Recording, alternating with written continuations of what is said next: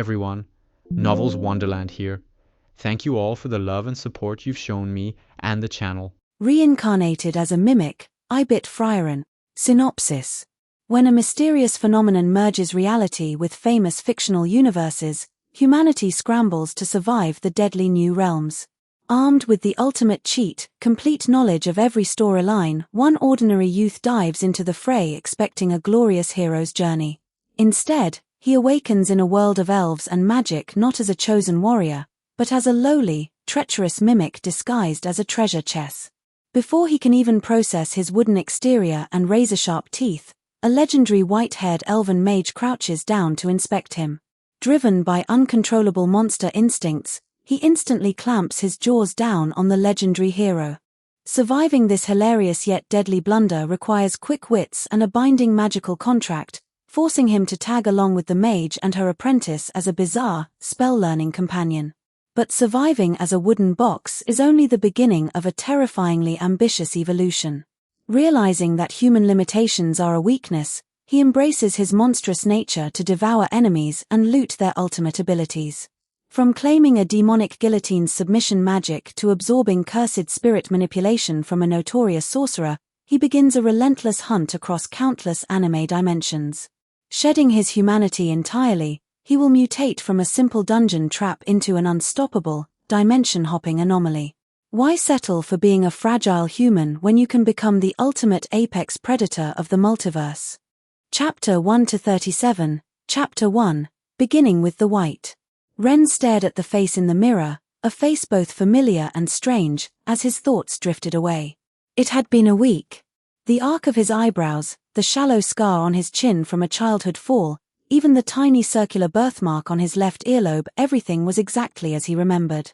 And yet, he had the persistent feeling that this wasn't quite him.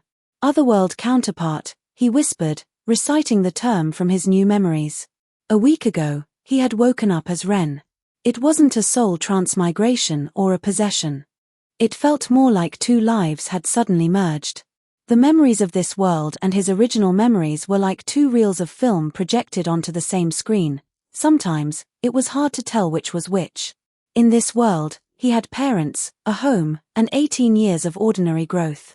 But this world also had convergence worlds that had begun appearing 6 months ago. Every first of the month, interdimensional portals would open. People could bring back items from these realms without suffering real-world injuries, a grand, mysterious adventure. Meanwhile, his original world possessed countless works of fiction and entertainment that this world lacked. So, what am I now? Ren tugged at the corner of his mouth in the mirror. A prophet who knows the script. That's too cliché. If I'm an otherworld counterpart, I should at least get a decent cheat. The sound of the television drifted in from the living room. When he walked out, the news was broadcasting AI-generated images based on information brought back from a convergence world yesterday. Experts were busy analyzing the characteristics of this new realm. Based on information from previous explorers, we can confirm this world possesses long-lived races and a highly developed magical civilization. Mags have their own specialized magic, and there was once a hero. We have created an AI-synthesized short film based on survivor data to help everyone understand better. The Demon King has been defeated, but remnant demon forces are still active. Among them, the remaining members of the 7 Sages of Destruction require special caution. Ren sat on the sofa, his mind rapidly piecing the fragments together. A hero existed, the Demon King was dead, but the 7 Sages were still around. Every mage had a specialized magic. This setup was all too familiar. Ren, his mother called out, sticking her head out of the kitchen. Are you getting ready to go in tonight? Yeah. Don't be nervous, his father added, putting down his mop. Your mother and I went in before. Just treat it like a vacation. There's nothing to be afraid of. Ren, have you made a guide based on the info others brought back? If you're really not sure, let's wait for next month's story dungeon. It's only a few days away. Dad, Mom, have a little faith. I've been making gaming guides since I was a kid. Ren patted his chest. His parents had entered a convergence world in the 2nd month of its appearance during an open mode event. They had wandered around, accomplished nothing, and were eventually caught in the crossfire of a massive battle. Their rating was so low they didn't even hit wild rank, causing them to lose their eligibility permanently. It remained a minor regret in the family. After dinner, they shared a cake for his 18th birthday. Once finished, Ren returned to his room. Sitting on the edge of his bed, he thought about the online discussions. The people of this world didn't know Frieren, beyond Journey's End star. They didn't know any of the stories he grew up with. They were true explorers, piecing together the map of the other world through trial and error. But he knew the plot. Being a prophet really did have its perks. Ren stopped overthinking and closed his eyes. His consciousness reached out to the presence that had suddenly appeared in the minds of all humanity. His wrist began to burn. Faint golden lines emerged, spinning and solidifying into the pattern of a great Sunday. Sense received. Convergence world, unnamed, code H07. Mode, non-open, solo. Equipment rating, wild rank. Identity generating. Talent activating. A flash of information appeared in his mind. Youth from a remote town in the Northern Kingdoms. Identity ability, swordsmanship talent, wild rank. Talent, physique of 100 faces. Ren pondered the 2 lines. Rankings were divided into 8 tiers: Heaven, Earth, Mystic, Yellow, Universe, Eon, Primal, and Wild. Newcomers were given a free starter kit of the lowest wild rank to match their identity. If he didn't achieve at least a wild rank rating during this run, he wouldn't get another chance to enter a convergence world. So far, it seemed no one had ever reached a Heaven rank rating. He had heard a rumor that someone claimed an Earth rank rating 2 worlds ago, which had caused quite a stir. As for talents, he had seen rumors online about a few lucky individuals awakening them. It turned out to be true. Was he some kind of chosen one? Then again, since he was an otherworld counterpart, maybe this was normal. With that thought, Ren tried to link his mind to the talent, but no information came through. I have to figure it out myself. As for his identity, a swordsman? In a world that revolved around the story of a mage. It wasn't that he couldn't train as a swordsman, the hero's party had incredible frontline fighters, and the hero of the South was an absolute monster, but being a mage lord was clearly the more lucrative path. His gaze fell on a small line of text in the bottom right: Newcomer privilege, 1 free identity talent reroll. Subsequent rerolls require rating points. Let's gamble. I have the plot as my safety net anyway, he thought. He tapped the option. The words blurred, spun, and reorganized. New options. Mimic, monster. Talent, contract magic, entry-level. Ren froze. A mimic. A low-level demon minion that disguised itself as a treasure chest to trap prey. This identity was arguably worse than the small-town boy. But contract magic. He stroked his chin, thinking. Contract magic wasn't combat-oriented, but in a world so wary of demons, a contract might allow for more versatile development and make it easier to intervene in the plot. Fine. He clicked confirm. I don't have another choice anyway. Since he had never been to a convergence world, he had 0 points for more re-rolls. The world spun. His consciousness felt like it had been tossed into a washing machine. The nauseating sensation didn't last long. Ren steadied himself after a few seconds and tried to control his body to see and hear his surroundings. Instead, he felt a strange sensory radiation emanating from him. He was in a damp stone chamber. He could hear the sound of dripping water. There seemed to be some coins of an unknown currency inside his body. He was a treasure chest that looked entirely out of place in his surroundings, tucked into the corner of the room. He had a wooden shell, metal hinges, and internal gears and metal teeth, along with a retractable tongue. I really am a box. He tried to move, but he remained rooted to the spot. A mimic's body didn't support movement unless he sensed the contract magic talent. He could feel a certain engraved structure within him. Wait. Footsteps were approaching. They were light, coming from the end of the corridor. So soon. He had only just arrived. But as a figure appeared at the entrance of the chamber, Ren started to panic.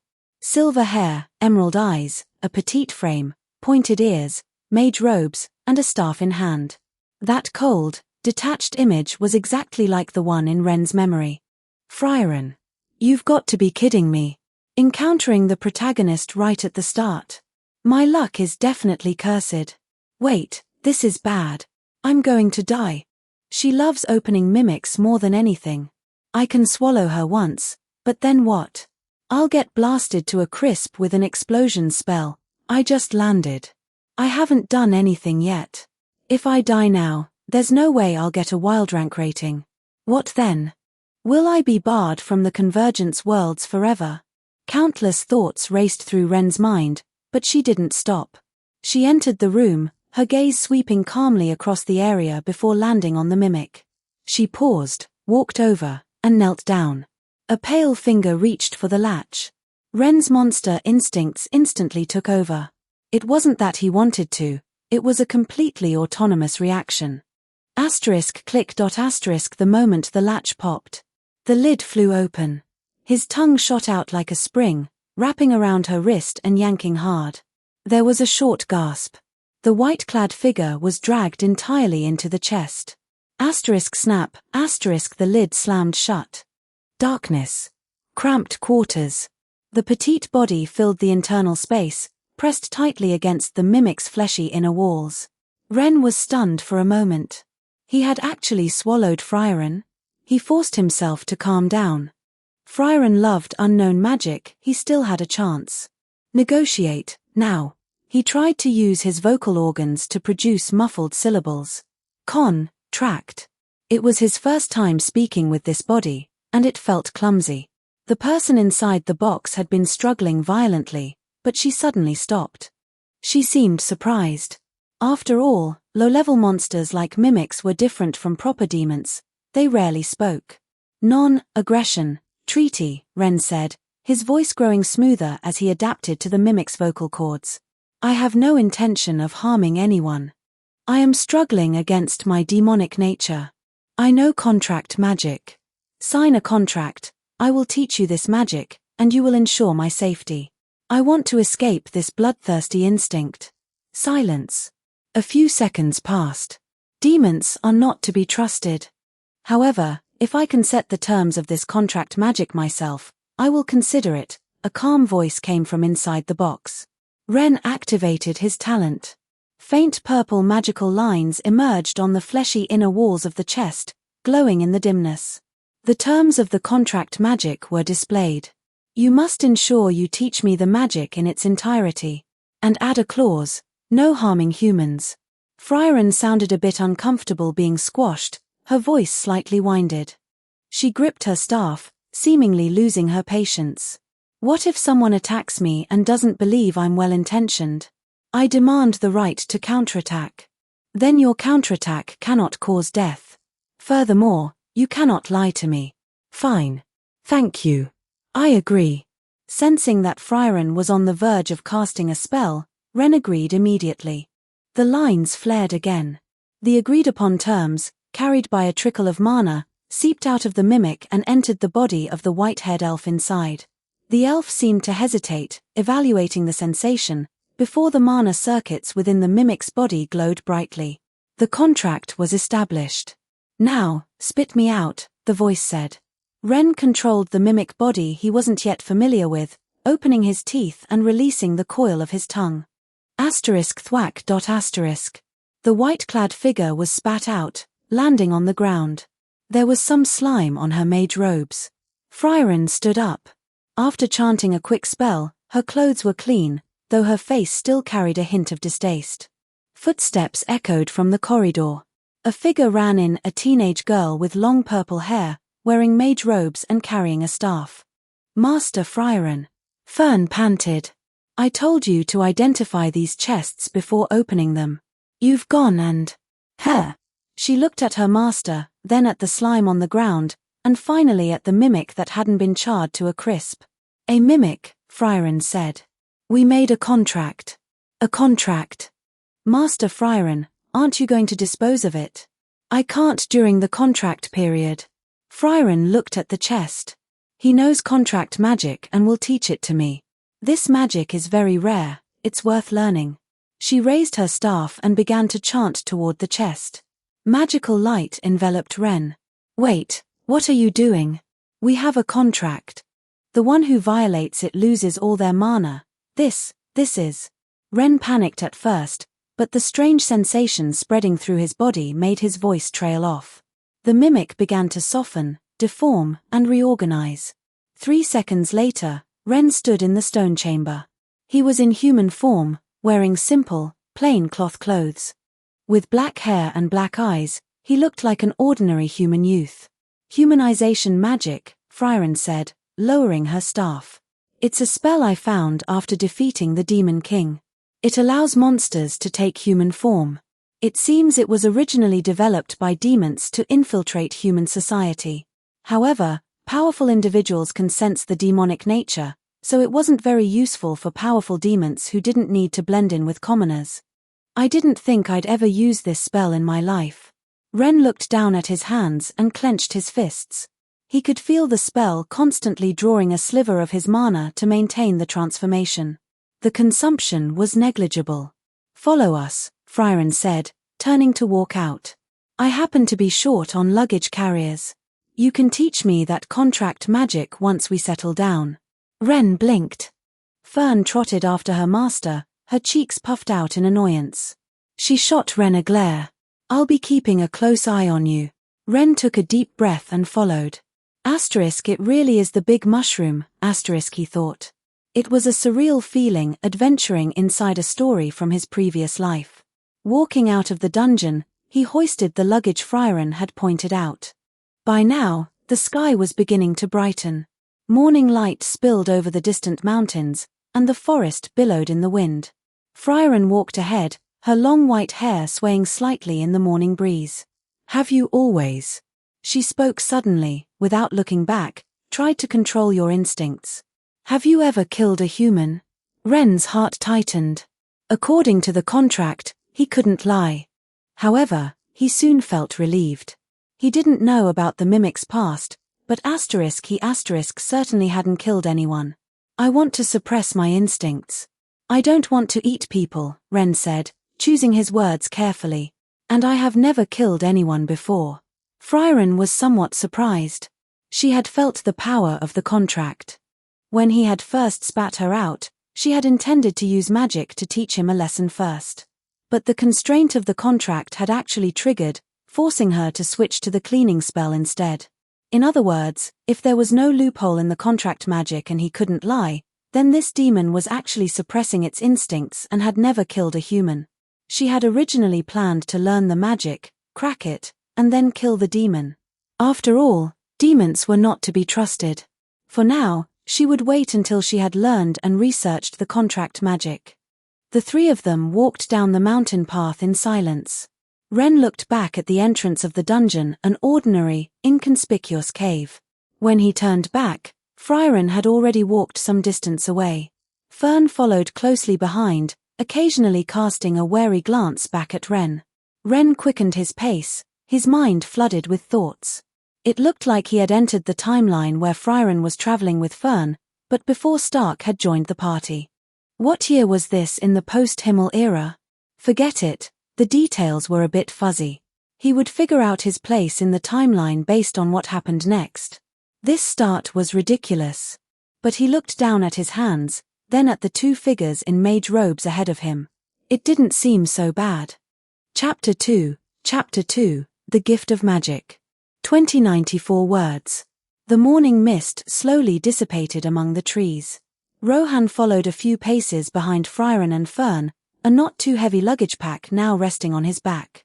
He vaguely remembered from the original story that Frieren seemed to stuff all sorts of things into her bags. There was even that potion that could dissolve clothes.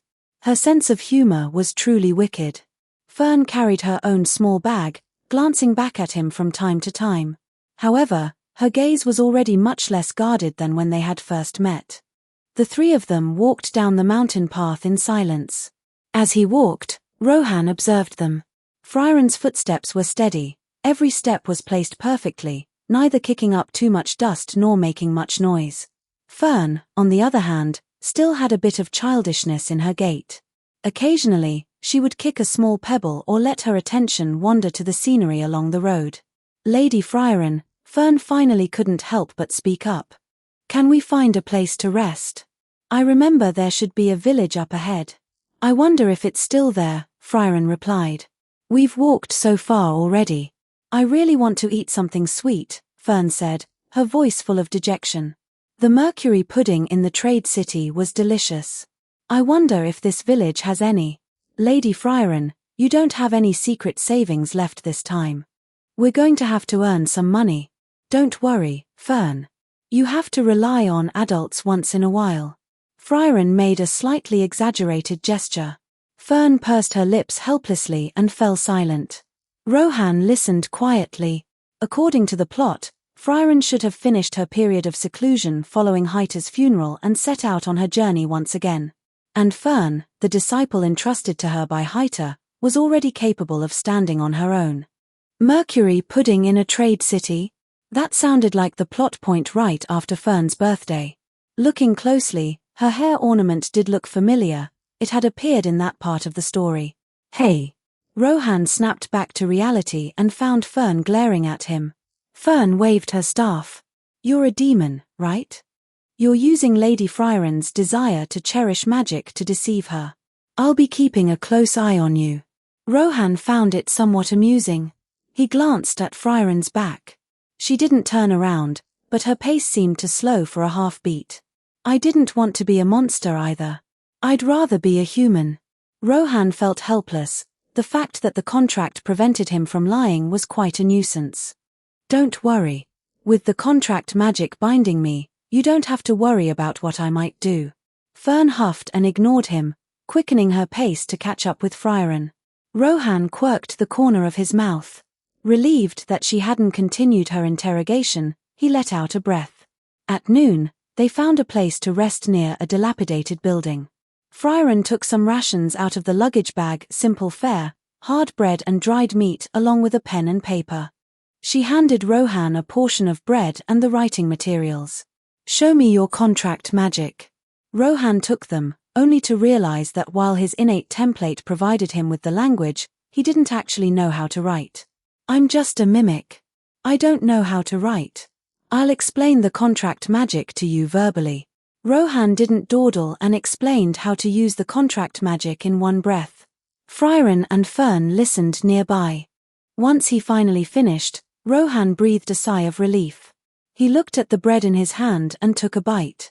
It was a bit hard and scratched his throat. Lady Frieren, Fern said while gnawing on her dried meat, will we reach the village by evening? Yes. I want hot soup. Just endure it. We'll talk about it once we get to the village. Rohan quietly ate his portion. He noticed that Frieren ate very little, a few bites of bread, a small piece of dried meat, and then she stopped to begin studying the contract magic he had just taught her. Do you have a name? Frieren suddenly looked at Rohan. It seems you really weren't lying earlier. I'm actually quite surprised. Rohan's hand trembled slightly. Being asked his name felt like he had reached a preliminary level of safety. Rohan. He looked up into Frieren's eyes. I didn't expect you to learn and analyze the contract magic so quickly. He threw in a bit of flattery. This was what people called social intelligence. Inside his mind, Rohan was putting on a strange little theater performance. Frieren stared at him for a few seconds, her emerald green eyes devoid of emotion. I'm Frieren. She turned back to pack away the pen and paper. I won't kill you for the time being. Don't disappoint me. It wouldn't be difficult for me to break this contract magic now. Don't worry. Rohan stood up as well, patting the dust off his backside. I really have no intention of eating people or anything like that. Frieren didn't say anything more. She got up to wash her hands by the stream, but it was clear that her posture was no longer as guarded as it had been on the road. Fern leaned in, lowering her voice. Are you really a monster? I didn't have much of a choice. How strange, a demon who doesn't want to eat people. What will you do later? I'd like to travel with you for a while. I don't understand human society here, and I don't know any other magic. Oh, right. It seems you're having some financial difficulties. As he spoke, Rohan tried to retrieve the coins from inside his body. To his surprise, several coins were spat directly out of his mouth. Huh! Fern clutched her staff, looking startled. What is that? Rohan was also stunned. Why did they come out as vomit? But then he thought about it, it made sense. He wasn't a creature with an internal pocket dimension. He had taken on a human appearance, but his internal structure was still that of a mimic. To take money out, he naturally had to spit it up. Rohan picked them up and saw a handful of gold coins from an unknown kingdom, though they were covered in a bit of mucus. They were the lures stored inside the mimic's body. The coins that were originally there were gone, too. It seemed the mimic identity came with some starting cash. Not bad. Teach me some magic. Even defense magic would do, just so I have a little bit of self-defense in the face of danger.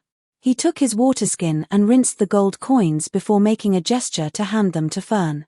It seems you're quite interested in other magic. Take them, Fern. It's the perfect time for a lesson.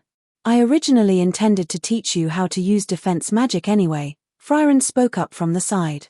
As she spoke, she picked up a branch and began explaining the principles of defense magic, starting from the basics and moving to the more advanced concepts. Then, she drew a simple diagram on the ground and had Fern prepare for a practical simulation with her.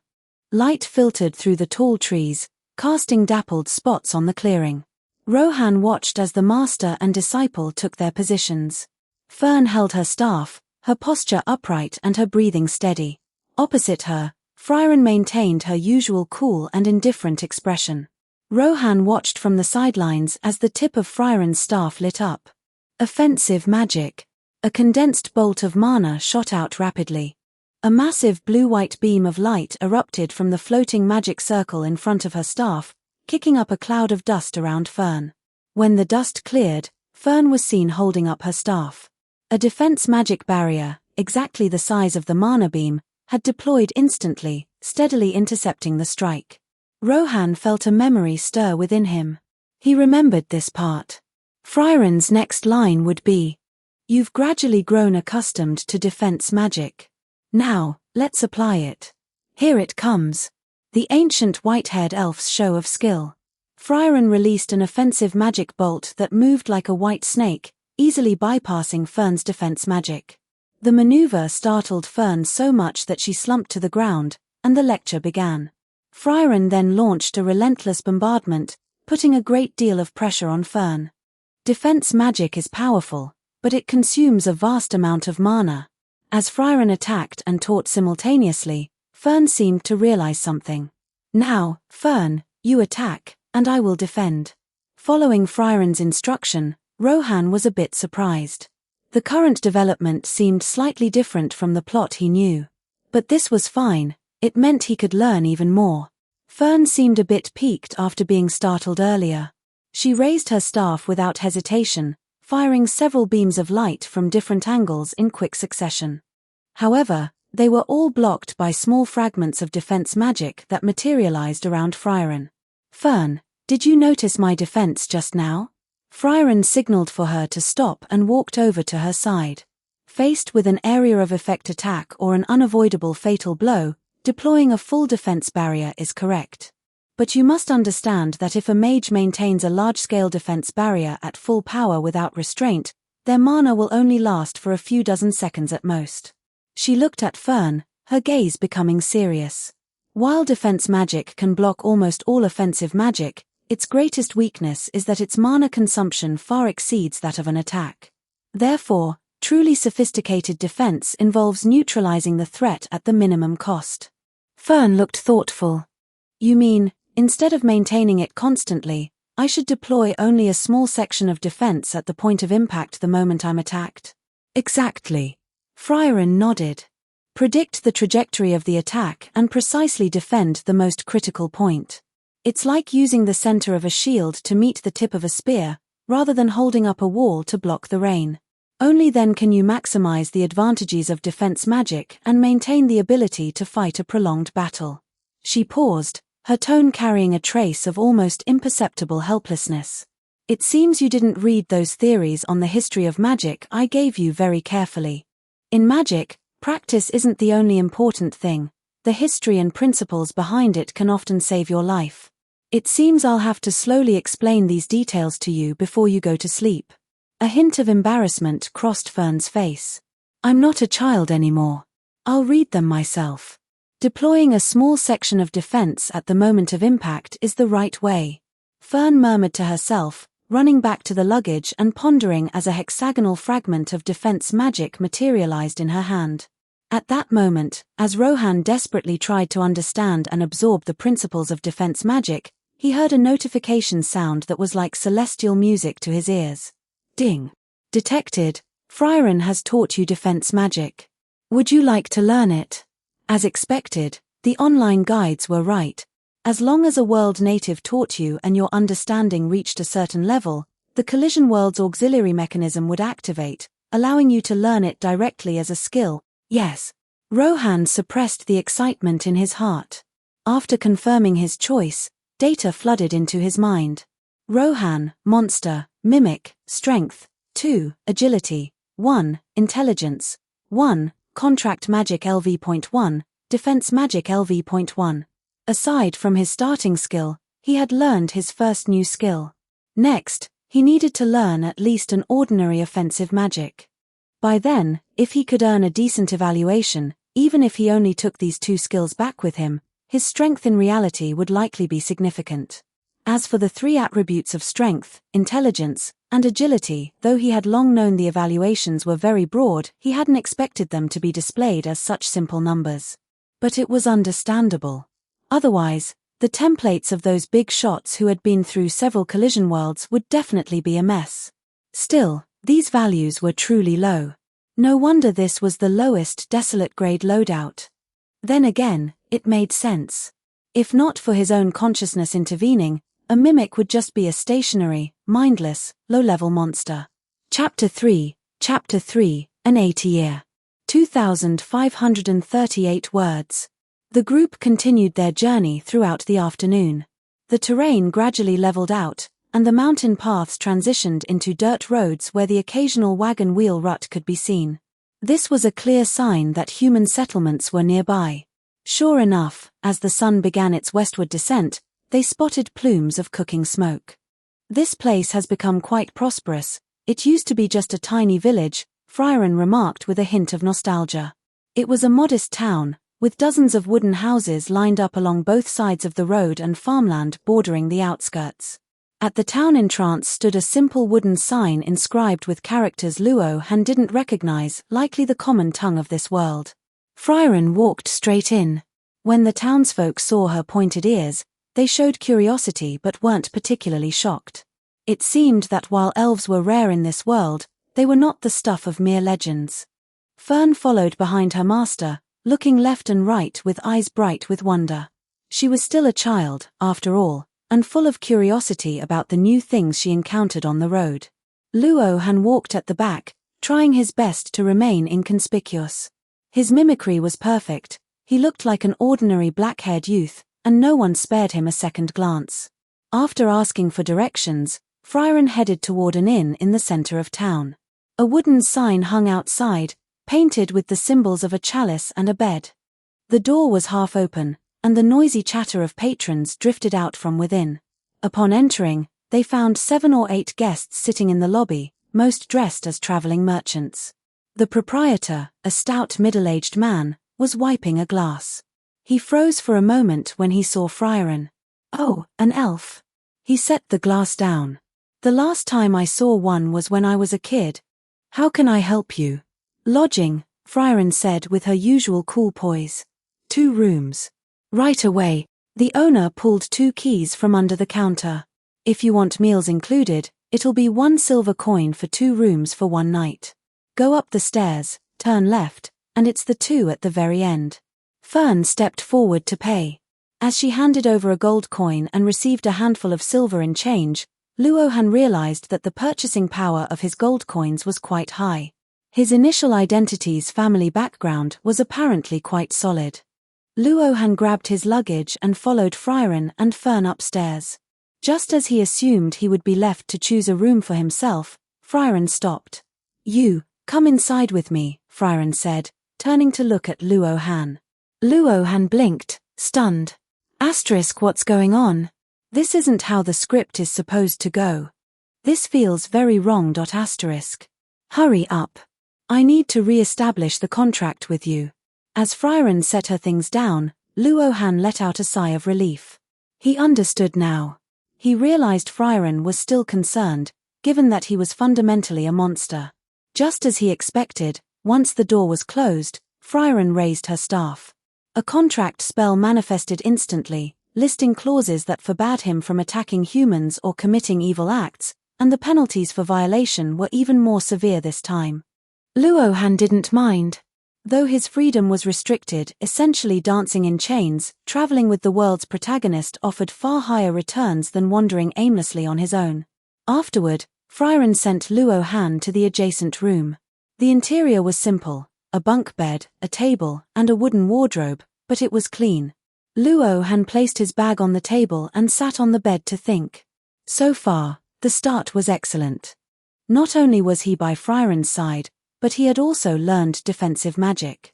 Although his mana could only sustain it for a few seconds, it was enough for self-preservation.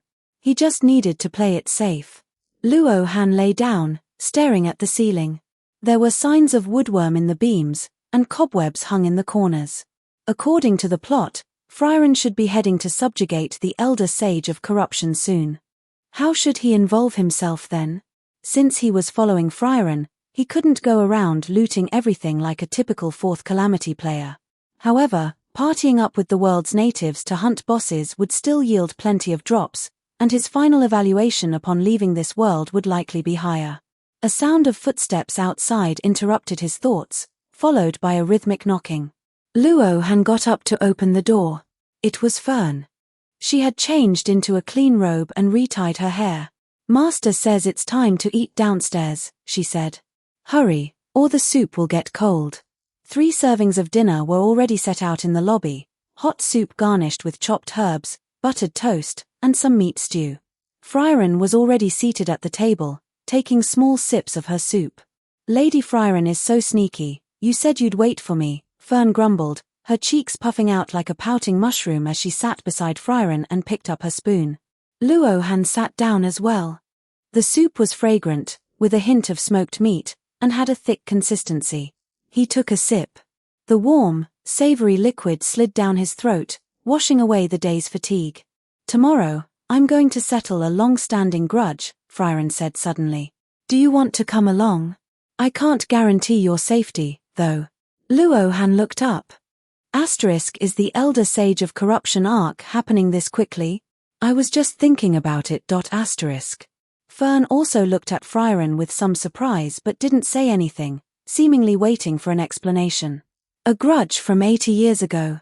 He was sealed back then, but the seal is likely becoming unstable now.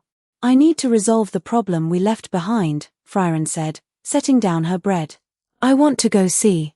"Don't worry, you taught me defensive magic today. I should be able to protect myself," Luo Han said, showing off by manifesting a hexagonal crystalline mana barrier. After some thought, Luo Han decided to take a gamble. Frieren, having signed a contract and begun to lower her guard, shouldn't be looking for a reason to kill him.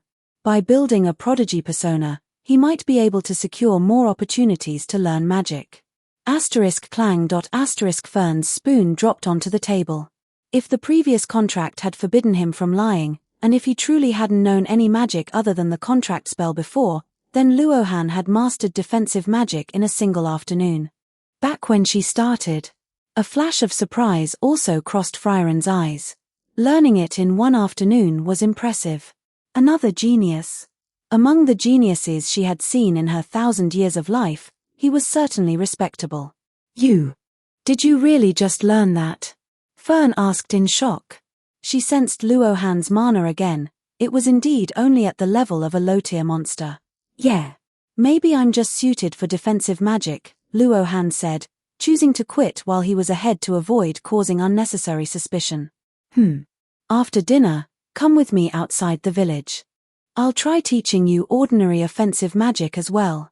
If you can learn it, you can help out tomorrow," Frieren mused, a flicker of emotion passing through her eyes. After that, Fern seemed to go through a bit of an existential crisis. She asked for another spoon and finished her meal in silence before heading upstairs. Outside the village, after Frieren performed another demonstration of the offensive spell and explained the principles of ordinary offensive magic, Luohan finally heard the sound he had been waiting for. Ding. Detected that Frieren has taught you ordinary offensive magic. Learn it. Of course. Luohan confirmed in his mind. A new line of data surfaced in his consciousness. Ordinary offensive magic LV.1. Frieren looked at the dazed Luohan, assuming he was contemplating the key points of the spell, and turned to walk slowly back toward the village. Watching Frieren's retreating figure, Luohan recalled her instructions and the scene from the anime where she taught a young Fern to break a giant boulder. Gaining a sudden insight, he began practicing his offensive magic. He used up almost all of his mana, leaving only a tiny amount to maintain his human form, before returning to the inn. Standing by the window, he looked out at the town's night view. It was pitch black, with only a few scattered lights flickering in the darkness and the distant sound of a dog barking. This world was exactly the same as the Frieren, beyond Journey's End in his memories. But standing here in person, feeling the night breeze on his cheeks and smelling the scent of firewood and food in the air, it felt so much more real. He raised his hand and looked at his palm, replaying the sensation of casting ordinary offensive magic. Tomorrow, I might be able to make a move, Luohan thought as he lay back on the bed. The exhaustion from mana depletion forced his eyes shut. Outside the window, the moon rose. A day had passed, but the journey had only just begun. Central Kingdoms, Grozen Forest. 27 years after the death of Himmel the hero. After making inquiries, a stooped elderly man who recognized Frieren led the three of them deep into the forest. The old man pointed ahead, his voice full of nostalgia. This is the place. 30 years ago, Lord Himmel came to check the seal. That demon who committed every evil imaginable around here 80 years ago, the elder sage of corruption, Qual, is sealed right here. Following the direction of his finger, Luohan saw a strange gate. It was a structure similar to a torii gate, formed from weathered natural boulders. Time had carved deep marks of wind and frost into its surface. Frieren began reminiscing about Himmel with the old man, while Fern listened with rapt attention. Luohan looked toward the center of the torii, where a massive, hideous, and completely petrified demon statue stood out prominently. It was frozen in a defiant, kneeling posture. The violence in its eyes seemed eternally solidified in stone, yet there seemed to be something peering out from the slits of its stitched eyelids. That's him. The old man finished his story about Himmel and began narrating on his own while pointing at the sealed statue. Back then, 40% of the adventurers in this region and a staggering 70% of the mags died to his killing magic. In the end, we have Lady Frieren and the others to thank. Frieren walked calmly to the front of the stone statue and looked up at her former formidable foe. She reached out her hand as if confirming something. It has become quite unstable. Fall back, everyone. Get ready, Frieren said, lowering her hand and turning back to the group. Once the old man had wisely retreated to a distance, Frieren raised her staff and injected mana into the seal. Sizzle. Countless holes suddenly appeared on the surface of the stone statue, and violent, purple-black mana erupted from them like a bursting dam. The stone shell slowly peeled away, and a face resembling a grotesque tribal mask lifted. As the seal vanished, a powerful body with visible stitches stood up once more. By this time, Luohan had already quietly slipped away from behind Frieren and Fern, moving toward the flank. Watch me work, Frieren felt something and glanced his way, but she quickly refocused her gaze on the massive demon before her. The head of Qual, the elder sage of corruption, rotated. Two crimson beams of light locked onto Frieren. Long time no see, Frieren. How many years has it been? 80 years, Frieren's voice was calm. Only 80 years. Qual's voice sounded like grinding gravel, carry an inhuman cadence. For us, that's indeed the case, Frieren replied, remaining composed. Behind her, Fern tightened her grip on her staff, her body tense. Quall paused, his gaze seeming to pierce through the clouds toward the distance. And the Demon King? He asked, his tone carrying an obscure, difficult to decipher expectation. Killed, Frieren answered with absolute brevity. Is that so? Quall's mana-composed body seemed to freeze for a split second. There was no roar, no madness. He almost seemed ironically amused. Then, the crimson gaze refocused, and killing intent surged like an icy spring. In that case, I shall avenge him. His massive mana-infused arm whipped upward, aiming at Frieren and Fern behind her. Purple-black light converged frenziedly in his palm, emitting a destructive aura that made the soul tremble. Fern, Frieren's voice remained level. Cast defensive magic in front. Yes. Fern had already stepped forward. Her eyes were sharp as she swiftly raised her staff. A hexagonal crystalline barrier, shimmering with arcane light, rapidly unfurled before her. Die. Killing magic. Quall roared as a pillar of dark purple destruction, thicker than a water vat and so dense it looked liquid, blasted forth. Wherever the beam passed, the air distorted, and the ground was ploughed into charred furrows by the radiating energy. Asterisk boom. Asterisk. The pillar of light slammed violently into the defensive barrier Fern had deployed. In a deafening explosion, torrents of mana splashed wildly, blasting craters into the surrounding ground and kicking up a cloud of dust.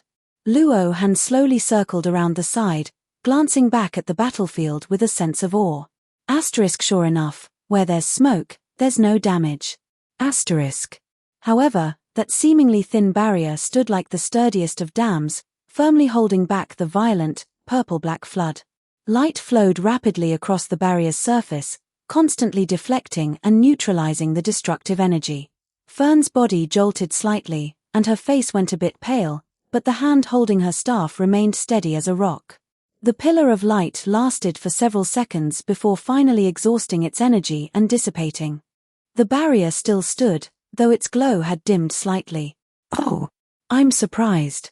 Quall looked on in shock, seeing his full power strike blocked by a human girl. To think you blocked the killing magic. That is a truly high-intensity defensive formula. Quall, your magic was too powerful, Frieren's voice rang out. She hadn't even participated in the defense, she simply stood there, stating a fact. That is why your killing magic was completely analyzed shortly after you were sealed. Through a brand new defensive formula, a powerful defensive spell was developed. Chemph. Quall stroked his beard with pride. He watched Frieren explain the nature of the spell to the girl beside her, but he didn't attack, his thoughts unknown. So now, in the standard textbooks of the Continental Magic Association, it is known as ordinary offensive magic. It is one of the fundamental courses that every apprentice mage must master. 80 years is quite a long time for humans, Frieren continued coldly, watching the demon rub his chin. If you behave yourself, I'll give you a quick death. Chapter 4, that damnable 1,000-year. 2,320 words. I see, so that's how it is. Quall stroked his beard with one hand while extending the other. A structure that synchronizes with offensive magic to disperse its power? Truly the prototype of a defensive spell began to manifest in his palm. Luo Han screamed inwardly, keeping his expression neutral. He suddenly launched a sneak attack from behind Quall using ordinary offensive magic. A pillar of blue-white light erupted, piercing through dozens of paces in an instant. He knew he couldn't escape the perception of a powerhouse like Quall, but demons judged strength purely by the magnitude of mana. Being weak and easily overlooked was exactly his current advantage. The moment Quall's brain finished analyzing the defensive spell while he was still locked in a confrontation with his nemesis, Frieren, splitting his focus, was the exact instant his guard drop. Thwack. Though Quall sensed it at the very last second before impact. A defensive barrier materialized out of thin air behind him, but it was too slow. It only managed to slightly deflect the ordinary offensive magic aimed at his chest, failing to cancel it out. The blue-white pillar, lacking sustained power, merely tore through Quall's thigh, forcing him to drop to one knee. You damned ant. Using my own magic to ambush me. Quall was beyond livid. He snapped. He spun around, swinging both arms in every direction. Great pillars of dark purple light, thicker and more concentrated than before, erupted from him. They poured down upon Luo Han and Frieren like a torrential storm. It was no longer a single shot, it was a saturated, wide-area bombardment covering both sides. Seeing the sky filled with dark purple mana, Luo Han immediately deployed his defensive magic. However, after that one full focus offensive spell, he could only hold out for a few breaths. After all, he was just a desolate rank template with a measly 1 point in intelligence. Frieren, I trust you won't just stand there and watch me die. Luo Han thought silently. He believed that a battle-hardened mage like her would never miss such an opening, nor would she intentionally let him die. This was his confidence in his understanding of the original character's personality. On the other side, unlike Luo Han's crude, full-body defense, Frieren raised her hand. Small but indestructible defensive barriers coalesced in front of her staff, easily neutralizing the pillars of light. Her transition between offense and defense was a dizzying display of skill. Killing magic. Frieren was suddenly floating in front of the side-turned Quall. She raised her staff, pointing it at his body. There was no roaring incantation, no long charging period. At the tip of her staff, a spark of pure, condensed mana lit up. A complex magic circle expanded instantly, the standard, basic starting form of ordinary offensive magic. Time seemed to freeze for a heartbeat. The light flashed, punching a massive hole directly through Quall's chest. All of Quall's movements, his roars, and his churning mana froze. He looked down in disbelief at the enormous cavity rapidly spreading through his torso. To think. You'd use my magic. Quall muttered, his face contorting. In the distance, the trailing blue-white offensive magic dissipated like a fading meteor.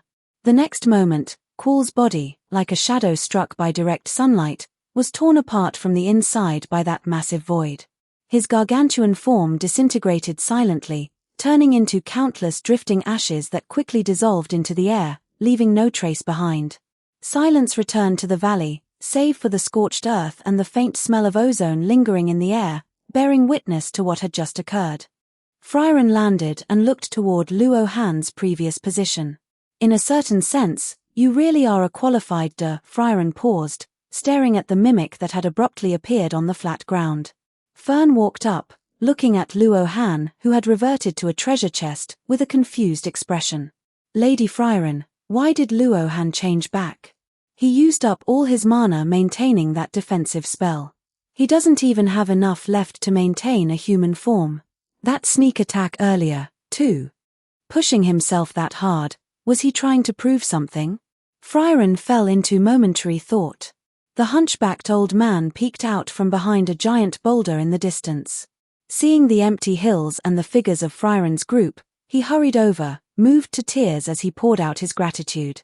Thank you so much, Lady Frieren. Wait, where is that young man from before? He didn't. The old man's eyes suddenly widened as he looked around nervously. Don't worry, he's fine. You should head back first. We'll return shortly, Frieren said with a nod and a smile before walking toward Frieren. Frien's face was somewhat pale from the tension, but her eyes were bright. Frieren checked her condition, and once confirmed she was unharmed, she walked over to Luo Han. She stared at the chest. Suddenly, Frieren turned to Frieren and said, Frieren, don't you think? After defeating a powerful demon, a treasure chest suddenly appearing makes one really want to open it and see if there's any rare magic inside. Frieren was speechless. Lady Frieren, you clearly know he's a mimic. What are you thinking? I'm just waiting for him to recover a bit of mana. Anthropomorphization magic. Sensing a sliver of mana returning to Luo Han, Frieren quickly cast the spell and changed the subject. Luo Han experienced that strange transformation sensation once again. However, he didn't get up, he just lay spread-eagled on the grass. In that final moment of holding the defensive spell, he really thought he was going to have to eat a killing magic and retreat. But in that split second, he had channeled the very last drop of mana in his body into a single, hexagonal prism of defensive magic, blocking the final lingering trace of the dark purple light. Sensing the information in his mind, defensive magic LV.2, the thought that he was a genius naturally arose. Just for the fact that he successfully ambushed Quall, he was guaranteed an improved evaluation for the next stage. Thanks, Frieren. I almost died. Good thing you acted in time. Only now did Luo Han truly relax. As expected, being daring and aggressive was the only way to raise one's evaluation. By the way, what dropped? Thinking of the evaluation, Luo Han naturally thought of looting the boss. In this kind of single-player non-open world, a loot box only appears if the user contributes to the kill. However, the drop rate for such items seemed to depend on the degree of contribution to the battle. His gaze was suddenly drawn to a faint golden box on the empty ground under the Torii gate where Quall had vanished. There, suspended in mid-air, was a pillow-sized box flickering with a pale golden light. The exterior of the box looked as if countless fine lines were flowing and combining, emitting a strange vibration that shared the same source as Quall's aura but was more restrained and concentrated. Frieren and Fern seemed completely unaware of it. They didn't even glance in that direction, simply chatting among themselves. Later, having apparently agreed on hiring a carriage for their journey, they told Luo Han to return as soon as he had rested and turned to leave. Once they were far enough away, Luo Han walked excitedly to the box. Give me something good. This is the first collision world monster I've ever fought. Luo Han threw the box open. 2 flashes of purple light appeared. Luo Han was a bit disappointed, though it was within his expectations. He would probably need a solo kill to get loot matching the box's quality. The fact that he got 2 purple tier items was likely due to him drawing aggro to create an opening for Frieren, and also because he injured Quall's leg, restricting his movement. Luo Han looked at the 2 items with anticipation. Elder Sage of Corruption Quall's Mana Cultivation Accumulation, 30 years, quality, purple, usage, grants 30 years of Quall's Mana Cultivation, increasing intelligence. Origin, Collision World H07. Elder Sage of Corruption Quall's Killing Magic Essentials, quality, purple, usage, increases understanding of killing magic and grants EXP for related skills. Origin, Collision World H07. Not bad at all. Though they weren't top-tier jackpot items, one of them was exactly what he desperately needed. Mana capacity was the shortest plank in his bucket. Even though he had learned offensive and defensive magic right off the bat, he had no time to accumulate mana. He would run dry after just a few spells. He was a mana-starved mage, as crippled in his role as a health tank with no HP. Luo Han had no intention of taking these items out of the world. Strengthening himself now to snowball his advantage as a pioneer was far more valuable than hoarding items. With that thought, he immediately used the mana accumulation. He felt the mana in his body multiply several times over, and his intelligence stat jumped from 1 to 10. Though he didn't know the exact ratio of intelligence to mana increase, he couldn't help but let out a whistle. Nothing felt better than watching himself get stronger. As for the killing magic essentials, Luo Han tested it and found it would merge with ordinary offensive magic to strengthen the skill. He decided to save it for later. He had only just learned ordinary offensive magic. There was still plenty of room for natural improvement. He would use it once his progress slowed or before a major battle to maximize the cost-effectiveness. He then excitedly practiced his offense and defense with his newfound mana before heading back as quickly as possible. Walking through the forest, the village lay nestled in lush greenery. Clear sunlight bathed the land, and waves of wheat swayed like gentle ripples in the wind. Stone walls surrounded the village entrance, glowing warmly in the sun. The village was quiet and peaceful, save for the sounds of cheering at the gate. Frieren's group seemed ready to leave. Fern was by the wagon reading a book on magical history, while Frieren talked with the hunchbacked old man and the cheering residents. Luo Han could vaguely hear a conversation about the kid who flipped my skirt back then, the kind of topic that sounded rather awkward. Luo Han's arrival drew side glances from Frieren and Fern. He was prepared for this, however, and simply waited quietly for their departure. His mana was too conspicuous. Unlike Frieren, he couldn't suppress his mana signature. His mana control was still crude, like a demon, His mana radiated outward, announcing his presence to the world. Frieren exchanged a few more pleasantries, pointed toward Luo Han to signal her awareness, waved goodbye to the villagers, and walked over. "What's with your mana? It's increased several times over." She was blunt, her gaze full of scrutiny. Fern also closed her book and stood up. "Actually, if I participate in killing a demon, I can obtain a portion of their power." Luo Han was prepared. While he couldn't lie due to the contract, he could choose to tell the truth selectively. "Is that magic?" Frieren's eyes flickered with doubt. "No, it's more like an ability I've had since I was born into this world," Luo Han said, practicing his art of speaking. "To have such an ability, perhaps I should consider breaking the contract and killing you." Frieren sensed through the contract magic that he wasn't lying. Her calm demeanor faded, replaced by a look of serious intensity. "Don't do that, Frieren. I want to kill those demons more than you do so I can grow my own power. But what if you become the next demon king? Then I'll need you even more to guide me, Lady Frieren. I really don't plan on eating people or anything. Stop being glib. Give me a reason, or I'll break the contract and kill you right now." Frieren raised her staff. She knew demons too well, one could never let their guard down. Phew. At this moment, Luo Han was nervous as hell. He hadn't expected Frieren to be so persistent. He had underestimated how sensitive this 1,000-year-old fossil was toward demons.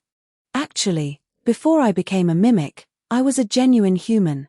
I was turned into a mimic by a great power I don't understand. I still have the memories of my past life as a human." Luo Han's mind raced through a frantic brainstorm. Finally, he bypassed the no-lying clause of the contract by speaking a few lines of sophistry that, on their own, contained no lies. "What?" Fern, who had been on guard, cried out in shock. "Lady Frieren, is he not lying? He's not lying. This is actually true." In that moment, Frieren's attitude shifted completely, her eyes filled with curiosity. To think such a miracle exists. Was it the work of an entity like the goddess? Frieren stared intently at Luo Han for a long time before finally sighing. "Very well. Since you were once human, I can understand why your behavior is so markedly different from other monsters and demons." Frieren dropped the matter and called for the driver to start the wagon. Luo Han leaned against the side of the cart and let out a long, heavy sigh. This was about as exhausting as fighting Quall. One had drained his mana, the other had drained his mental energy. But he had finally passed this hurdle. Thinking this, Luo Han felt as if the world had opened up before him. He had a great future ahead. On the other side of the wagon, Frieren pulled a grimoire out of a box, her peripheral vision still tracking Luo Han. Beside her, Fern's eyes were practically glued to him, her very aura screaming, "I'm curious." Finally, Fern couldn't help herself. She opened her mouth and asked. Chapter 5, A Gathering of Three. 2,819 words. Fern finally couldn't help herself. She spoke up, asking, what does it feel like to turn from a person into a monster?" The cart jolted gently on the dirt road, the sound of wheels grinding over pebbles particularly clear in the morning air. Luo Han turned his head and saw Fern's violet eyes filled with pure curiosity. He wondered, was this a mage's instinctive urge to investigate unknown phenomena? Or was it simply a young girl's curiosity? The feeling. Luo Han leaned against the side of the cart, watching the clouds drift slowly across the sky. "It felt like my entire consciousness was spinning. When I woke up, I found my mind trapped inside a box. At first, I couldn't even move. I could only wait for someone to come and open me. Then, instinct would drive me to devour that person. Fortunately, the first person I met was Frieren.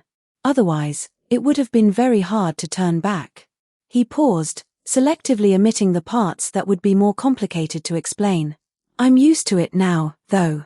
Luo Han spread his palm, observing the texture of human skin under the sunlight. "At least this mimicry magic makes me look human. How incredible." Fern murmured, her grip on her staff tightening unconsciously. "Is the magic that turned you into a monster also magic?"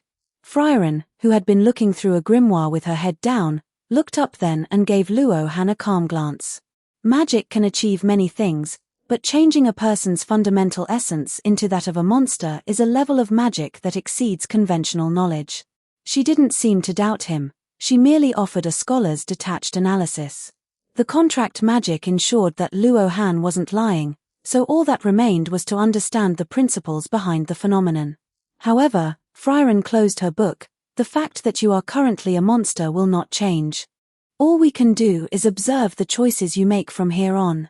She spoke softly, but Luo Han heard the weight in her words. Frieren had lived for over 1,000 years and had seen countless demons. She wouldn't let her guard down just because of a sad story, but she was willing to give a soul struggling against instinct a chance to prove itself. That was enough.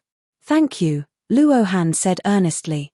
Frieren didn't respond, simply reopening her grimoire, though a faint curve seemed to flicker across the corner of her mouth for a split second. Fern looked from her master to Luo Han and finally relaxed.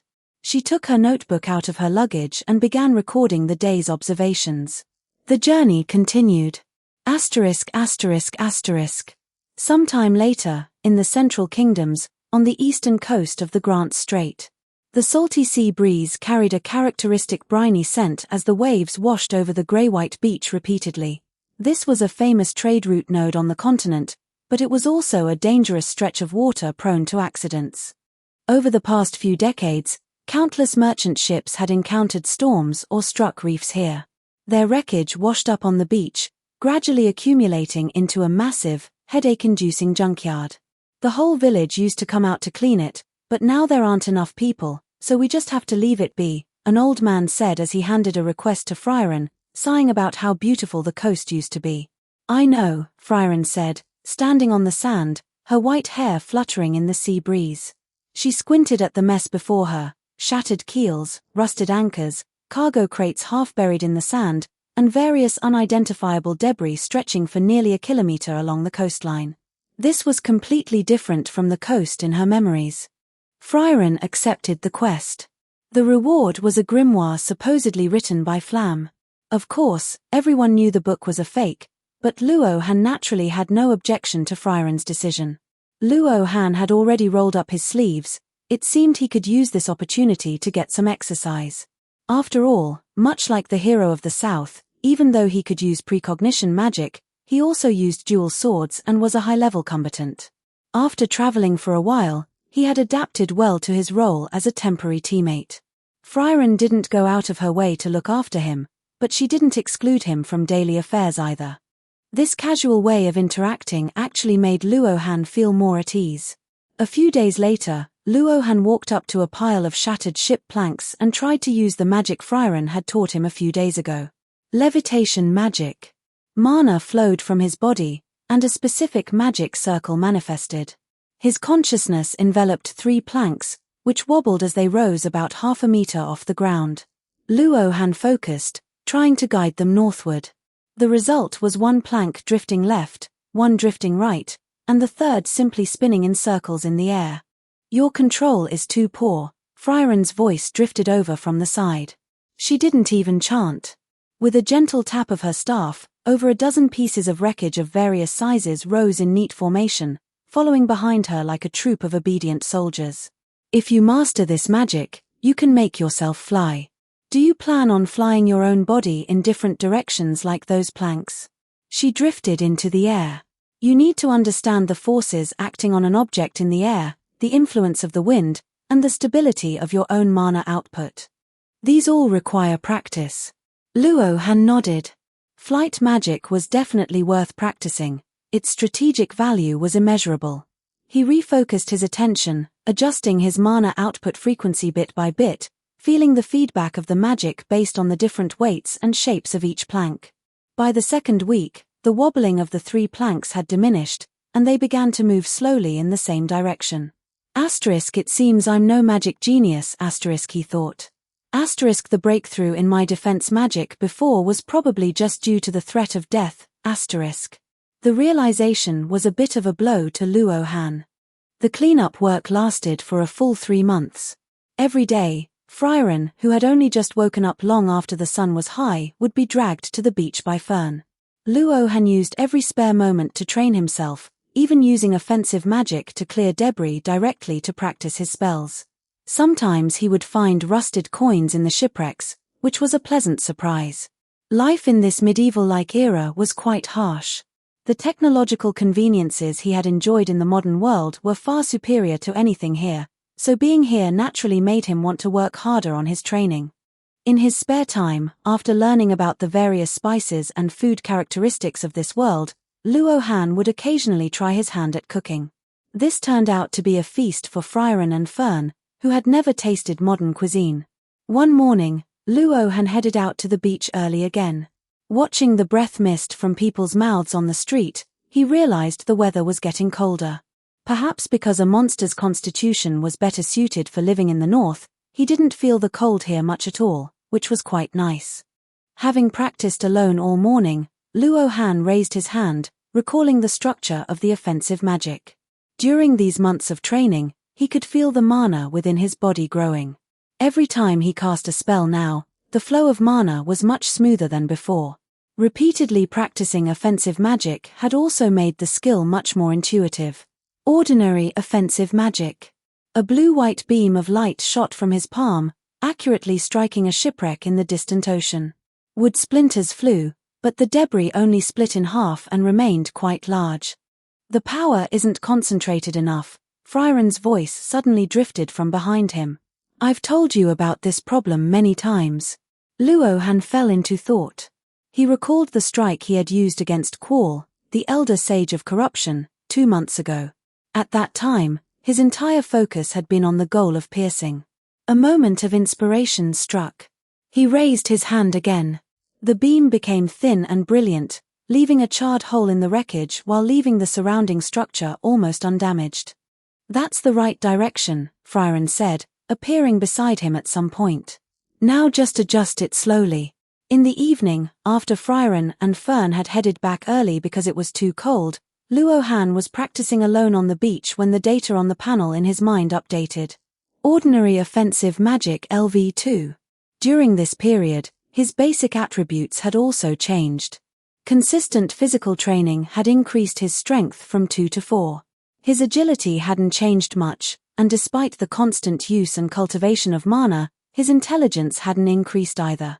This showed just how much weight the 30 years of mana from Qual, the elder sage of corruption, actually held. Asterisk, it's still slow. As expected, I need to kill monsters. Too bad I haven't encountered any dungeons, otherwise, I could do some scavenging. Asterisk. There was nothing he could do. Since he had run into Frieren right at the start and was now constrained by her, his scavenge, fight, and extract journey through the collision world had turned into a cultivation and retirement trip. According to the guides he had read online, the only known extraction points for explorers in this collision world were the royal capital and the magic city. He happened to know that as the plot progressed, Frieren would eventually reach the magic city. Since that was the case, he would follow along and improve himself first. After all, he didn't need to worry about his experiences in the collision world drastically affecting his real-world personality. According to the online guides, memories from the collision world were stored in a special way. One could recall them at any time without them diluting one's original personality and memories.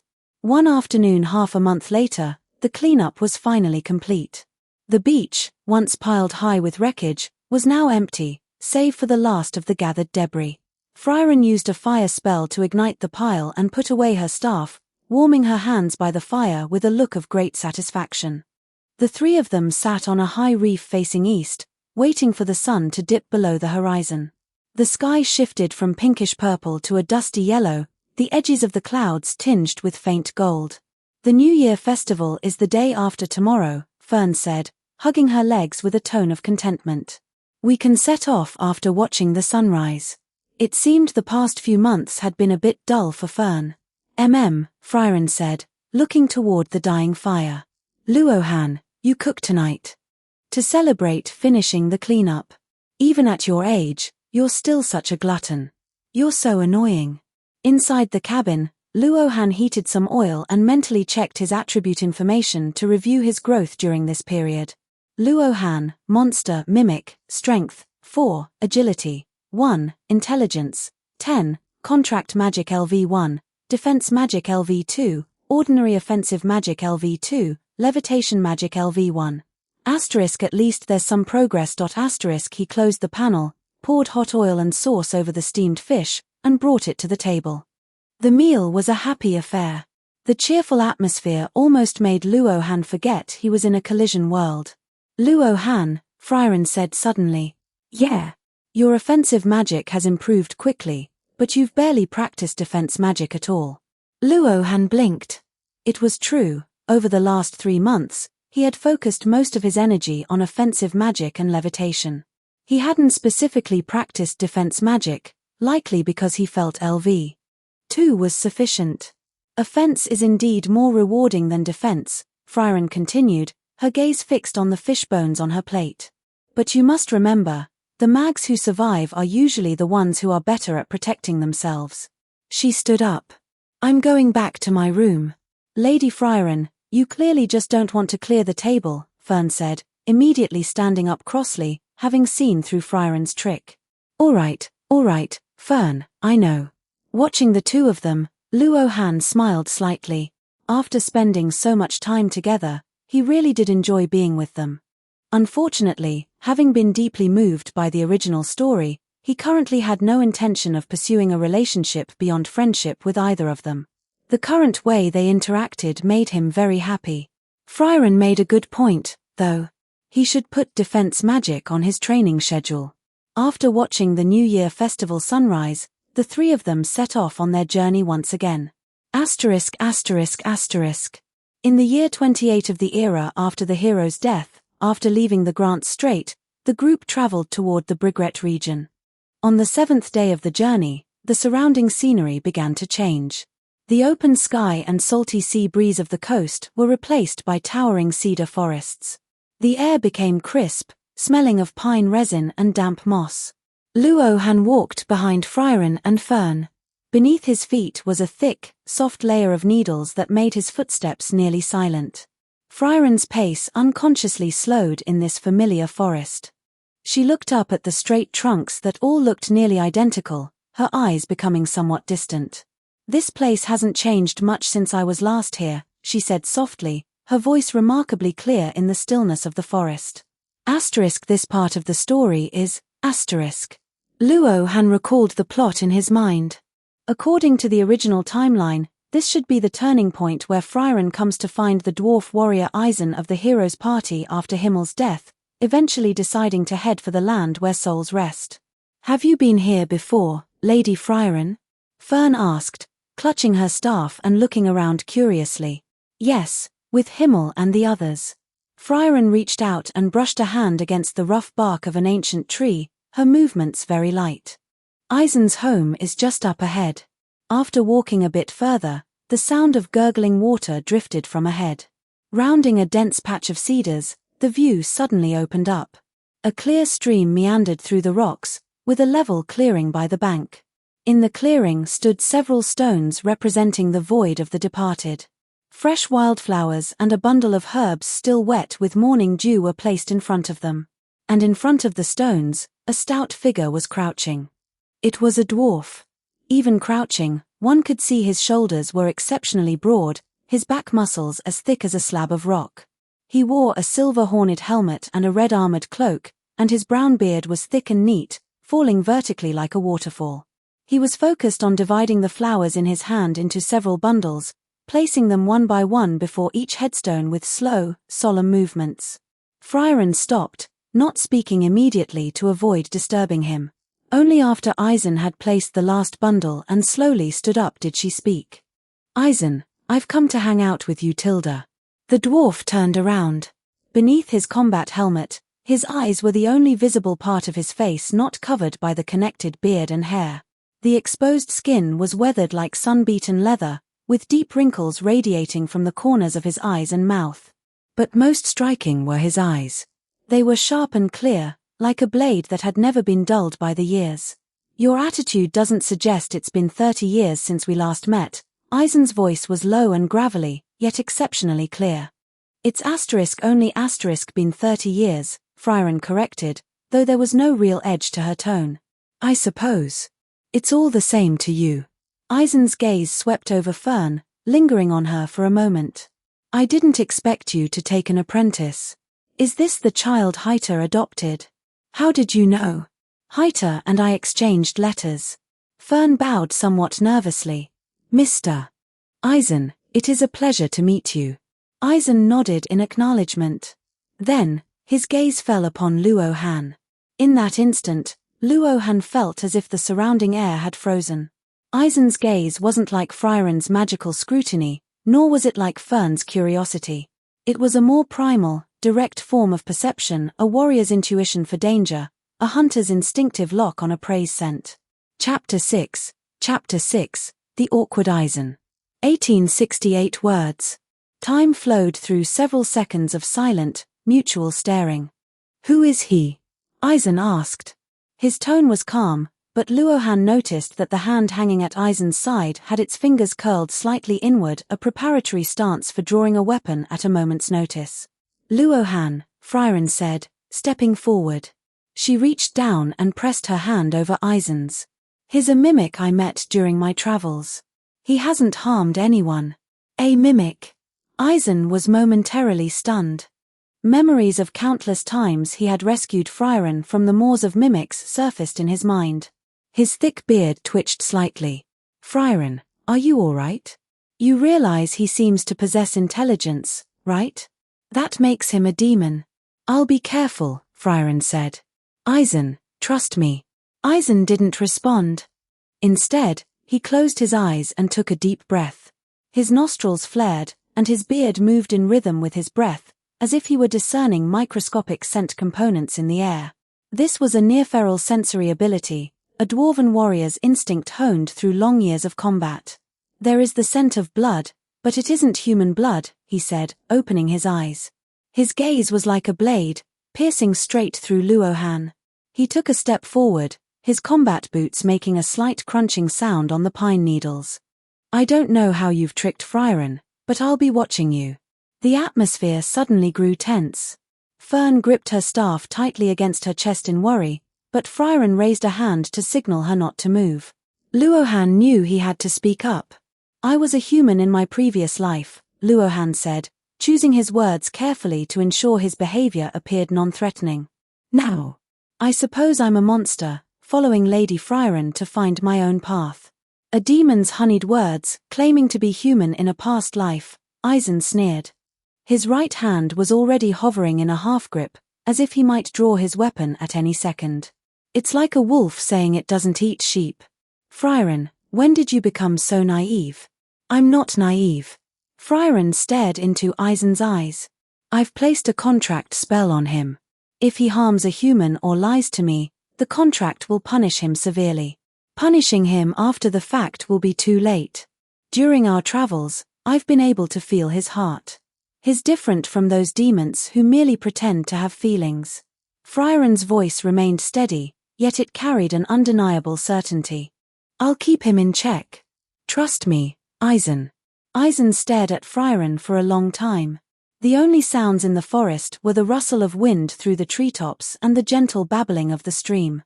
Beside them, Fern suddenly looked at Luo Han with puffed-out cheeks, leaving Luo Han somewhat bewildered. Why? Eisen finally asked. Why do you want to protect a monster? Because he has the heart of someone who wants to be human again. Frieren paused, her gaze drifting toward the distance. He is trying his best not to live like a monster. Eisen, we've lived so long. How many humans have we seen do things more cruel than demons? Eisen fell silent. He turned his head to look at the ritual stones behind him, his gaze becoming distant. Luo Han followed his line of sight and remembered, those were the stones Eisen had set up to commemorate his lost family, and the culprits had been demons. If Himmel were still here, what would he say? Eisen murmured. He would say, trust your comrade's judgment, Frieren answered. He was always like that. Another long silence followed. Eisen's hand finally relaxed from its combat-ready grip, though the vigilance in his eyes didn't entirely vanish. I won't cut him down for now, he said. But I'll be watching him. If he shows even a hint of a demon's nature, I won't hesitate. Understood. I won't stop you when the time comes, Frieren replied. The atmosphere eased slightly. Fern let out a secret sigh of relief, and Luohan felt the cold sweat on his back finally stop seeping out. Frieren, did you come here for a reason? Eisen changed the subject, leading the group toward the dugout where he lived. The interior was simple but sturdy. The furnishings were sparse: a fireplace, a table, a pile of firewood, and several well-maintained weapons hanging on the walls. Eisen, is there anything you want me to help with? Eisen didn't answer immediately. He turned and rummaged through an old wooden crate in the corner. The crate creaked loudly, kicking up a small cloud of dust. Ah, found it. He pulled out a piece of yellowed parchment and carefully spread it on the table. Complex topographical markers were drawn on the paper, with one location circled in red ink. The Voli Basin. This is the location Heiter calculated before he passed. Eisen pointed at the mark. The notes of the Great Mage Flam are said to be buried somewhere in the Voli Basin. Frieren leaned over to examine the map, her long white hair sliding off her shoulder. You know that almost everything on the market called Flam's Notes is a fake. But Heiter was certain about this location, Eisen continued. He spent a long time calculating it. He said the real thing might be hidden there. That shitty priest, investigating so thoroughly. Frieren closed her eyes. Eisen was silent for a moment, stroking his long beard. It said the notes record a way to speak with the dead. On that day 30 years ago, you said you wished you had gotten to know Himmel better. So Heiter and I discussed it. We wanted to help you find this method, to give you a chance to speak with Himmel. Frieren's finger paused on the map. Eisen, at this point, I don't particularly want to see him. Don't misunderstand, I'm not pitying you, Eisen interrupted her, his tone gruff. I just think both of you were too pitiful. His voice trailed off. Frieren looked at the map, silent for a long time. Didn't you want to help me? Eisen spoke up slowly. The flickering lamplight cast soft shadows across Frieren's face. Eisen, she finally said, you've learned to be quite clever. Only thanks to Heiter. Eisen rubbed his beard, appearing a bit sheepish. This forest is huge. Heiter's calculations only gave a general area. Inside a large tree. Let's go. Frieren tucked the map away. Luohan naturally didn't object. This was a great opportunity for him to scavenge for items. Thus, the group caught a carriage to the Voli Basin and began their search for Flam's Notes. During the search, they lived in the wild, though it was made much more convenient thanks to magic. Because Eisen liked sour grapes, Frieren used magic to turn grapes sour for him, and Luohan even accidentally learned this completely useless spell. Every day, the four of them split into two groups to search the areas Eisen had designated, looking for the combination of ruins and a giant tree that Frieren had described. Frieren and Fern formed one group, while Eisen proactively requested to pair up with Luohan. He claimed it was to improve efficiency, but Luohan could feel that it was because Eisen still didn't trust him. During the search, Luohan also practiced his floating magic to try and control his flight. When his mana ran out, he would go down and trek on foot with Eisen to train his physical body. You fly so slowly, your search is too inefficient, Eisen said coldly from the side. Even I know that magic is an embodiment of imagination. You're using it too rigidly. Huff. Right, I see it now. Thank you, Eisen. Luohan was panting. Eisen's walking pace was too fast for him to keep up on foot. He had fallen into a rut with his magic training. Just like Yubel's cutting magic in the original story, imagination was the most important thing. I don't need your thanks. Just find it faster. Eisen was blunt. He paused, then added, if it weren't for Frieren's sake. Despite his words, Luohan noticed that Eisen didn't truly hate him. When Luohan was searching on foot, the dwarven warrior would occasionally stand to the side with his arms crossed and wait, observing with those sharp eyes and occasionally tossing out one or two precise pointers. Your stride is too sluggish. Use your core to drive the movement. Watch your footing when climbing. Keep your eyes and feet in sync. The days passed one by one. Luohan even found skeletal remains and a staff next to one of his kin in a tree hollow, likely the leftovers of a victim. The mimic was split in half by one strike of Aizen's axe. After the kill, Aizen gave Luohan an expressionless glare that made him break into a cold sweat, though Aizen did casually toss the staff to him. Luohan checked the item. It was only green quality. According to the item quality ranks of white, green, blue, purple, gold, and red in the crossover world, this was an entry-level staff. Though it wasn't incredibly powerful, it allowed his casting speed and power to increase slightly, which was better than nothing. Out of respect for the previous owner of the staff, Luohan gathered the fragmented bones and buried them. As he knelt to pat the dirt into a small mound, he didn't notice that Aizen's gaze toward him had softened slightly. Luohan's floating magic also improved at a slow but steady pace through this day-after-day practice. One day, when the data on the panel in his mind showed floating magic reached LV2, he felt something fundamental change when he used the spell. The feel of his mana control became much more fluid and agile. His agility attribute also reached 3 points thanks to Aizen's pointers during the long days of searching. Between him and Aizen, a strange, tense sort of tacit understanding had formed. Aizen still didn't fully trust him. Every time Luohan did something slightly reckless, the dwarven warrior's gaze would become as sharp as a blade. Luohan knew that Aizen was observing whether Luohan was truly trying his best not to live like a monster. Having a clear conscience, Luohan didn't mind the scrutiny. Your flight is steadier today than yesterday. Once, after Luohan had nearly exhausted his mana and landed from the air, Aizen suddenly spoke. Luohan was leaning against a tree, preparing to take a drink of water and rest. He blinked at the words. "Thank you."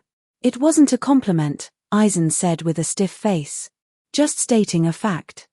"Let's go. It's time to head back for the day." Aizen turned and led the way back. This was the first time during this period that Aizen had given positive feedback on Luohan's progress. Luohan looked at Aizen's back and smiled. Everyone in the hero party was so awkward. There was Haita, who made up excuses to have Frieren decipher grimoires just so Fern could keep up with her. And then there was Himmel, who loved Frieren so much but never managed to ask her to continue traveling with him or confess his feelings. Chapter 7, That Glimmer of Golden Light. 1942 words. Luohan was quite pleased to have leveled up his levitation magic to LV2. To celebrate, he put extra effort into dinner, preparing 2 additional dishes for the group. The party couldn't stop praising the meal once they tasted Luohan's special egg yolk mayo salad and his beggar's chicken-style roast meat. Frieren even took the time to teach Luohan a spell that allowed for the precise regulation of flame temperature. This left Luohan marveling at just how many strange and obscure spells Frieren had actually mastered.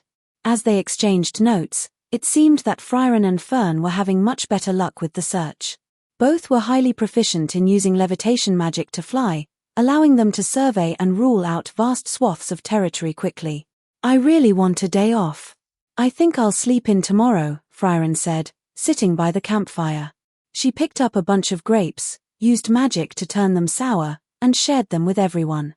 Fern sat beside her, looking at the sour grapes and pouting, unsure of how to even begin eating them. "Keep at it for just a bit longer," Aizen said, taking a grape. "We should be close." And so, the group continued their search the following morning. It was on this day that the turning point arrived. The area assigned to Luohan and Aizen was a hillside with complex terrain. The trees grew densely here, their thick, gnarled roots exposed on the surface in a tangled mess. Luohan was training as he searched. When his physical strength ran low, he used levitation magic to take to the sky, alternating his methods to keep the search thorough. He had barely cleared the canopy when he noticed a tree in the distance that stood out from the rest. There was the distinct sensation of a magical barrier. Luohan felt a surge of excitement.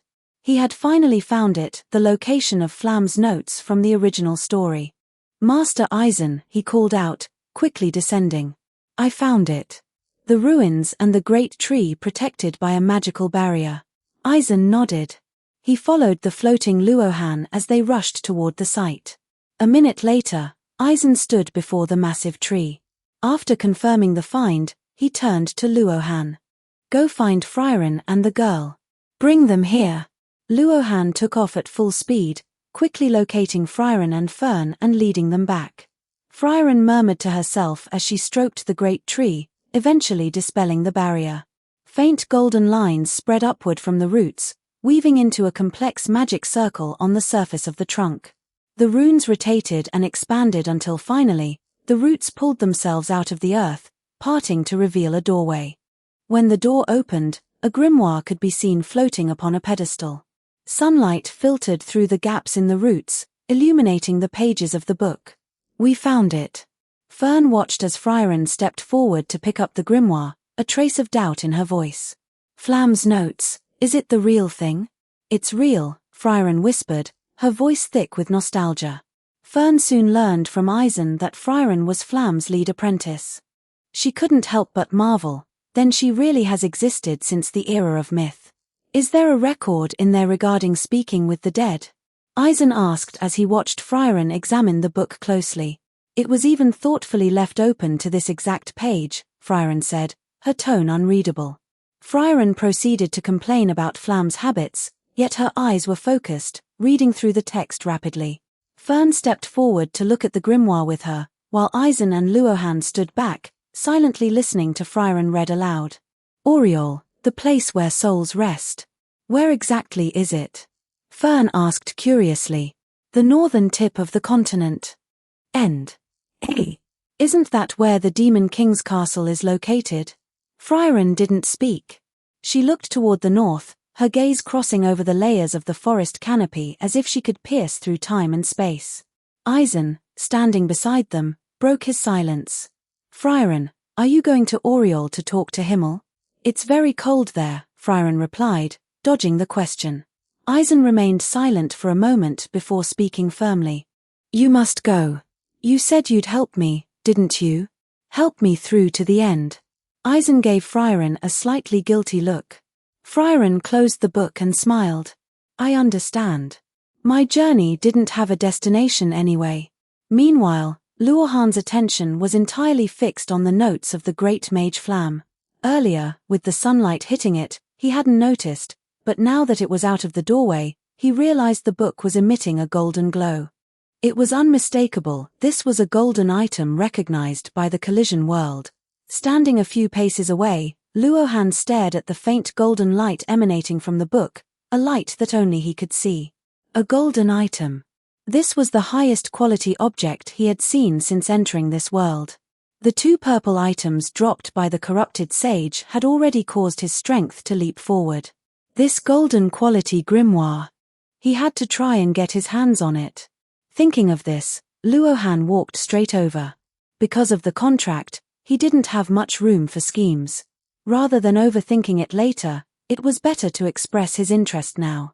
"Frieren," Luohan said, choosing his words carefully. "That grimoire. Once you're finished studying it, could you let me have a look?" Frieren looked up, a flash of surprise in her eyes. "You're interested in this?" "I sense something special about it," Luohan said vaguely, though it wasn't a lie.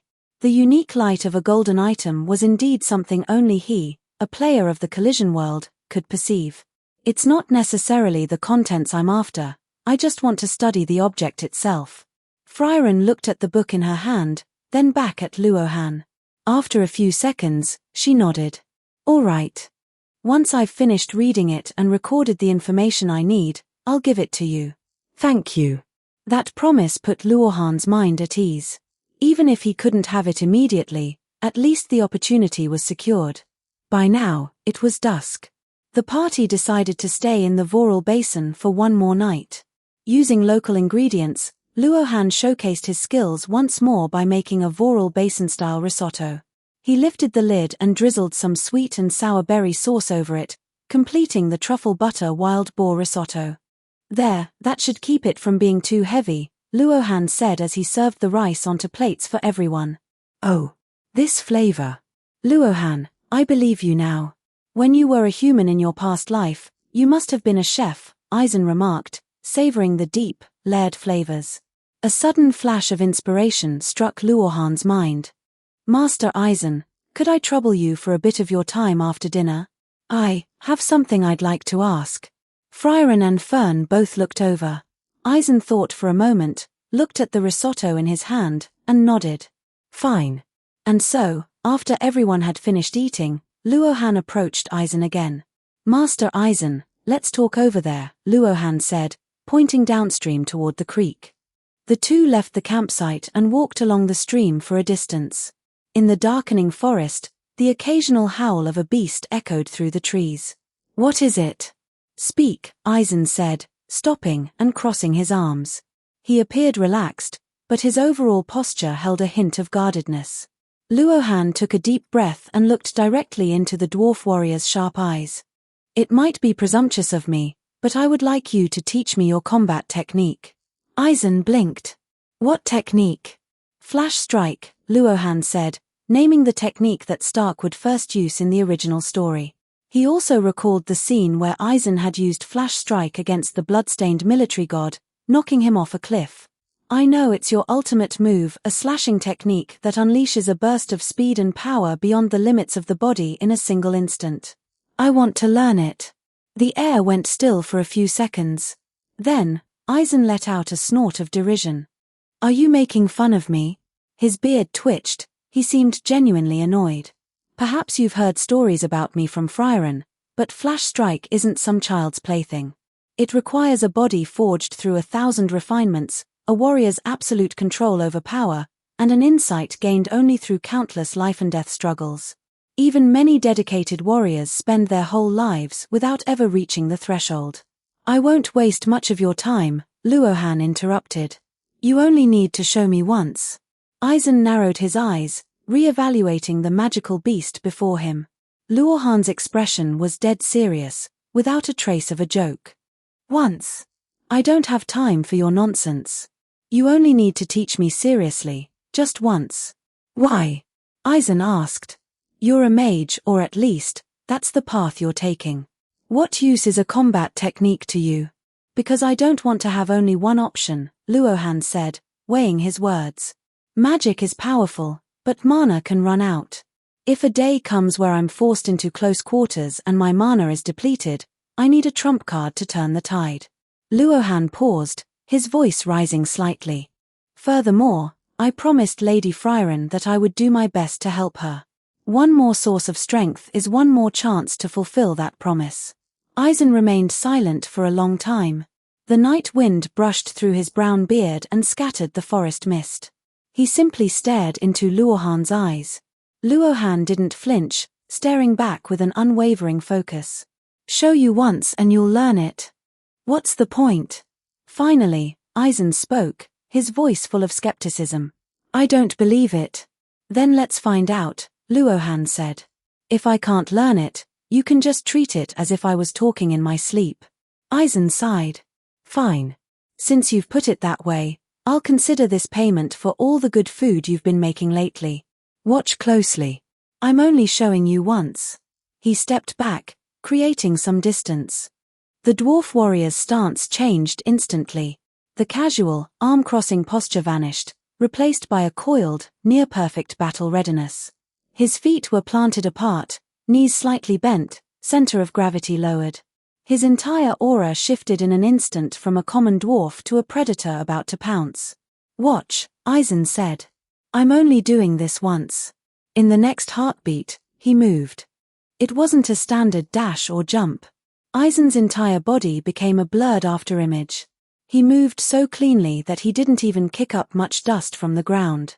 Because his power wasn't scattered, every ounce of it was channeled into his forward momentum. A short, sharp boom echoed through the air. It wasn't a sonic boom, but rather the sound of muscle and bone compressing to the absolute limit during an explosive release. A massive vertical gash abruptly appeared on the great tree in front of Eisen. Then, the tree slowly fell apart to both sides. Even the roots deep beneath the earth had been severed by that single strike. Eisen was already standing before the tree, as if he had been there from the very beginning. The entire process took less than a single breath.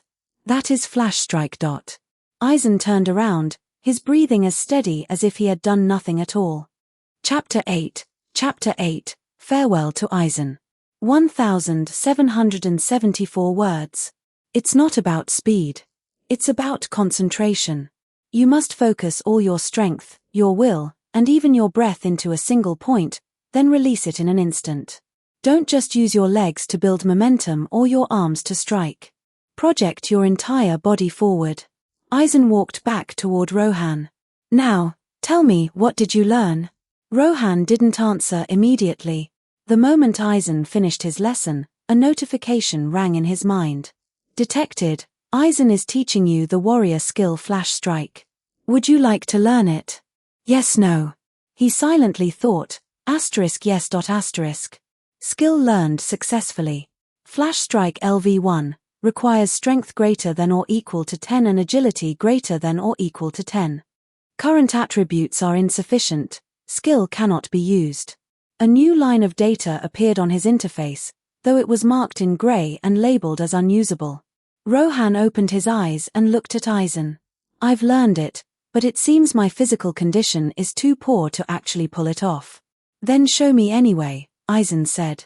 Rohan tried to channel his body's strength, mimicking Aizen's posture from moments ago. He lowered his center of gravity, concentrated his mind, and activated the skill, visualizing the image of projecting all his power forward. But nothing happened. His body only leaned forward slightly, he couldn't even take a single step. His muscles trembled not with the tension of gathered power, but with the strain of inadequacy. Aizen watched him, his gaze shifting from playful to scrutinizing. Terrifying. Your muscle activation was actually correct. If I didn't believe you were a human in your past life, I'd kill you right now, Aizen said in an inscrutable tone. Too bad your body is so weak. Your strength, speed, and endurance are all far below the minimum requirements and by a wide margin. This isn't an issue of technique, it's a problem with your physical foundation. Rohan stood there, panting. He knew Aizen was right. The requirements on the panel were clear, his strength was only 4 and his agility was only 3. He was a long way off from the minimum standards for Flash Strike. Thank you, Mr. Aizen, he insisted. I will use this power carefully. Aizen glanced at him. It's fine. You learned it in one go. Just make sure you train your body well. The dwarf warrior turned and headed back toward the cave. After a few steps, he stopped but didn't look back. I'm leaving Frieren in your hands. I still don't trust demons, but for now, I'll trust you. With that, he continued forward, his figure soon disappearing into the forest. Rohan stood where he was, staring at his palm. In his skill list, Flash Strike LV1 was clearly visible. Even if it was grayed out for now, at least, it was there. That was enough. The next morning, the group prepared to depart. Aizen had already packed his things, though there wasn't much to pack. The dwarf warrior's luggage was surprisingly minimal. He stood by the main road, watching Frieren's group of 3 check their gear. This is where we part ways, Aizen said. The place where souls rest, is in the north. You'll have to cross the central kingdoms next. It's a long road ahead. Right, Frieren nodded. I'll have a proper talk with Himmel. You better, Aizen waved them off. Now, get going. Fern already had her pack on her back, and Rohan had finished checking his items. The group boarded their carriage and continued their journey. After parting with Aizen, Rohan continued north with Frieren and Fern. As the journey progressed, the climate along the way grew gradually drier. The plains were replaced by rolling hills, and large stretches of farmland and scattered villages began to appear on both sides of the road. Frieren maintained her usual pace, sleeping until she woke naturally every day. She would stop to research anything that caught her interest and visit every village or town to search for potentially rare magic. Rohan, meanwhile, began consciously training his body.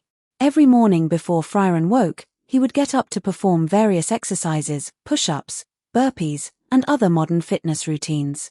The attribute gains from these workouts weren't immediately visible, but Rohan wasn't in a hurry. Increasing attributes through exercise was a long-term project.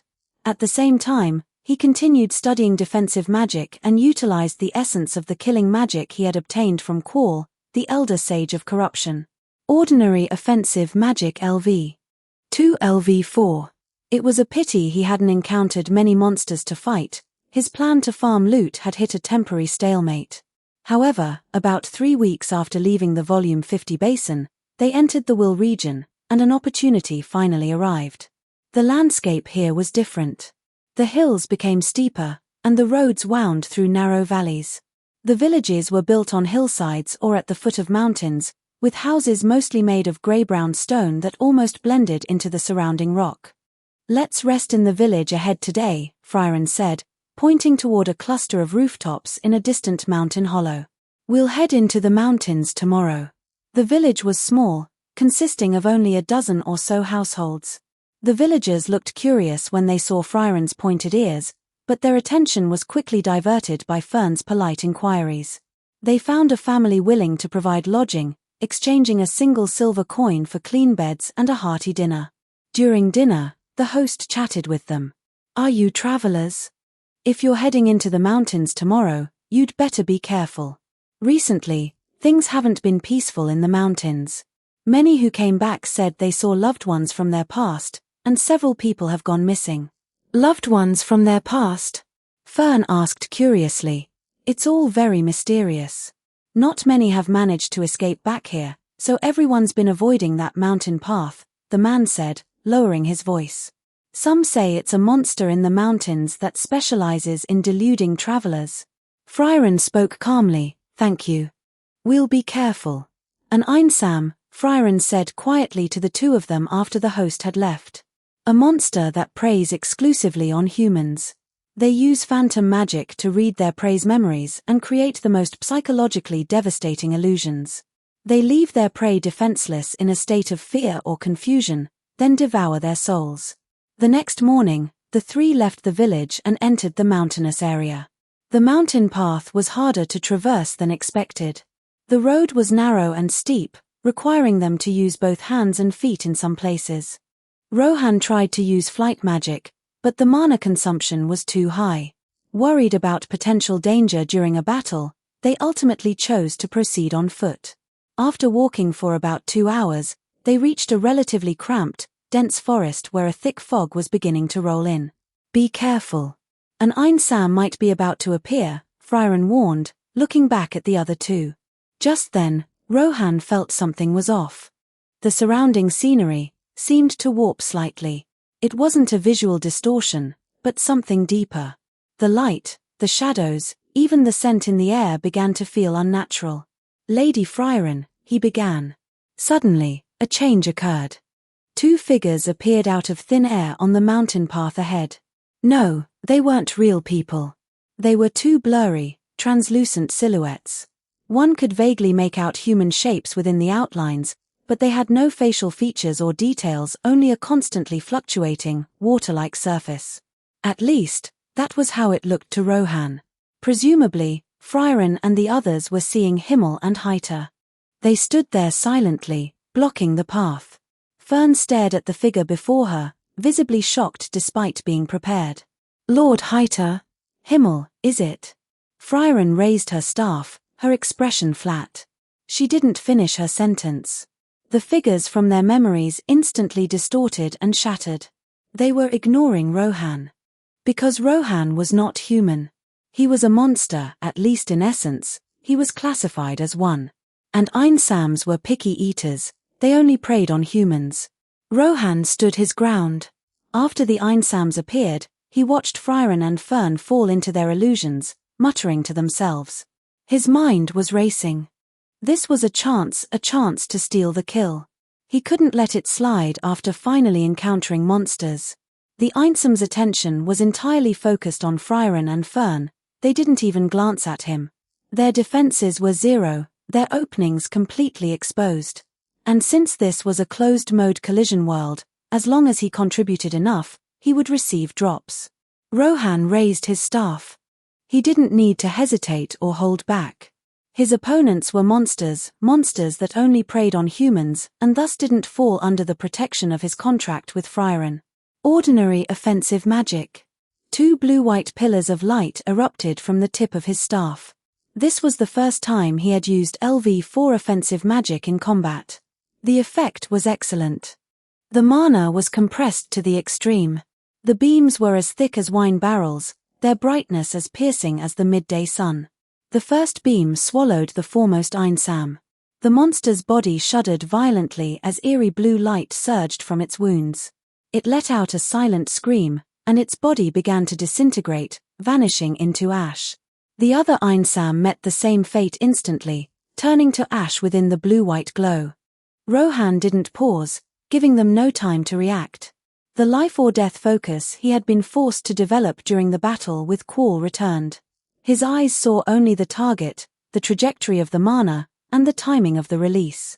The entire process happened in the blink of an eye. Even Frieren and Fern hadn't had the chance to get a good look at the old acquaintances in the illusions. Their eyes gradually cleared. Is it over?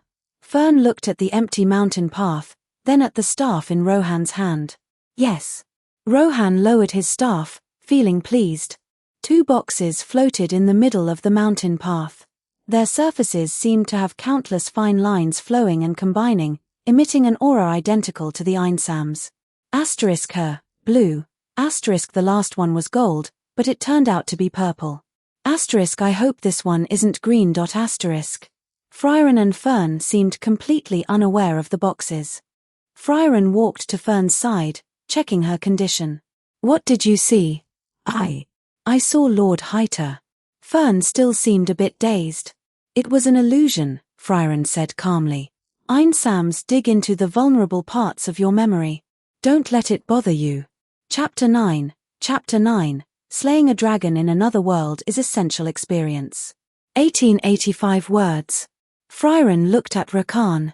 The intensity of your offensive magic. Your progress is quite remarkable. It started improving back when we defeated Qual, Rakan replied vaguely. I've finally finished assimilating everything I gained from that encounter.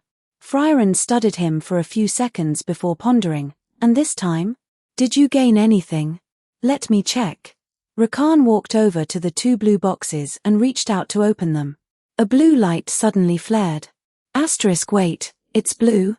Is it because my output wasn't high enough last time to get high-quality rewards from a gold box, but this time, since I dealt all the damage for the kill, the reward matches the chest quality, asterisk. Einsam mana cultivation accumulation, 20 years, quality, blue, the essence of an Einsam's mana cultivation, equivalent to 20 years of progress. Origin, Collision World H07. Phantom magic, essence, quality, blue, upon use, allows the user to comprehend the magic phantom reconstruction. It can read crucial memory fragments from a target and use them to create illusory images of corresponding people. Read depth and duration are influenced by the caster's intelligence. Origin, Collision World H07. Rakan stared at the description, his heart pounding wildly. Asterisk phantom magic, creating illusions, asterisk. No, the creating illusions part wasn't the point. The point was reading the target's crucial memory fragments. To read memories, the true value of this magic didn't lie in using phantoms to deceive enemies. To gather information on a target, he wouldn't need to interrogate or torture them. He would only need a single spell to uncover their hidden secrets. For someone who intended to travel the myriad realms in the future, the utility of this was incredibly high. Rakan took a deep breath, suppressing his excitement. Compared to Edel, who appeared in the first-class mage exam and could read a century of memories, this spell was smaller in scale, but it was still excellent. Rakan chose to use them immediately. The 2 items merged into his palms, turning into a stream of cool energy that surged up his arms and finally poured into his brain. Countless pieces of knowledge, techniques, and insights regarding phantom magic flooded his consciousness.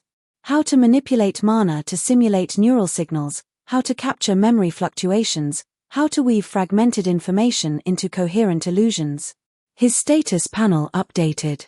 Phantom Magic LV1, Intelligence, 1012. As expected, looting drops after killing monsters was much faster than traditional cultivation. Rakan, Frieren's voice drifted over. How is it? Rakan turned around and gave Frieren and Fern a calm smile. Phantom magic. Want to learn it? I can teach you. How mysterious. Perhaps bringing you along was a good choice after all, Frieren said with a faint smile. Teach me after lunch. The 3 of them found a flat rock and sat down. The mountain wind blew past, dispersing the slightly chilly thick mist. Rakan checked his mental template to see his growth, then looked toward the northern sky. There would be plenty of opportunities to kill monsters and loot drops on the road ahead. "Let's go," Frieren said, standing up. Continuing onward. Rakan stood up as well and shouldered his luggage. The mountain path ahead was still long, but Rakan felt a bit more motivated to grow stronger. In the central lands, after leaving the Will region, the terrain gradually rose as the road wound into the Regal Canyon to the east. Tall, tan rock walls loomed on both sides, looking like burning ramparts under the afternoon sun. A dry wind whistled through the valley, carrying the scent of grit. The wind in Regal Canyon was dry and sharp. Frieren led the group as they hid in the brush, her gaze fixed on the massive deep red silhouette atop a rocky platform within the valley. The dragon's scales shimmered with a mirror-like luster under the midday sun, as if it had encased the entire sky within its armor. "A solar dragon," she said softly, her tone as flat as if she were commenting on the weather. "Its scales can deflect mana. My offensive magic will hardly be effective." Rakan's heart skipped a beat. Not out of fear, but excitement. Western fantasy, another world, dragon slaying. This was exactly the kind of experience he had been waiting for. He narrowed his eyes, looking past the giant dragon toward the nest beneath the rock wall behind it. Dragons loved to collect items with mana to build their nests. To an ordinary person, it looked like a messy pile of magical materials.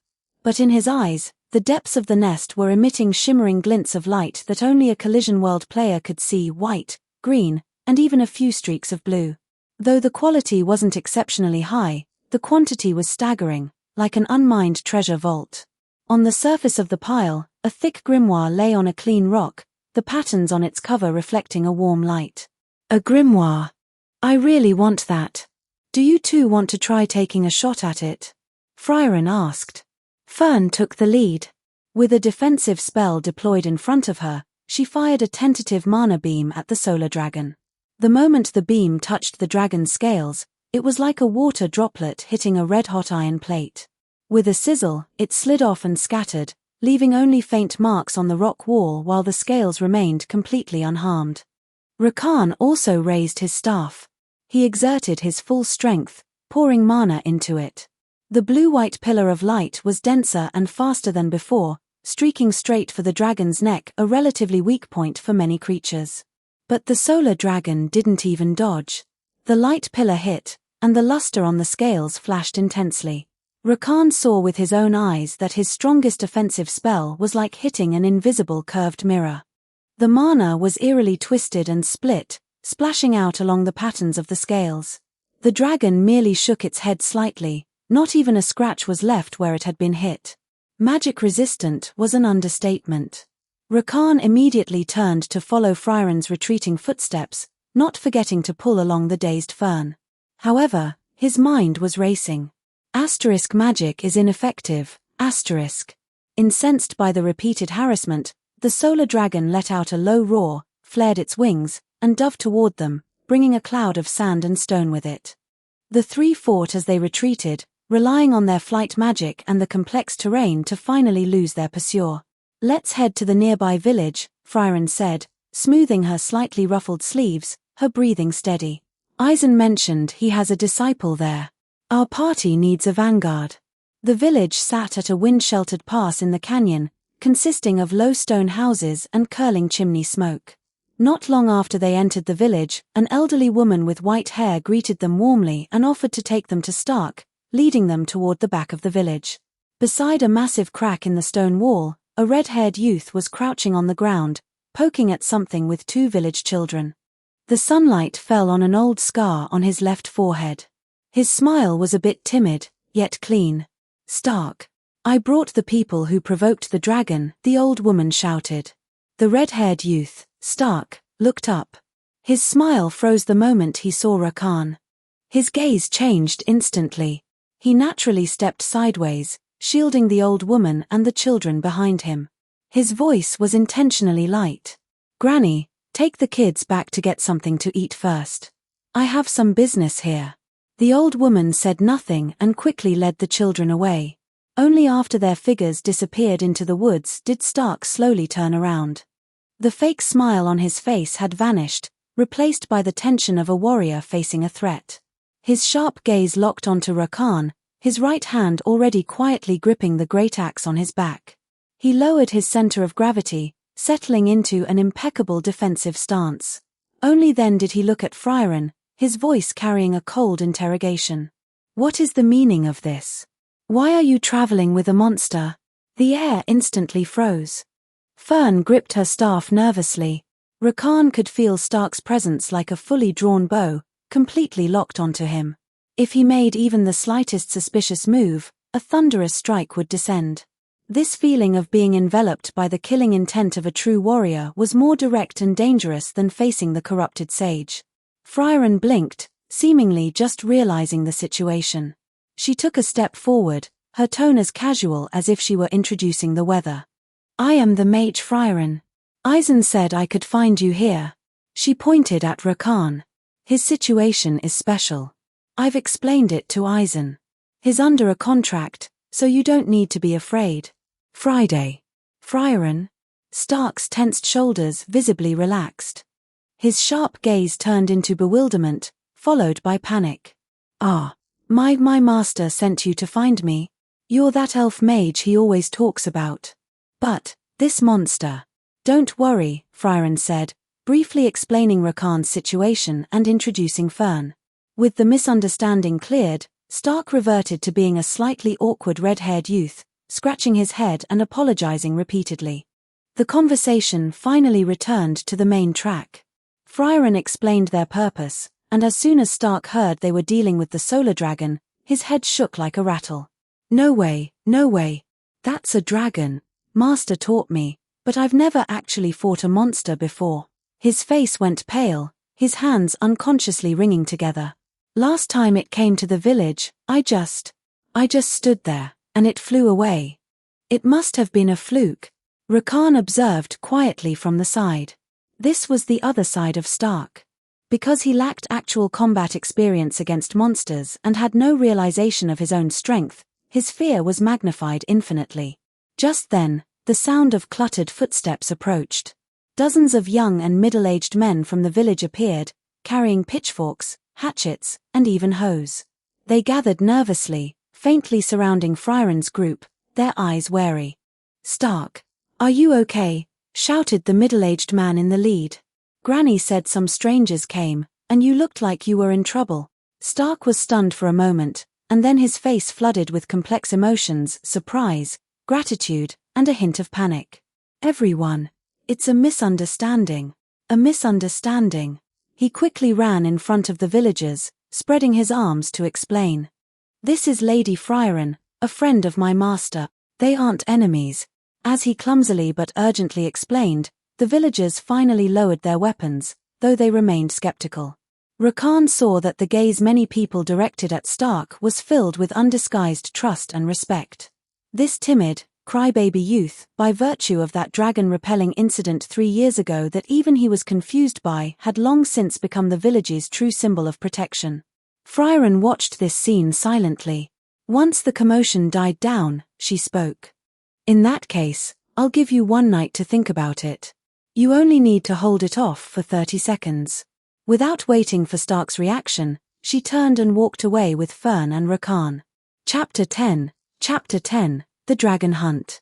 1858 words. After checking into the inn, Rakan set his things down but didn't rest. He quietly left the village, approaching the solar dragon's nesting area once more. From a distance, he could see those white and green glints of light still flickering temptingly inside the nest. Asterisk if I could just take all of them out. Asterisk even though he couldn't carry that much, the thought provided plenty of motivation. According to the original plot, after Fern's talk therapy, Stark would join the fight tomorrow. And once this warrior from a village of warriors, trained by Eisen and possessing terrifying strength, actually made his move, the solar dragon would be killed in a single strike. When that happened, how would the combat contribution be calculated? Would he still get decent rewards? He had to increase his own participation to ensure his share of the battle contribution. He carefully observed the terrain. Not far from the nest was a narrow valley path with high rock walls on both sides. A plan gradually took shape. He took a deep breath and began to act. He pushed his LV.2 levitation magic to its limit, selecting several key boulders above the valley path. Rakan used the light ribbons of his levitation magic to carefully loosen the stones and adjust their positions, then used tough vines found on-site to bind and connect them, setting up simple trigger traps.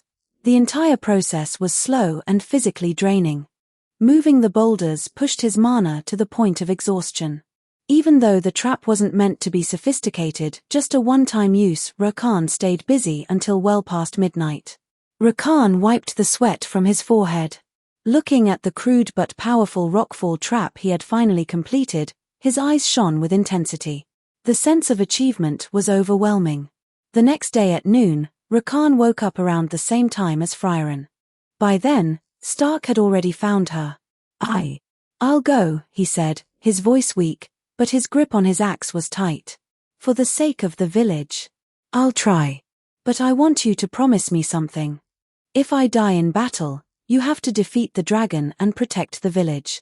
Frieren didn't say anything, she simply turned and started walking toward the dragon's nest, but Rakan saw a faint smile touch the corners of her mouth. When they reached the valley path where he had set the ambush, Rakan stopped. Stark, he began, his tone calm. Since you lack confidence, why don't we do this? I prepared a trap last night. He pointed toward the hidden boulders and vines above. I will go provoke the solar dragon and lure it here into the trap. You and Lady Frieren will lie in ambush right here. Once the dragon is trapped, all you need to do is step forward and hold it back for 30 seconds with everything you've got. After 30 seconds, Lady Frieren will finish it. Frieren gave Rakan a deep, knowing look. Stark's eyes lit up. He wouldn't have to face the dragon at full strength, he just had to tangle with a trapped dragon for 30 seconds. This plan sounded like something he could actually try. Okay, let's go with your plan. He nodded vigorously and followed Frieren to hide behind some brush, taking deep breaths to try and steady his trembling hands. The plan began. Rakan approached the dragon's nest alone. He started by blasting the solar dragon with a full-power offensive spell. The giant dragon was jolted awake, glaring with fury. Rakan turned and bolted toward the trap, pushing his flight magic as hard as he could. However, he had underestimated the dragon's speed in open terrain without dense forest to slow it down. Within a few breaths, the oppressive wind pressure and the heavy scent of sulfur were right behind him. The earth shook under the dragon's claws. Rakan gritted his teeth, pushing his levitation magic to the absolute limit as he skimmed low over the ground, but the air currents from the dragon's wings still made him stumble. No, I won't make it to the trap point in time. He suddenly spun around, pointing his staff forward. Defensive magic. A barrier of defensive magic instantly deployed. The solar dragon's talons slammed down with raw, unadorned force. Crack. The barrier shattered like glass hit by a sledgehammer. Amidst the shards of mana, Rakan was sent flying by the residual impact, struggling for a moment before stabilizing his flight magic. Watching the solar dragon raise its claw for another strike, he suddenly remembered a saying from the future first-class mage exam: defensive magic has limited effectiveness against large-scale physical impacts. The dragon's claw rose again, casting a shadow over him. In that life-or-death instant, the knowledge of phantom magic automatically surfaced in Rakan's mind. There was no time to read deep memories to create a complex illusion. He concentrated all his mental energy, projecting mana toward the dragon's eyes to construct the simplest, most direct image possible. An illusion of Stark, red hair flying, eyes wide with rage, wielding his giant axe in a mid-swing. The solar dragon's movement froze. Its draconic instincts for perceiving threats made it wary of this red-haired warrior who had suddenly appeared, the same one who had once radiated a dangerous aura. But that hesitation lasted only a second. The dragon's powerful magic resistance quickly identified the illusion as lacking a real energy core and life force. Raw rage at being toyed with erupted like a volcano. The solar dragon's scales flared with brilliant light as it lunged with even more ferocity, But those few heartbeats were enough for Rakan to surge into the valley path, reaching the spot directly beneath his trap. He turned back and fired a blue-white mana beam at a specific point on the rock wall above. Now, the beam severed the camouflaged vines. Asterisk snap. Rumble, asterisk. Several boulders the size of houses tumbled from the sky, accompanied by a rain of smaller rocks, accurately crushing the solar dragon just as it charged into the narrow passage. Dust billowed into the air, burying the dragon's pained roars. Stark. Now. Rakan yelled. The red-haired youth behind the brush was stunned by the sudden turn of events, but then he saw Rakan's bedraggled state and the struggling draconic silhouette in the dust. A mixture of responsibility and impulsive adrenaline surged through him. He let out a roar, whether to bolster his own courage or intimidate the foe, he didn't know. Gripping his great axe with both hands, he charged from cover. He leapt toward the dragon's head, temporarily pinned by the rocks and disoriented, using every bit of strength and every technique his master had taught him. He swung his axe with all his might. What Rakan didn't know was that Stark was only thinking of hitting its head to stun it and stall for as long as possible. The axe blade shimmered with the glow of compressed physical power, cutting through the dust. Time seemed to slow down. Rakan watched as the blade made contact with the dragon's head. Those mirror scales, which even magic could hardly scratch, shattered and flew apart like fragile glass under the weight of pure, brutal physical force. Then, without any resistance, the blade sliced through. The dragon's roar cut off abruptly. The dust slowly settled.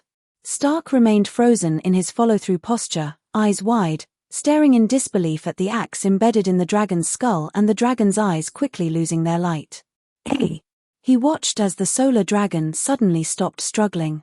In the distance, Fern emerged from the brush, covering her mouth with her hands, equally shocked. Only Rakan and Frieren looked unperturbed, as if they had known it would end like this all along. Frieren stepped out from the bushes. She didn't even look at the dragon's corpse, heading straight for the nest. She had been eyeing that grimoire, the one containing the spell to see through what one considers clothes, for a long time. Rakan found it hard to suppress his excitement.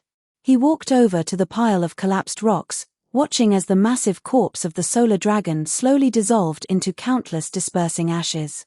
And in the thickest part of the ashes at the center, a box emitting a deep purple glow hovered quietly. Asterisk the purple is deep, but what a shame it's not gold, after working all night. Asterisk.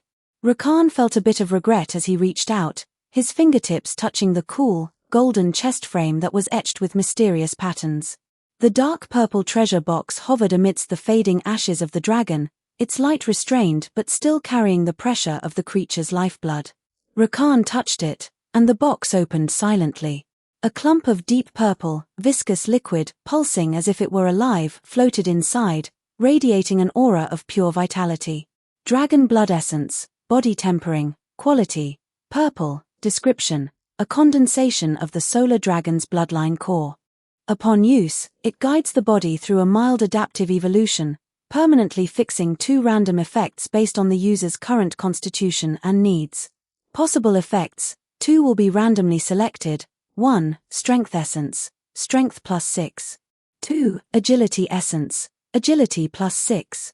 3. Basic mirror reflect skin. The body surface permanently gains a weak anti-magic property, providing a small amount of resistance to magic damage and a very low chance to deflect attacks. 2 random ones. Rakan took a deep breath. Since it was described as mild, he decided to use it now. He decisively swallowed the essence. The deep purple essence melted instantly upon entering his mouth, turning into a warm current that swept through his entire body, modifying his tissues gently yet thoroughly. He could clearly feel his muscle density increasing. His bones let out faint, crisp pops, and his neural reaction speed noticeably sharpened. A brief sensation of tightness, as if he were covered in an extremely thin energy film, passed over his skin, but the feeling soon receded without becoming permanent. Once the process ended, Rakan immediately pulled up his panel. Rakan, monster mimic humanoid form, strength, 410, obtained strength essence, agility, 39, obtained agility essence, intelligence, 12.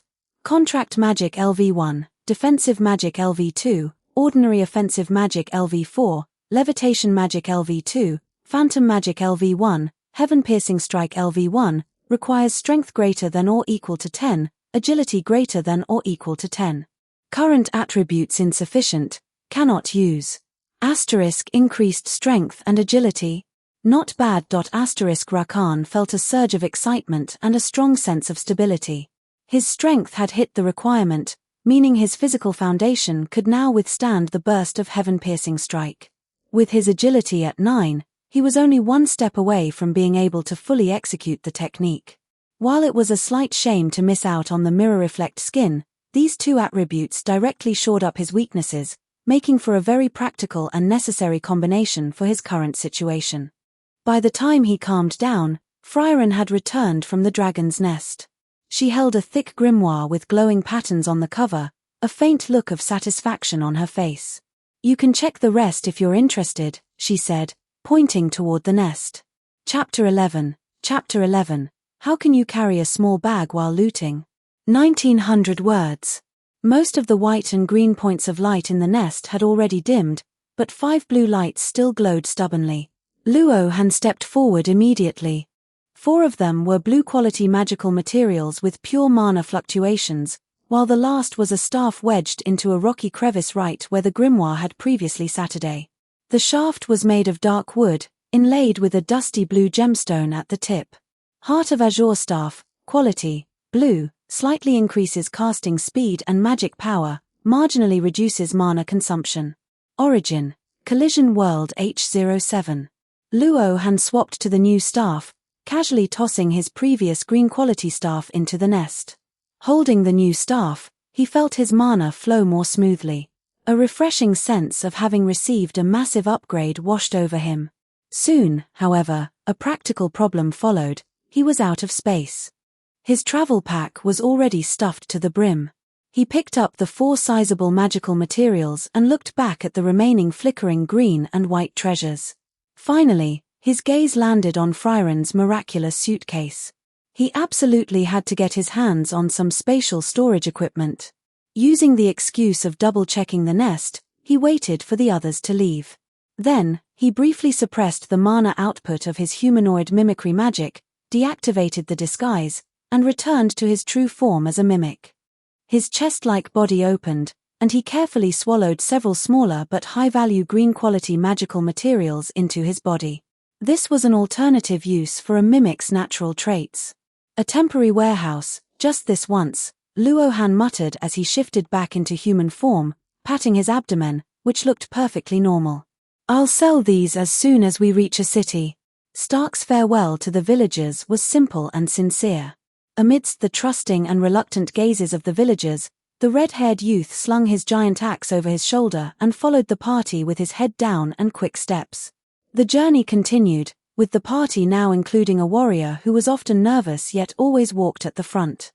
A few nights later, the group camped on the leeward side of a hill.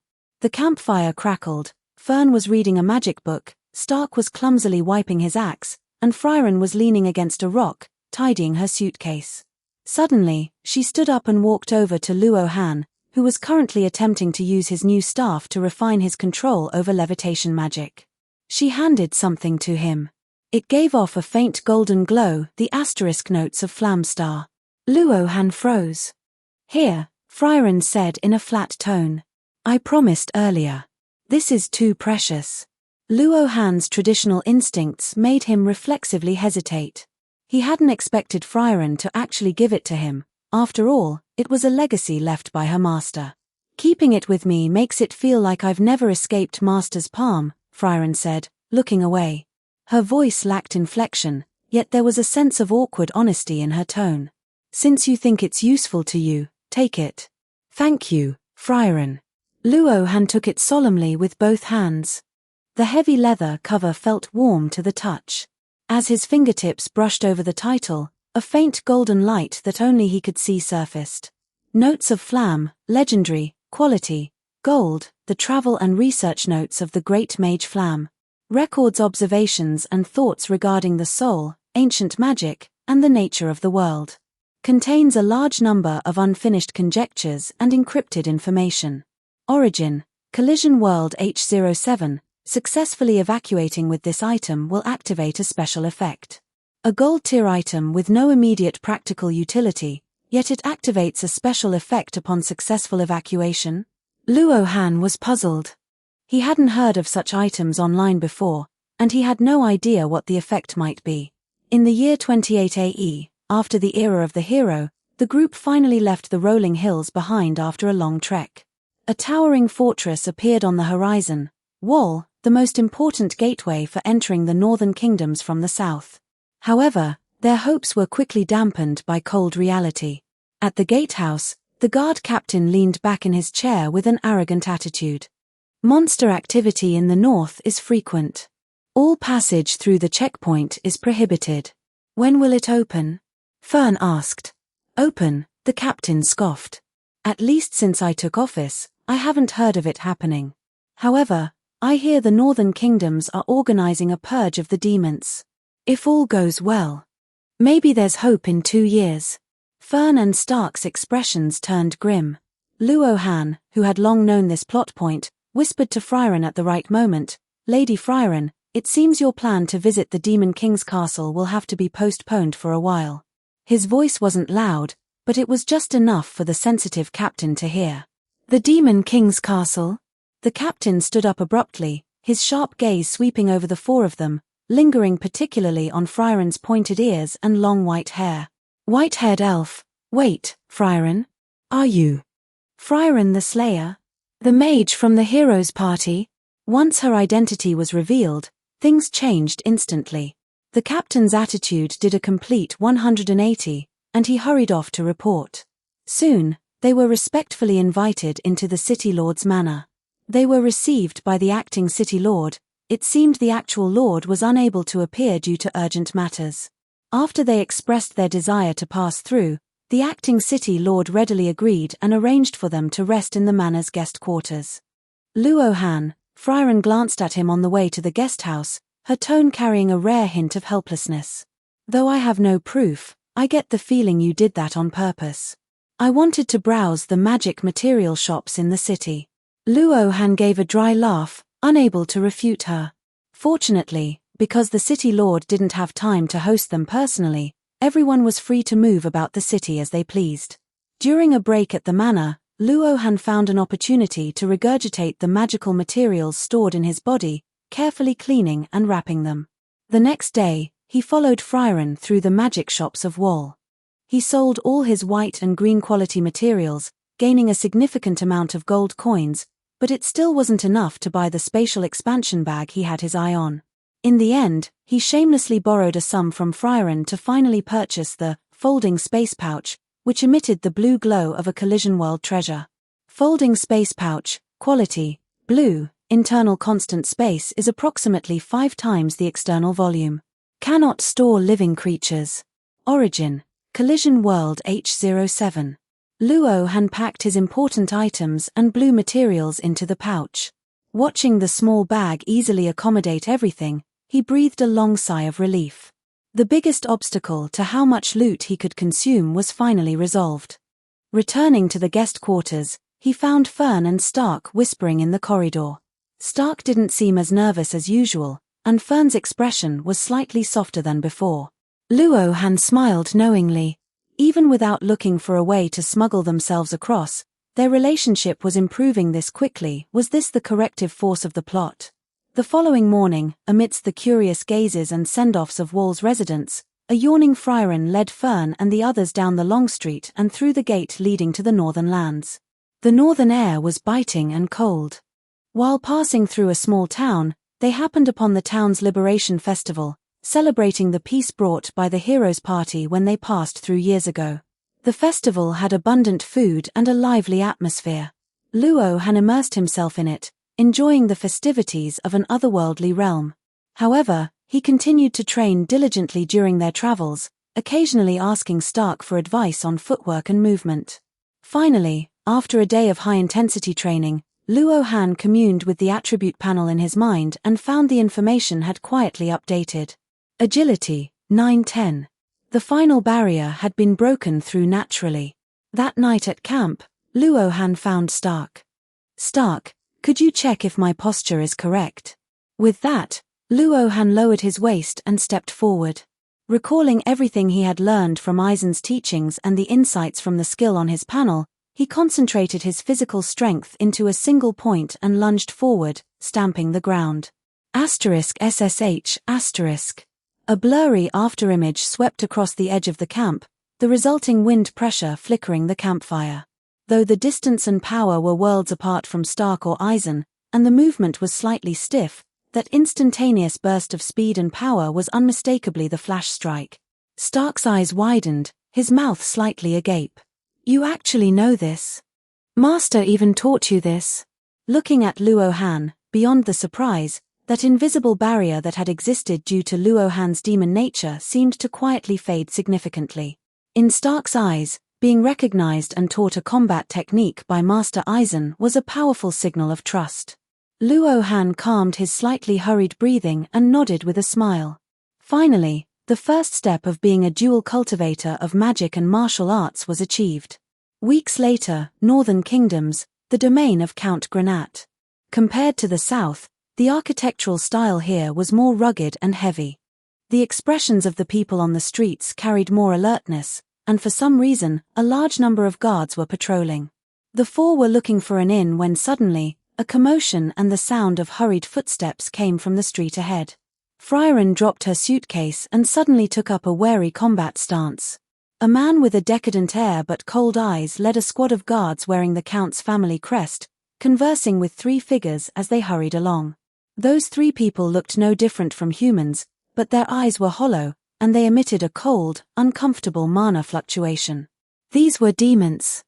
A sharp light flashed in Luo Han's eyes, and his heart sped up slightly. So, we're at this part of the story. The long travel time made me a bit dull. This won't do. He hadn't expected to encounter them on the street exactly like in the original work. Was it the corrective force of the plot again? Which means we're about to see the girl who plays the lute. That's a big battle. If I can find a chance to take her out, But was this plot correction unique to the Frieren world, or did it apply to all collision worlds? Luo Han shook his head and stopped overthinking, turning his gaze toward Frieren in front of him. Next, according to the plot, Frieren should be preparing an attack spell only to be pinned to the ground by guards, then mocked by the demon named Lugna who uses blood-doping magic. That wouldn't do. Even if Frieren didn't care, she had helped him so much, he didn't want to see something so distasteful happen right in front of him. If he let things play out like the original, hadn't he come here for nothing? Chapter 12, Stay Away From Me. 1,745 words. Luo Han watched as Frieren began to charge her mana. The surrounding soldiers noticed and started turning toward them. Attacking first was a good habit. Luo Han, who was at the back of the group, flickered away, distancing himself from Frieren's party. The guards on the street surged toward Frieren's group, and the leading man and the demons hurried over.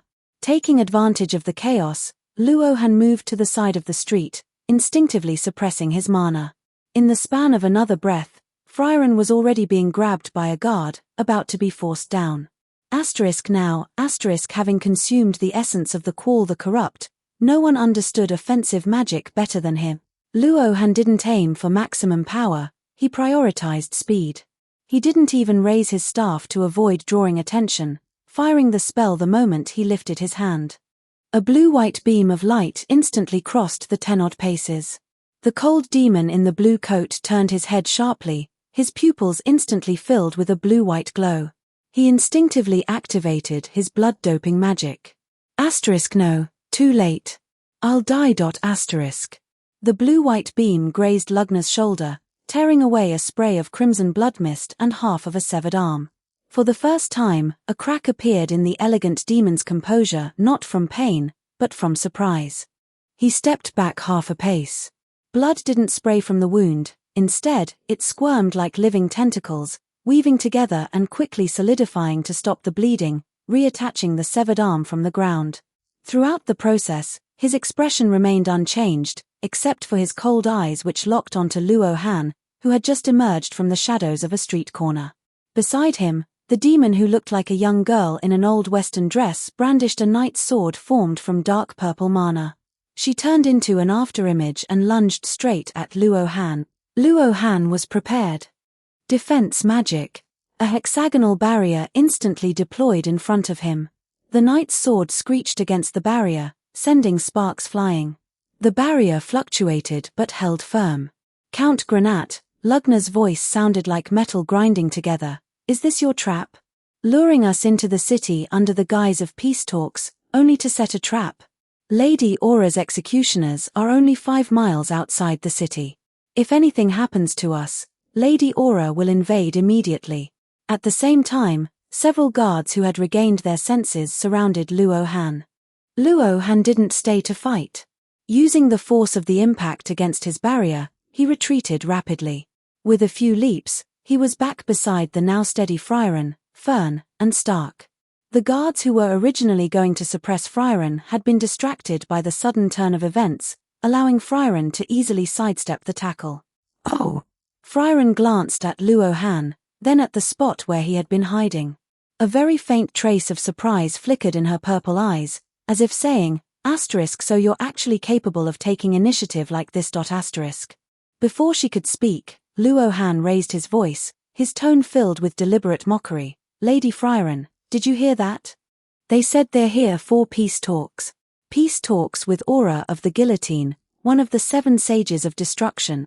Ha ha ha ha. His voice was exceptionally clear in the suddenly silent street, as if he wasn't speaking to his companions but to everyone present. Frieren blinked and understood Luo Han's intent almost instantly. She cooperated, her voice flat but equally clear. Though it's a bit strange coming from you, it really is impossible. Demons do not negotiate with those they perceive as weak, especially not a proud great demon like Aura. Still, I remember she disappeared 80 years ago after suffering heavy losses. I didn't expect her to resurface in the north. The dialogue was like cold water poured into boiling oil. They're just passing adventurers, I'll have them seized. Count Granat, who had been hurriedly explaining to Lugna, found his voice trailing off. His hand gripped his sword hilt until his veins bulged, his gaze shifting uncertainly between the elf's party and the demon beside him who was regenerating an arm. You. Perhaps you are adventurers who just arrived and don't understand the situation.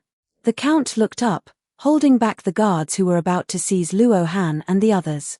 His voice was dry, yet he struggled to maintain his dignity. Aura reappeared in the Northern Kingdoms 28 years ago. We are currently conducting peace talks to avoid needless sacrifice, like my late son. The chain of hatred must be severed. Surrender immediately and apologize to Lord Lugna, and perhaps sever the chain. Lugna cut in smoothly, flexing his new arm, his face once again wearing that reserved and hypocritical mask of pity. Yes. My father also died at the hands of humans. I have come today precisely to end this pathetic cycle. Ha ha. Ha ha ha. Luo Han suddenly burst into laughter, laughing so hard he nearly doubled over. The sound was grating in the heavy atmosphere. Everyone looked at him, including Frieren, whose eyes held a thoughtful look. Luo Han straightened up, the smile still on his face but his eyes icy cold. Lady Frieren, listened to him. What did he say? My father. Sever the chain of hatred? He looked Lugna straight in the eye. Since when do demons have the concept of raising offspring? And since when could you understand hatred and chains, things that require empathy to comprehend? He pointed to his own chest, his words like thrown icicles. Since I woke up in this body, all I felt was a cold void. No desire to procreate, no ties of kinship, only the instinct to hunt and survive.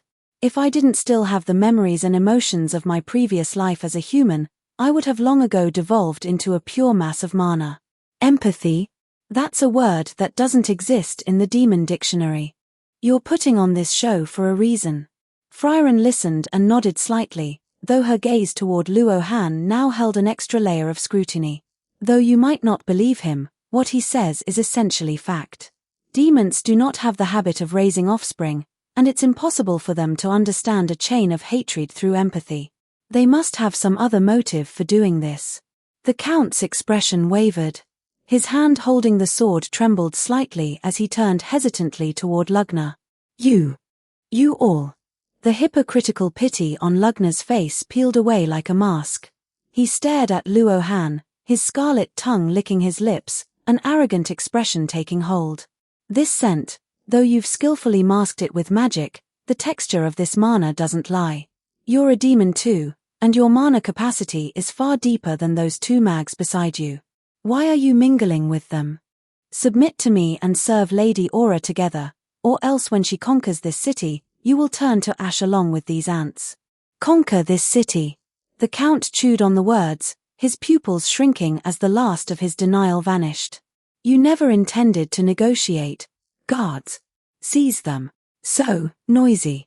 Lugna snapped his fingers elegantly, as if shooing away flies. Drat. Yes. The demon with the appearance of a youth who had been standing silently in the back looked up, his fingers suddenly splaying out. In the next second, a dense, ear-piercing **crack* rang out. The dozens of guards surrounding the demons who were about to charge had their helmets and the heads beneath them severed from their bodies without warning. The heads hit the ground with dull thuds. The headless bodies stiffened for a moment before collapsing, the sound of armor hitting the pavement sending chills down one's spine. Only Count Granat froze in place, his face as white as paper. In the hands of the demon youth named Drat, nearly invisible threads of mana shimmered faintly. TSK, a step too slow. Frieren had raised her staff at some point. A swift attack spell shot toward Drat, only to be blocked by a wall of blood raised by the prepared Lugna. You noble, do you understand now? Believing the lies of demons is a grave mistake. Language is merely a tool to them. Lugna had completely torn off his disguise, leaving only the coldness and impatience of a predator. This tedious performance should end. Drat, bind the Count and then kill that traitor. We need the method for breaking the city barrier from his mind. Liney, the warrior is yours. Rich blood gathered and stretched in his hand, turning into a ghoulish whip. As for these two half-baked mags, I'll handle them. The blood whip tore through the air, lashing toward Frieren's face, only to be stopped firmly by a layer of seemingly thin but indestructible defensive magic. Luo Han, Frieren's voice remained level as the tip of her staff began to construct a complex light. This is all the trouble you caused. There's no helping it. Let's go. I'm to blame for this too. Luo Han raised his staff and shrugged helplessly, though his eyes had turned sharp. Was I supposed to just watch them trick their way into breaking the barrier and offer the whole city to Aura as a snack? The battle erupted instantly. Liney shrieked as she charged toward Stark, swinging her weapons with extreme speed. Though Stark was pale with fright, screaming "Don't come near me," he still reflexively swung his giant axe. The heavy blade, carrying a whistling wind pressure, parried and forced back Liney's swift but low-power attacks, creating a temporary stalemate. Drat tried to attack Luo Han with invisible threads while looking for an opening to tie up the Count. But Luo Han was prepared for his magic. He calmly maintained his defensive magic while constantly moving, looking for opportunities to pelt Drat with attack spells, preventing him from acting freely. The main battlefield was between Frieren, Fern, and Lugna. Lugna's blood-doping magic was eerie and difficult to defend against. Blood could turn into blades, whips, shields, or even a mist that attempted to corrode. Frieren's response was textbook perfect. Her defensive magic always appeared at the most critical spots, and her counterattacks, those seemingly ordinary offensive spells, were launched at angles, timings, and mana densities so precise that Lugna was forced to constantly consume blood for defense or evasion, unable to go all out. Chapter 13, My Fists Clenched. 1,780 words. On the edge of the battlefield, Fern circled the perimeter. She had abandoned high-output spells that required long casting times, opting instead for rapid, continuous harassment using high-speed attack magic. Her incessant interference made things exceptionally difficult for Lugna. Every time he attempted to launch a powerful strike at Frieren or cast wide-area blood magic, a beam of attack magic would strike precisely at his vitals or the nodes of his magic circles. Lugna was becoming increasingly agitated, feeling like he was being bitten by a nimble mosquito that prevented him from committing his full strength to the fight. The aftershocks of the battle had already leveled the nearby stalls and houses, though fortunately, the civilians had long since fled. The stalemate did not last much longer. Frieren was intent on minimizing further destruction to the town. After parrying a blood whip and using defensive magic to shatter a cluster of blood spikes lunging from the side, the light atop her staff suddenly shifted. It wasn't just one beam, but 4 ordinary attack magic strikes, their trajectories calculated with absolute precision, bursting forth almost simultaneously. One curved through the air toward the back of Liney, who was currently locked in combat with Stark. Another arced around a wall of blood to strike Drat, who was busy manipulating his threads.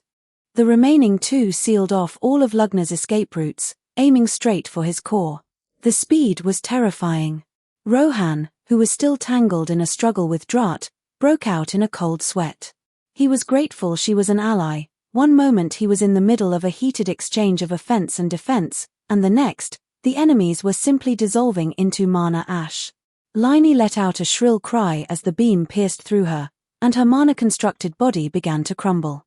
Drat's thread defenses were obliterated instantly, his physical form annihilated in the light.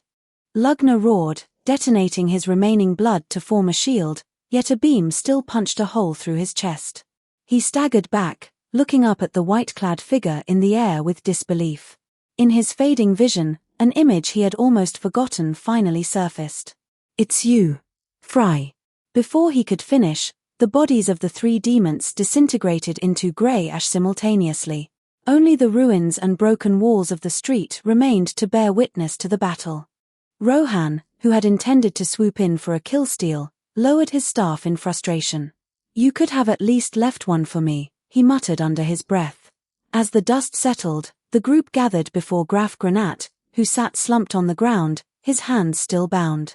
The Count's eyes were hollow, as if he hadn't yet processed the conspiracy and the bloody slaughter that had just unfolded. "Stark," Frieren said, stowing her staff, "untie him." "Hey, why me? You really like bossing people around," Stark complained, his hands still trembling slightly from the fight with the demons. Nevertheless, he stepped forward and used the edge of his axe to clumsily but carefully sever the heavy ropes. Even once the ropes fell away, the Count didn't move. He simply stared blankly at the corpses of his headless guards and the spot where the demons had vanished. A deathly silence hung over the street, broken only by the distant, muffled sobs and gasps of townspeople. The embers of battle and the dregs of mana slowly settled in the cold air. Rohan ignored the traumatized Graf Granat. His eyes were immediately locked onto the spots where the 3 demons had dissipated. There, 3 treasure chests etched with purple patterns hovered in the air. 2 were a pale violet, while the one belonging to Lugna glowed with a deeper, almost dark purple light, nearly rivaling the chest from the red mirror dragon. He stepped forward quickly, touching each one in turn. The purple chests from Liney and Drat opened in succession. Inside were not physical items, but 2 swirling, concentrated orbs of pure mana that fused directly into his palm. Obtained, refined mana, 3 years. Obtained, refined mana, 5 years.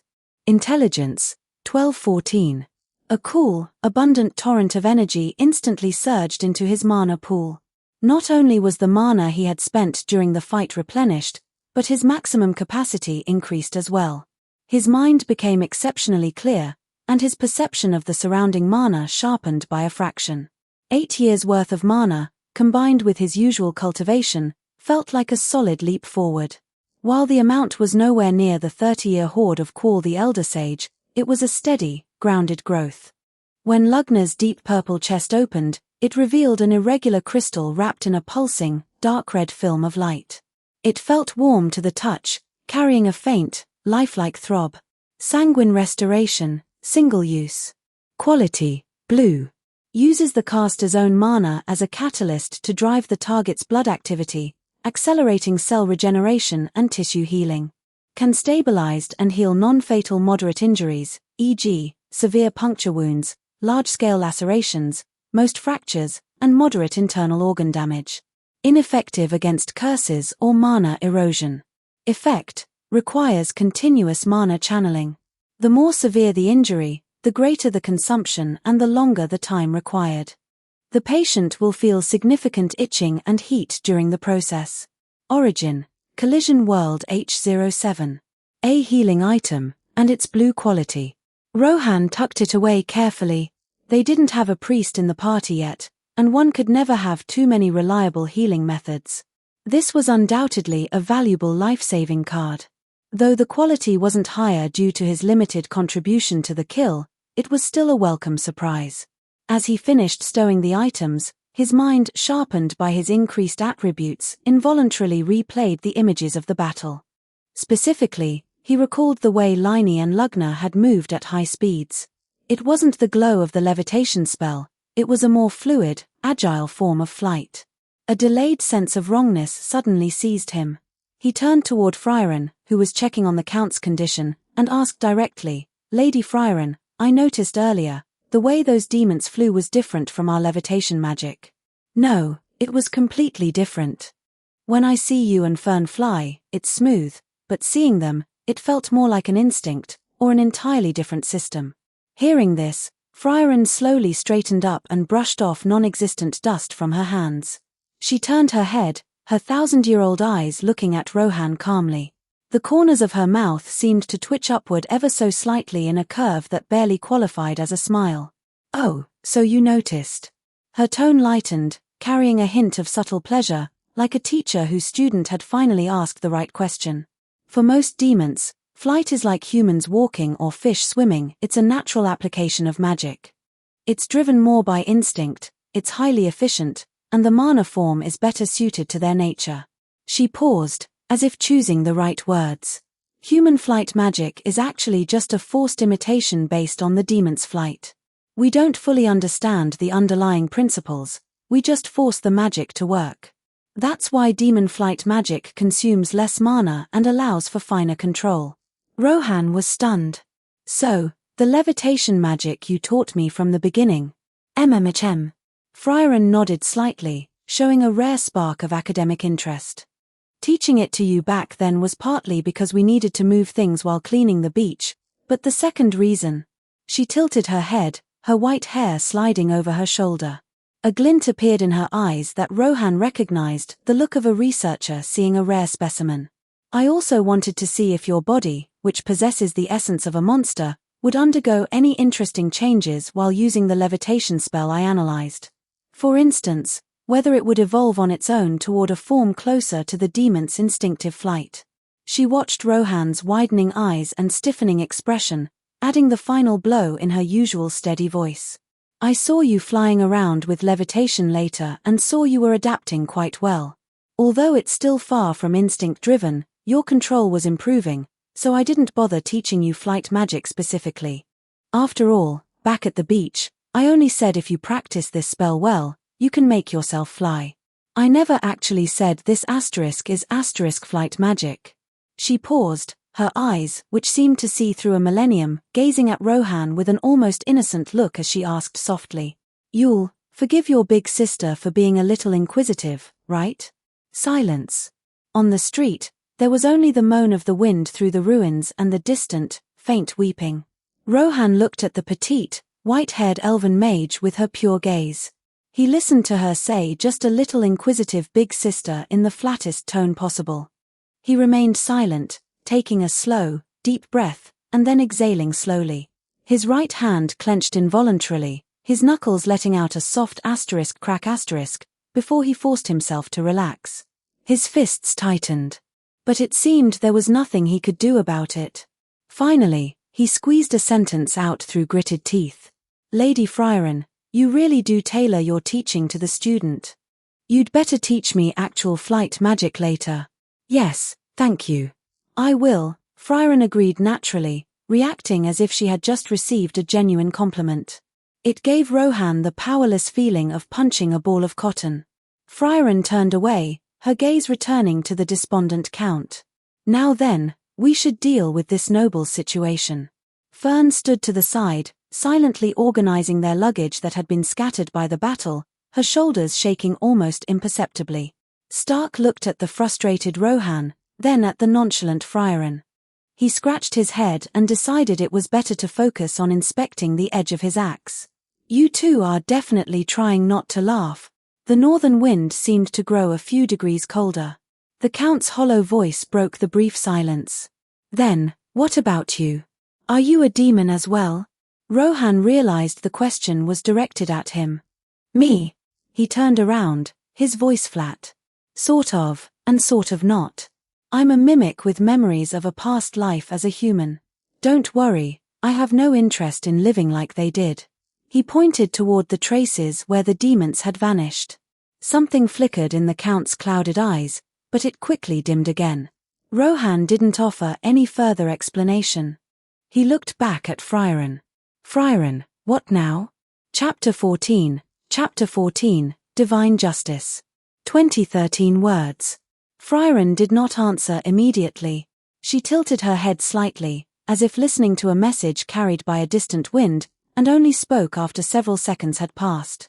10 li outside the city, there is indeed a massive mana signature spying on us. She paused. It's very strong. Most likely aura. The gravity of the situation pricked the Count's consciousness like a needle.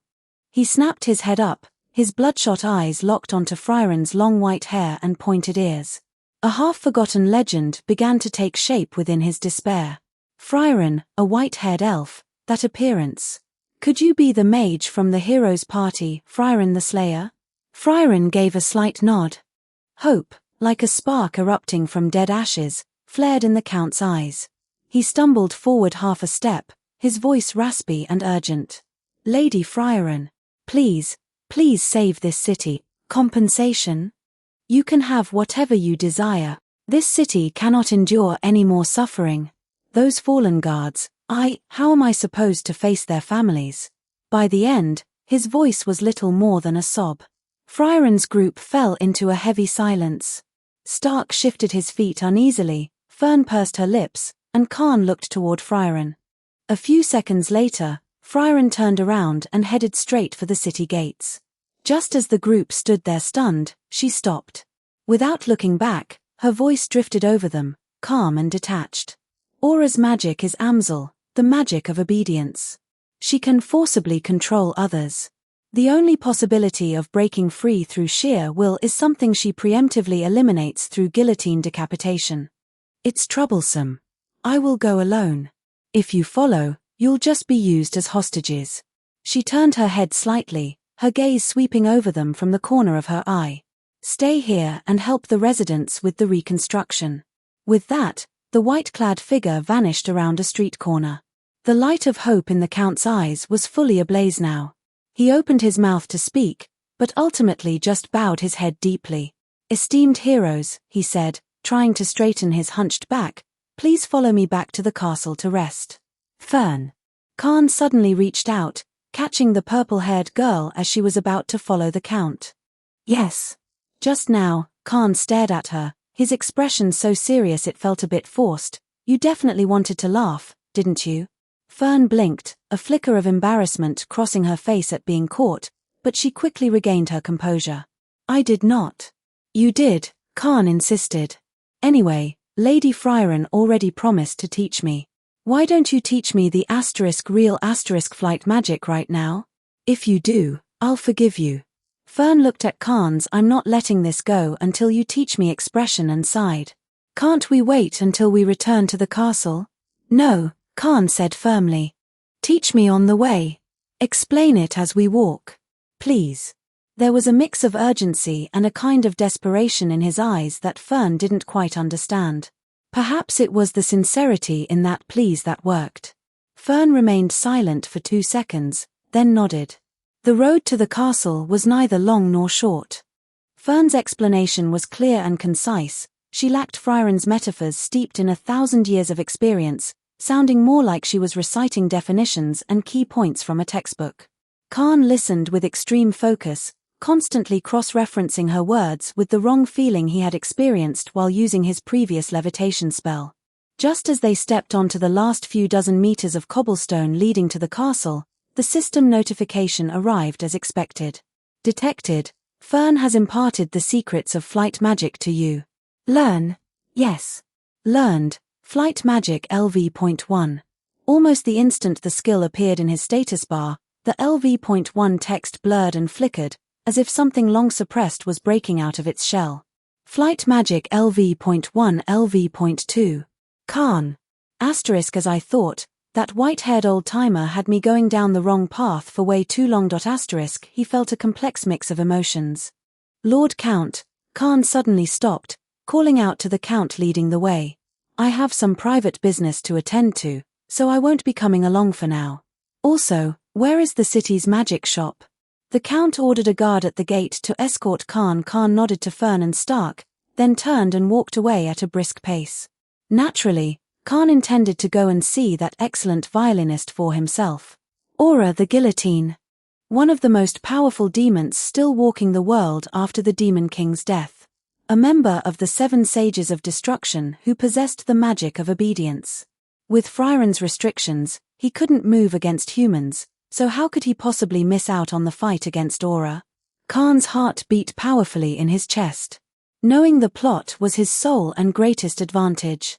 He remembered clearly that Aura would lose, defeated by the ironic backlash of her own magic. But that was a backlash. If he could complete the kill in that brief window after the backlash occurred, when her soul was bound by the scales and before Frieren could utter that command to commit suicide. His throat felt a bit dry. Khan swallowed hard. Fortune favors the bold. He had to seize the opportunity to utilize his meta-knowledge. One had to remember that while a successful extraction only affected the final evaluation by about 1 grade, meaning if you extracted without doing anything, you might still get a desolate grade rating, the items brought out would grant evaluation points to exchange for powers gained within the collision world. However, the thing that truly dictated the final evaluation was what one actually did within the collision world. If he could take down one of the strongest demons left since the Demon King's era, his rating. Khan grew excited just thinking about it. His rush to learn flight magic earlier was precisely for this. Flight magic could reach heights that a basic levitation spell couldn't climb. On the planes below, his presence would only be a weakness for Frieren. But in the sky, at the magic shop, he purchased a monocular magic telescope. It wasn't cheap, but with the Count's estate covering the bill, the guard didn't say much. He had clearly received instructions. Outside the city, the wilderness was swept by a piercing cold wind. Khan activated his flight magic, his body ascending vertically. The airflow whipped past his cheeks, the temperature dropping steadily until his breath came out in white mist. He carefully controlled his mana output, hiding himself within the thin clouds and the gathering dusk. Higher, and higher still. He climbed until the castle below shrank to the size of a toy block, and the vast expanse of the wilderness was laid bare before him. He raised the telescope, infusing it with a trace amount of mana. His vision zoomed in. On the plains, 2 tiny silhouettes stood facing each other from a distance. One had flying white hair, Frieren. The other was slender, seemingly holding something in her hand. Khan held his breath, locking the telescope's focus on Aura. Below, the battle had reached its final movement. Aura sneered, drawing a long sword from the hand of a kneeling, headless suit of armor. The blade dragged across the ground, making a grating sound that set one's teeth on edge. I will take your head myself. A smile of absolute victory, almost one of delight, played across her face. Her gaze swept over the circle of headless armors. Frieren had collapsed. This is the first time I've seen anyone able to dispel my magic. However, you've been negligent. Compared to 80 years ago, your mana capacity is still only around 100 years worth. She stopped walking, savoring her opponent's silence. It seems there was no need to deliberately exhaust your mana. I was far too cautious. Suddenly, the smile on her face froze. She looked down at the illusory scales in her other hand. The tray representing Frieren's soul was slowly sinking, while her own side was tilting upward. You've placed my soul on the scales, Aura, Frieren finally spoke, her voice piercing through the wind of the plains with crystal clarity. To be honest, if you had continued to suppress me with your massive army, I might have been in danger. Fortunately, you were very confident in your own mana. That is why I can defeat you. High above. Through the telescope, Khan saw Aura freeze. Asterisk now, asterisk. He stowed the telescope and took a deep breath of the bone-chilling air. "Have you ever heard of the technique, the one that descends from the heavens?" he whispered to himself, unsure of who he was talking to. The light of the flight magic beneath his feet extinguished instantly. The sensation of weightlessness violently seized his entire body. The Earth's gravity reclaimed its invitation. The gale roared in his ears, nearly tearing his eardrums. Khan forced down his primal fear, focusing his entire being onto the staff in his hand. The spell for ordinary offensive magic was pushed to its absolute limit. An unprecedented blue-white light gathered at the tip of the staff, compressing, then compressing again. The radiance was so intense it threatened to swallow him whole. Asterisk, does this count as a kinetic orbital strike? Asterisk, amidst the high-speed descent, the absurd thought flashed through his mind. What is the meaning of this? Aura's gaze shifted from the scales to Frieren's face, her voice trembling. "You should have noticed by now," Frieren said, her voice remaining calm. "I have been suppressing my mana." The scales were now perfectly level. "You miscalculated, Aura." "Impossible." Aura shrieked in denial, cold sweat breaking out on her face. "There is no way I wouldn't see that you were suppressing your mana. Your mana shows none of the instability or fluctuations that suppression causes." "How surprising," Frieren tilted her head slightly. "Is a demon's observation of mana that refined? It seems Master's methods were correct, after all." She paused. "I have spent nearly my entire life suppressing my mana." The color drained from Aura's face as beads of sweat rolled down. "Rather," Frieren continued, "this is my most natural star." She cut herself off. Without warning, she looked up toward the sky, leaving Aura with nothing but that iconic upward gaze. Aura, however, had no time to worry about this anomaly. Immense terror and a refusal to accept defeat gripped her. "Don't joke with me.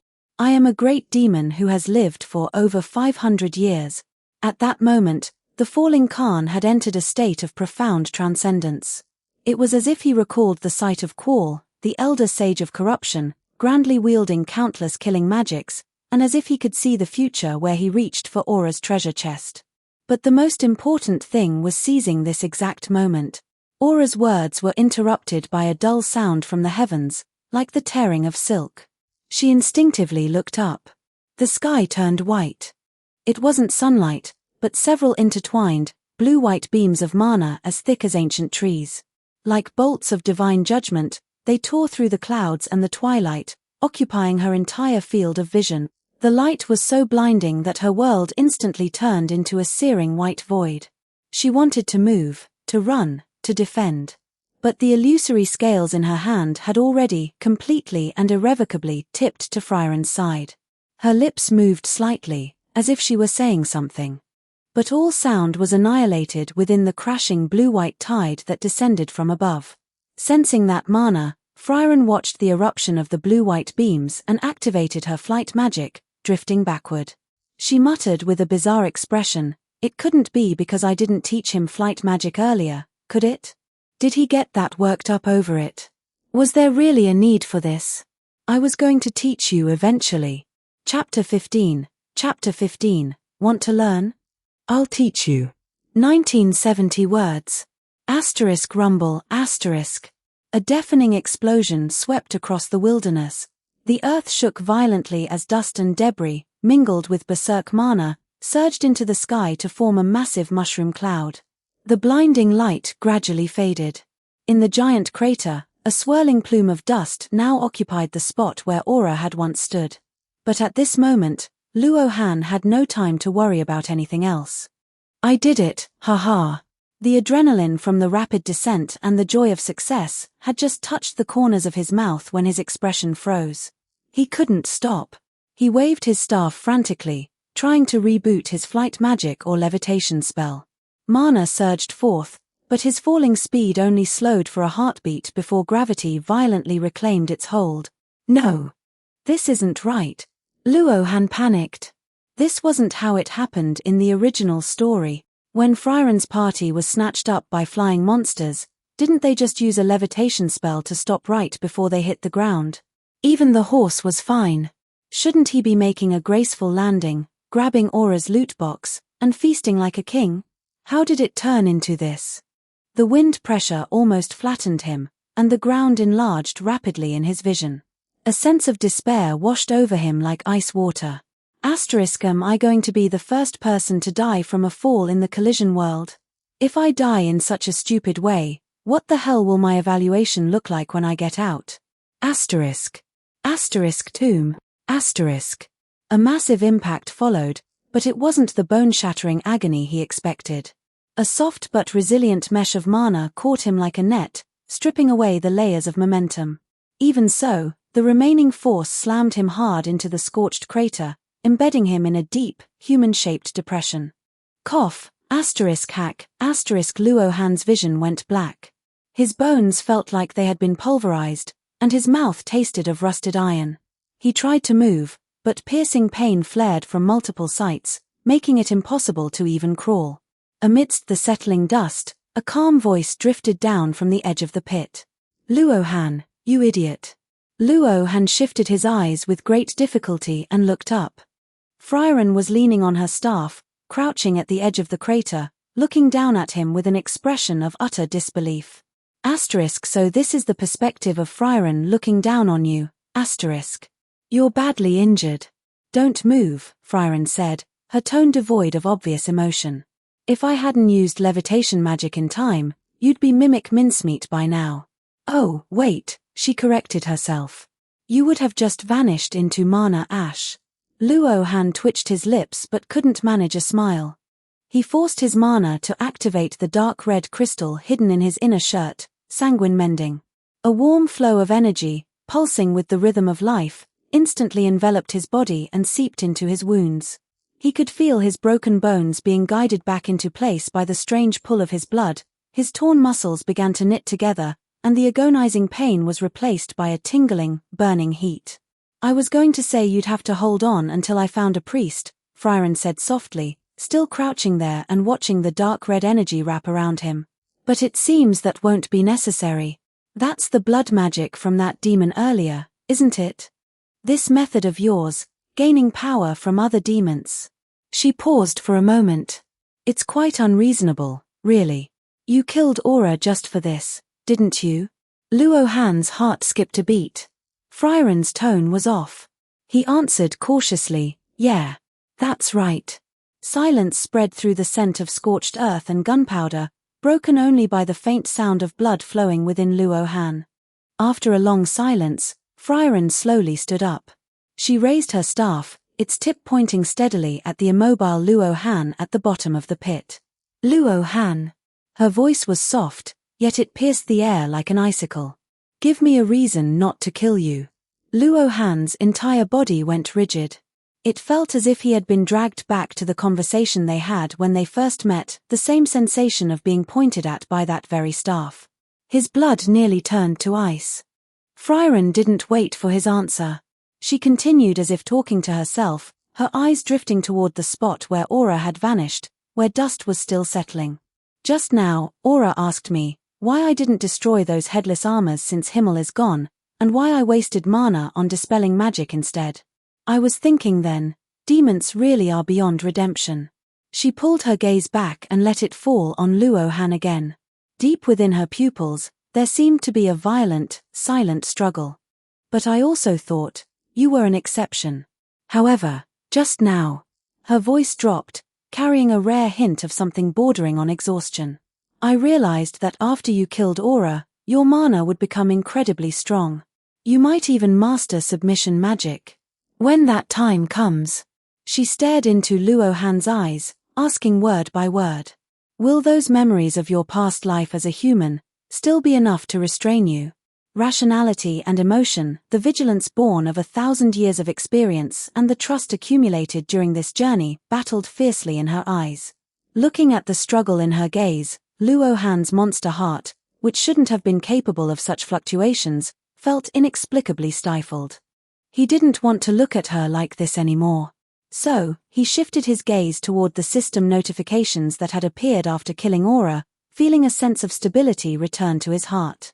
Then, as if making a decision, he took a soft breath, looked up, and met Frieren's eyes. He put all his effort into making his voice sound as calm as usual. In that case, wouldn't it be fine if I just left this world? The wind of the wilderness blew past, kicking up ash from the edge of the crater, fluttering through Frieren's stationary white hair and catching the sudden contraction of her pupils. Asterisk, asterisk, asterisk. The wind on the plains had somehow become gentler, swirling particles of scorched earth that shimmered with a golden-red light under the slant of the setting sun. Frieren lowered her staff to her side, its tip lightly tapping the blackened ground. She looked at Luo Han, her 1,000-year-old eyes churning with extremely complex emotions.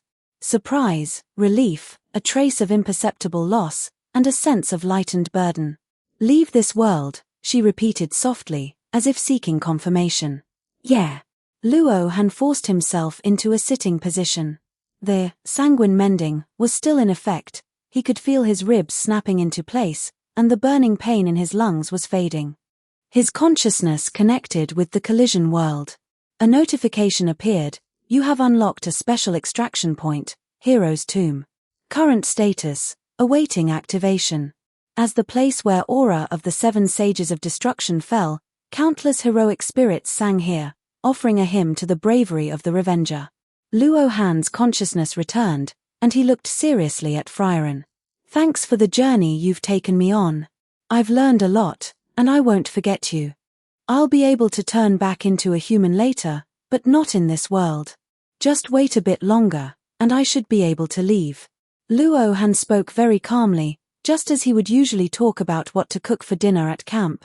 Frieren remained silent. She thought back on everything that had happened along the way.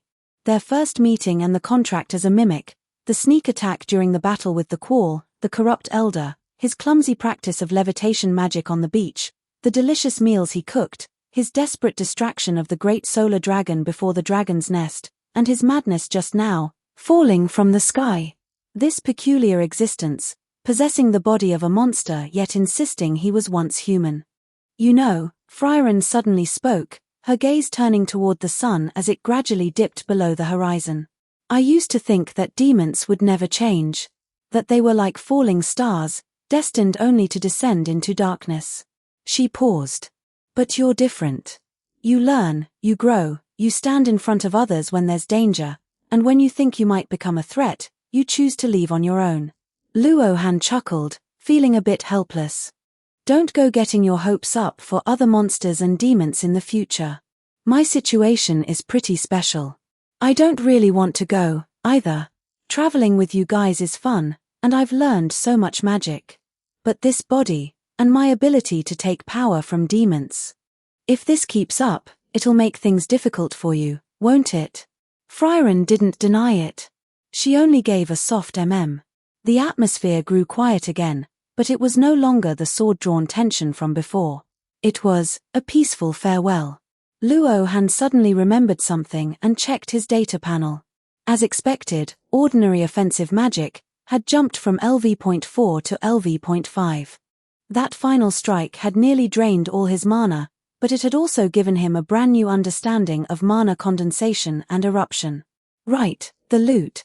He forced himself to use the flight magic. He had just mastered real flight magic this time, not that levitation spell Frieren had teased him with for so long and wobbled into the air. Directly above the deep pit where aura had dissipated, a soul-stirring red light floated quietly. Red. Luo Han's heart gave a violent thump. In the collision world, item quality went from low to high, white, green, blue, purple, gold, and red. This was a tier he had never seen mentioned in any guides. He realized that perhaps items of this quality weren't things one could learn about on the regular network. He floated to the red light, reached out to touch it, and then landed. The loot box opened silently, and the red light flowed out like a living thing, condensing in the twilight into a black-covered tome with dark red veins flowing along its edges. Aura's submission magic, source, quality, red, description. The complete source imprint of the magic held by aura of the 7 sages of destruction.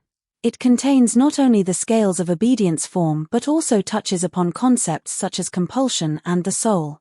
Upon use, the user can obtain and convert levels related to submission magic. Origin: Collision World H07. Haha, a red drop. I knew it, hit the jackpot. Luo Han was elated. He chose to use it immediately. Things were only truly valuable once applied to oneself. The tome flipped open automatically. Countless laws, principles, and applications regarding submission flooded into Luo Han's consciousness like a deluge. The red light gradually dimmed as the tome transformed into a mark branded deep within Luo Han's soul. He opened his eyes and let out a long breath. Submission Magic LV.9, Effect, weighs the target's soul against your own on a scale. The one with the higher soul weight gains control over the other. Note, can control entities with a lower intelligence stat than your own. During intelligence checks, you gain an attribute advantage check equal to the skill level. Current, +9. Can control enemies with 23 intelligence or lower. Max capacity, intelligence plus skill level. Currently 14 + 9. Maximum controlled quantity, 23. What did you learn? Submission magic? Frieren's voice came from the side. She had walked over and was sizing him up. Luo Han nodded. Yeah. Want to learn it? I can teach you. Chapter 16. Chapter 16. Did I really have a talent? 1834 words. Frieren's expression suddenly became a bit complicated. She curled her lip. Let's forget about that kind of magic. I should teach you flight magic instead. Your landing posture just now was hideous. You basically just slammed into the ground. I already learned that from Fern before I came here, Arata retorted instinctively, only realizing after the words left his mouth that this was Frieren's way of changing the subject. She didn't want to dwell on the magic of obedience, nor did she want the atmosphere to linger on the heaviness of departure. How sly, Frieren grumbled softly, turning her face away so he couldn't tell who she was talking about. The moonlight hit the side of her face, and Arata could just barely see the corners of her mouth turning upward.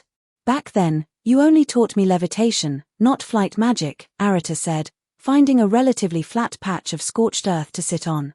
That was tailoring the teaching to the student, Frieren said with practiced composure as she walked over and sat down beside him.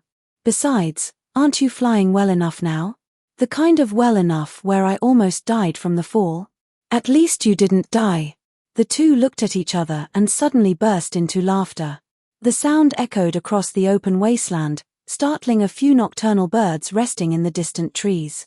They sat there by the edge of the deep crater, lighting a small campfire and chatting idly.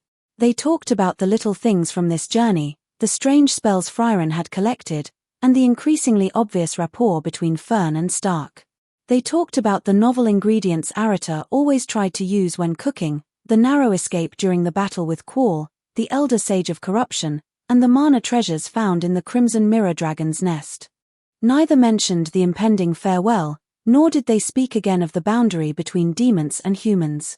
They were just two ordinary traveling companions sitting by a campfire after a day of adventure, reminiscing about the past.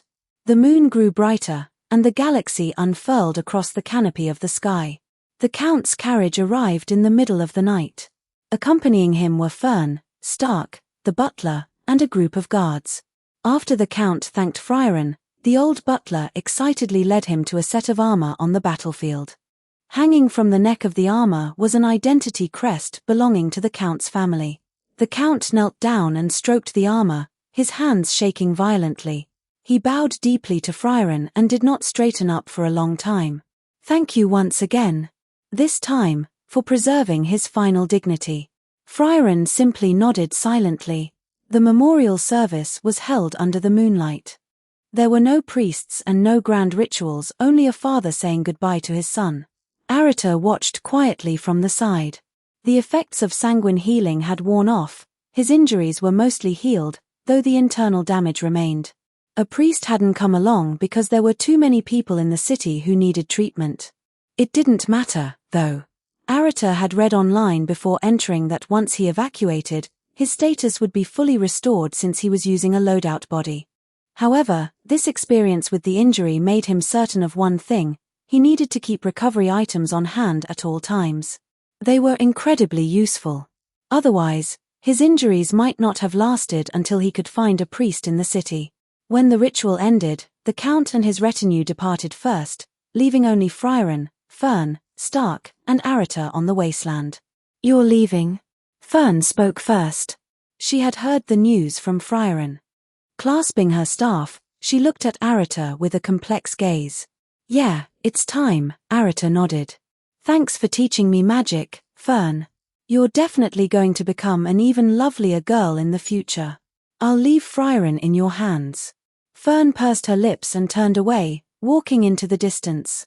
She seemed uncomfortable with this kind of occasion. "Safe travels," her voice drifted back on the night wind. "Don't forget us." Arata felt his eyes grow tight. "Really, don't be so stubborn in the future." He pulled Stark over by the shoulder and whispered, "Keep it up. Be brave like a warrior, both in battle and in life." Arata winked toward Fern's retreating back. Stark scratched his head, looking so embarrassed he didn't know what to say. Finally, he patted Arata on the shoulder, the force making Arata stagger. "I'm not. Take care of yourself. If you have time before you leave, let's find a place in the city and I'll treat you to a strawberry sundae. They're delicious." "Maybe another time, it's too cold for that," Arata laughed, patting him back. "You take care too. Remember to work on your courage." "I'm already trying my best." Right. Frieren stood a few paces away, not participating in the farewell. She just watched, her long white hair fluttering gently in the night wind. Eventually, Fern and Stark turned to leave. They needed to go back and help rebuild the city and handle post-war affairs. After walking a certain distance, Fern looked back and gave Arata a small wave. Once again, only 2 people remained on the wasteland. Frieren walked up to Arata. "Are you leaving the world from here?" "Yeah." Arata looked ahead, where a pillar of pure white light was quietly descending. "Hero's Tomb teleport point unlocked." "I'm going now," Arata said. Frieren nodded. She seemed like she wanted to say something, but in the end, she just reached out and gently patted Arata's head, much like she sometimes did with Fern. Arata smiled. He turned and walked toward the pillar of light. Just before stepping in, he looked back one last time. Frieren stood where she was, the moonlight silvering her silhouette. She raised her hand and gave a small, slight wave. Arata waved back and stepped into the light. Collision World H07, evacuation successful. Settlement beginning. Highlight memories. Happy Smiley. Assisted in the subjugation of Quall, the Elder Sage of Corruption, obtained 410 points. Participated in the Crimson Mirror Dragon subjugation battle, obtained 260 points. Participated in the slaying of the blood-manipulating Mage Lugner and his subordinates, obtained 145 points. Personally slew Aura of the 7 Sages of Destruction, obtained 2400 points, Legend Renown +1. Successfully evacuated World H07, rating rising.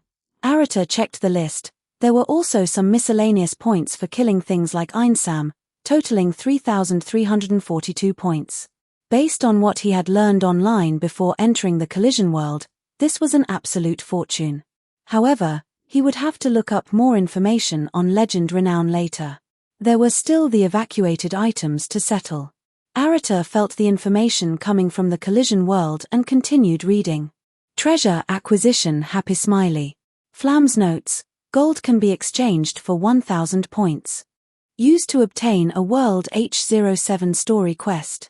Folding space pouch. Blue can be exchanged for 60 points. Azure Heartstaff. Blue can be exchanged for 32 points. 5 blue-grade magic items. Total exchange value, 121 points. Arata thought for a moment and decided to exchange the 5 magic items immediately, keeping only the space pouch and the staff to ensure he had some capabilities in the real world. Regarding the gold quality notes, Arata connected with his consciousness and opened the quest description. Flam's wish. Flam spent her life dedicated to supporting the human race. Though she died without regrets, she still worries for her master, her apprentice, and the future of humanity. Upon using the notes, you may re-enter World H07. For this entry, you will receive a universe-grade loadout and be accompanied by the guardian spirit Flam. Witness the current prosperity of the human race, 01. Meet the Master, Seria, 01. Meet the Apprentice, Frieren, 01. These 3 requirements must be met. Reward upon completion, 300 points. You will be immediately teleported out after the quest ends. Arata kept Flam's notes without hesitation. Back when he was an ordinary person, he had never even heard of items that could grant story quests. Furthermore, everyone could only enter a specific collision world once per cycle. Items that allowed one to re-enter a story world were definitely worth far more than 1,000 points. After all, this was the equivalent of being allowed to retake an exam. A previously unfamiliar collision world would now be familiar territory. After communicating his intent, Arata exchanged the 5 blue magic items for points. Including his evaluation rewards, his total points reached 3,463. Arata continued looking at the settlement panel. Bloodline, Monster, Mimic, 30 points. Exchange. Arata's face went dark. Was this a joke? He definitely wasn't exchanging for that. He skipped it and looked further down. Your settlement attributes are Strength 10, 100 points, Agility 10, 100 points, Intelligence 14, 140 points. Synchronizing to the real world requires a total of 340 points. Exchange. Exchange. Arata didn't hesitate.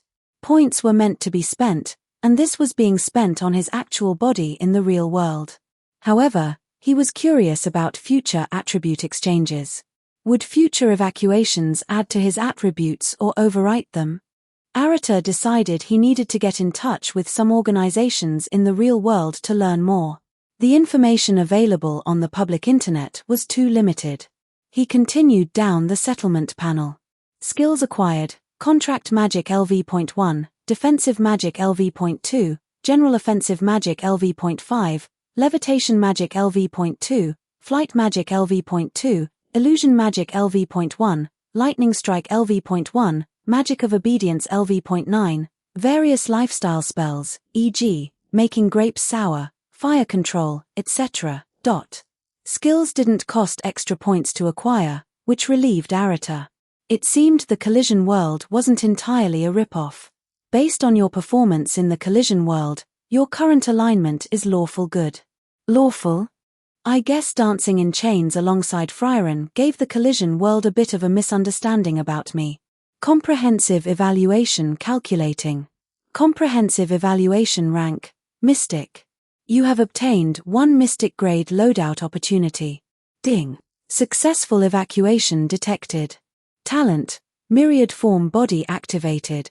Your body and memories at the time of evacuation from World H07 will be recorded at their peak state.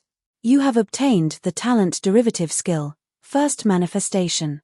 First Manifestation leaves a mark on World H07 to record your legend. Allows for the summoning of a projection in the real world. Monster, Mimic, maintained via humanoid transformation magic. Base attributes, Strength, 10 Agility, 10 Intelligence, 14. Skill slots. Contract Magic LV.1 Defensive Magic LV.2 General Offensive Magic LV.5 Levitation Magic LV.2 Flight Magic LV.2 Illusion Magic LV.1 Lightning Strike LV.1 Magic of Obedience LV.9 Various common spells with intensity too low to be ranked, ignition, fire control, etc. A stream of light enveloped his entire body. The world before his eyes faded, decomposed, and restructured itself. The words First Manifestation in his skill slot gradually solidified. So I actually had a talent. I guess it only activates during the settlement phase. Chapter 17, Control of the Real Realm. 1972 words. Luohan was speechless. He had almost forgotten he even had a talent. When he first entered the collision world, he had studied it for a long time without ever managing to trigger it, so he had pushed it to the back of his mind. He never expected it to activate during the collision world settlement phase. Soon, Luohan felt his consciousness rising, passing through an invisible boundary like a diver surfacing from the deep sea. At the moment of departure, he thought he heard a sound, a cluttered whisper of something he couldn't comprehend, and then everything fell into silence. Sunlight from the real world streamed through the window, landing on his desk. Luo Han opened his eyes and found himself sitting on the edge of his bed. The clock on the nightstand showed it was already the next morning. He had long ago read online analyses regarding the time dilation of that world, so he wasn't at all surprised. The faint golden sun tattoo on his wrist burned slightly before gradually fading from view. He could sense that his staff and spatial bag were stored inside, ready to be retrieved at any moment. This was quite convenient. He sat on the edge of the bed for a moment to steady himself. His memories of Frieren's world were clear and vivid. They hadn't faded with his return. Instead, they felt like a series of carefully framed paintings stored safely in a corner of his mind. He raised his hand, and with a slight thought, a tiny wisp of mana appeared at his fingertips. It wasn't an illusion, it was a real, tangible power. Then he clenched his fist. He felt exactly as he had in his mimic humanoid body. This was a relief. His training in the collision world hadn't been in vain. After the attribute conversion, everything had been inherited by his physical body. The feeling of his gains from the collision world affecting reality was wonderful.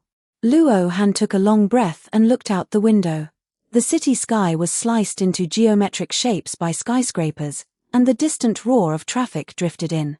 The journey in the collision world was over, but the adventure in the real realm was just beginning. Luo Han stood up and checked his phone. He found a message from his parents saying they had gone to work. There was breakfast in the fridge. He sent them a quick message to let them know he was safe. As he went to heat up his breakfast, he kept his phone out, intending to search for information on attribute bonuses upon evacuation and the state of the collision world within the real realm. Suddenly, the doorbell rang, just as the microwave emitted a sharp ding. Luo Han turned away from the refrigerator, about to take out the heated milk. He frowned. Who would it be at this hour? His parents were at work, and couriers wouldn't be at the door this early. He walked quietly to the entryway and leaned in toward the peephole. Two people stood outside, a man and a woman. They wore crisp black uniforms, and the emblems on their epaulets glinted with a cold, metallic luster under the hallway lights. Enforcers.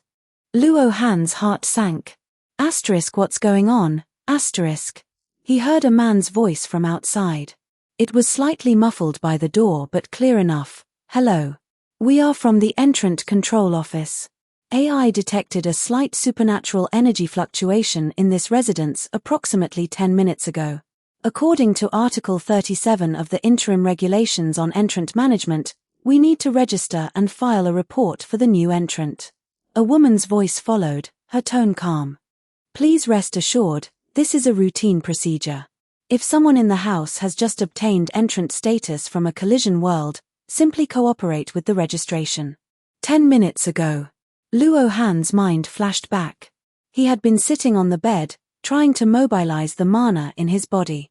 It was just the simplest wisp, condensed at his fingertip into a stream thinner than a strand of hair, just to see how mana felt in the real world. And that had been detected. He recalled the entrant forums and guideposts he had browsed online. No one had ever mentioned real-time monitoring in the real world. Now he understood.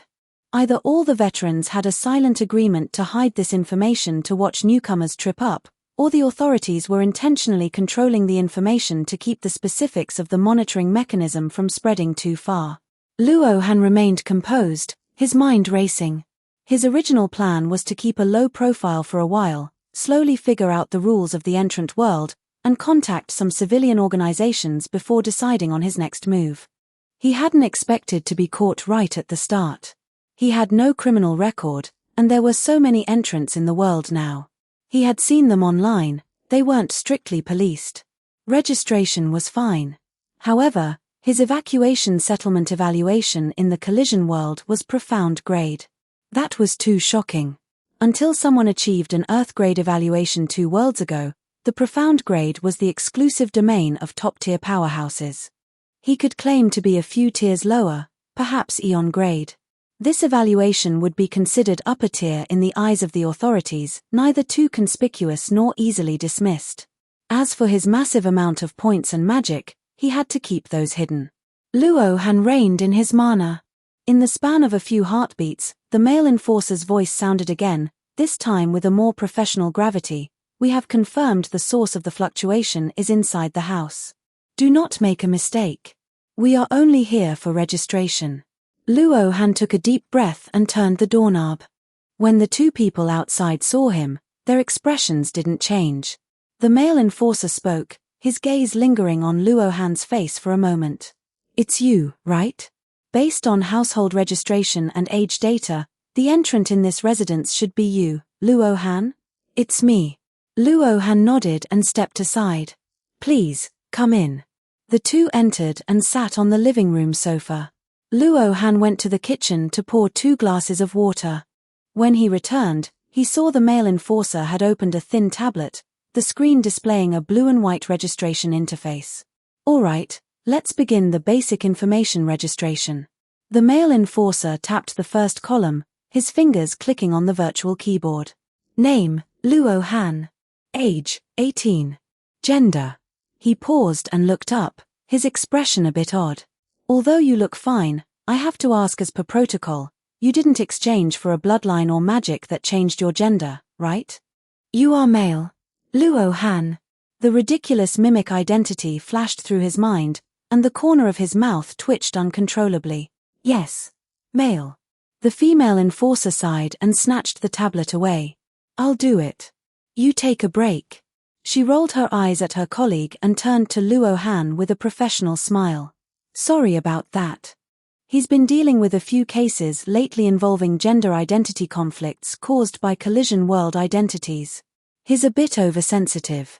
The male enforcer rubbed his nose sheepishly and leaned back into the sofa.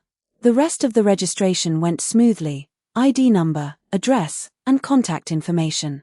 Then they reached the critical part. Evaluation grade. The female enforcer's finger hovered over the tablet as she looked up at Luo Han. Please answer this carefully. The authorities provide resource support and training pathways for entrants who achieve high grades on their first run. But the premise is. She paused, that you can prove it. She added, if you are desolate grade, we can finish the registration right here. But if you are above desolate grade, you need to come with us to the Entrant Coordination Center for a basic combat power test to verify the authenticity of the evaluation. Luo Han was silent for 2 seconds. Eon grade. The living room went quiet for a moment. The two enforcers exchanged a glance. The man raised an eyebrow, and the woman took another long look at Luo Han, her eyes showing a hint of scrutiny. Eon grade, not bad. She nodded and tapped the tablet. Most newcomers are lucky to get primordial grade on their first try. Many choose to just hide out the whole time to secure a desolate grade evacuation. She spoke as she typed. After all, as long as you have entrant status, even if you aren't strong, you can still make extra money by helping out in open-type worlds. If you're Eon grade, you're already eligible to be on the recruitment lists of several corporations. Luo Han nodded. Combat orientation? The male enforcer leaned forward, taking over the questioning again. Melee? Ranged? Magic? Or support? Melee, Luo Han answered. I also studied some magic on the side, but they're mostly low-level spells. Magic isn't my main focus. A dual-path user. The female enforcer recorded this. List all the magic you know. For the sake of preventing supernatural crime, we need everything on file. Luo Han listed several common skills. Besides general attack and defense magic, he also mentioned some of the more obscure spells he had learned from Frieren. When he mentioned the magic to make grapes sour, the expressions of the two enforcers became visibly strained. The male enforcer rubbed his chin. That magic is interesting. It still needs to be registered, the female enforcer said flatly as she typed. Every supernatural ability needs to be on file, even if it only makes grapes sour. The registration continued. When asked about alignment tendency, Luo Han answered truthfully, lawful good. Lawful good. The female enforcer mused, tapping the tablet. We don't know what your actual alignment is, but you should be careful. You know about the previous Dungeons and Dragons world, some entrants who gained the paladin class went around using detect evil everywhere, and it caused a lot of unpleasantness. She looked at Luo Han, her tone serious. If your tendency is real, I hope you don't let it go to your head. Stay honest in the real realm. There are many of us seniors who have survived 7 worlds. With an Eon-grade evaluation, your future is bright. Luo Han naturally agreed. Once the registration was complete, the female enforcer turned the tablet toward Luo Han. Verify the information. If it's correct, give us an electronic signature. Then, you'll need to come with us for the basic test. Luo Han scanned the screen. Everything was filled out as he had said: evaluation grade, Eon, full skill list, alignment, lawful good. He pressed his thumb down and signed his name. I'll send a message to my parents, he said, picking up his phone. His mother replied almost instantly, Xiao Han, that's wonderful. Eon grade is already very impressive. Cooperate well with the enforcers. Mom will make your favorite sweet and sour pork ribs tonight. His father also sent a message: stay safe. Don't overexert yourself during the test. Luo Han put his phone away and followed the 2 enforcers out. The testing site was at the newly built AI Coordination Center in the new district, a streamlined silver-gray building. The exterior walls were covered in flowing light patterns, a real-time visualization of the data processing from the central AI, Hongjun. At the building's entrance, the transparent security gates glowed with a faint blue aura. As he walked into the lobby, Luo Han immediately felt countless subtle scanning waves wash over him. He subconsciously intensified his efforts to suppress his mana. The male enforcer seemed to notice something. He glanced sideways at Luo Han but said nothing. Chapter 18, Aspirations for Subjugation Magic. 1919 words. The testing was divided into 2 parts. First was the physical assessment. Luo Han was led into a vast, empty white room. The walls, floor, and ceiling were a sterile, seamless white. The only splash of color was a heavy-duty dynamometer standing at the far end of the room, its metallic surface glinting with a cold, clinical light. Pick a weapon if you're used to using one, the female law enforcer said, gesturing toward a rack against the wall. It displayed an array of training weapons: sabers, swords, axes, hammers, and more. Luo Han walked over, his gaze sweeping across the selection before he settled on a heavy training axe. The handle was made of a composite material, and the blade was a blunted special alloy. It was heavy, but with his current strength attribute of 10, it felt just right in his grip. Face the dynamometer and strike with everything you've got. Use a skill if you have one, the male law enforcer instructed. He stood before a console in the corner, where data began to scroll across the screens. Luo Han adjusted his breathing and stepped to the center of the room. He recalled the sensations Frieren had taught him: power rising from the soles of his feet, flowing through his legs, waist, back, shoulders, and arms, connecting every joint until the force exploded outward. The physical laws of the real world felt slightly different. He needed to recalibrate for air resistance and gravity, but the muscle memory remained. Sky-shattering strike. There was no sonic boom to tear the air like in the collided world, but the shrill whistle of the axe blade cutting through the atmosphere was still piercing. A moment later, the blade slammed heavily into the dynamometer's armored plate. Asterisk thump, asterisk. The dull impact echoed through the room. The dynamometer vibrated violently, and the numbers on the display jumped frantically before settling on a value that made both law enforcers raise their eyebrows. Burst power is qualified. The technique. The male officer stared at the screen. It's sophisticated.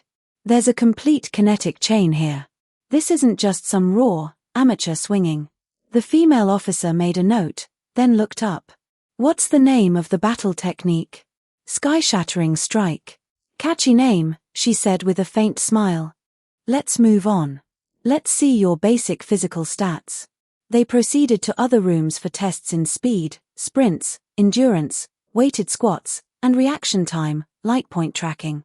Luo Han used this opportunity to adapt to and verify his own physical attributes in this environment. Once the physical assessment concluded, the female officer led him to another room. This one was set up more like a laboratory. Various instruments flickered with faint light, and a strange, subtle scent hung in the air. Now, we test your magical abilities, she said. She pulled a bunch of fresh grapes from a takeout bag, the purple fruit glistening under the lights. Since you're primarily a combat class, we'll skip the complex spells. Just cast that magic to turn grapes sour for us. Luo Han blinked. Let's hurry it up. We still have to get back to the front desk for our shift, she said, placing the grapes on a testing platform. She pressed a button, and a transparent protective shield rose over the tray. Don't dawdle. Just cast it. We need to record the data on the magical effect. Though confused, Luo Han complied. He channeled his mana, recalling the grape-souring magic Frieren had taught him, and released it. In an instant, a flash of magical light pulsed. Within the shield, the grapes underwent a visible transformation. Wearing gloves, the female officer opened the shield, picked up a grape with tweezers, and placed it into a nearby analyzer. Data flowed across the screen. She examined it carefully and nodded. Confirmed. The pH of the target material dropped from 6.2 to 3.8. There is a significant increase in various organic acids. She looked at Luo Han, a rare trace of a smile appearing on her face. Do you know why we test for this specifically? Luo Han shook his head. Every time a new collided world appears, the central AI, Hongjun, collects all knowledge from that world, she explained, her voice carrying a hint of pride. Whether it's magic, battle techniques, technology, or culture, Hongjun performs simulations and analysis to localize and systematize the power systems of the alien world. And for this world H07, the male officer added, having walked into the lab at some point, every eligible who is the first to provide Hongjun with a new spell receives a point reward. Luo Han's eyes lit up. Points. Yes, eligible points, the male officer confirmed. Though the spell you used in the test has a unique effect, as long as it's a magic that hasn't been declared yet, it has research value. Explain the principles of the magic to the AI in a moment, and I'll give you your points first. The male officer gestured for Luo Han to hold out his arm. Their wrists touched, and as the faint golden patterns on their skin glowed in resonance, Luo Han heard a familiar notification in his mind. You have received a transfer of 12 points from another eligible. This was his first income since he had synchronized his attributes. Luo Han checked his balance, 3,135 points. Only 12 points. Luo Han felt a twinge of regret.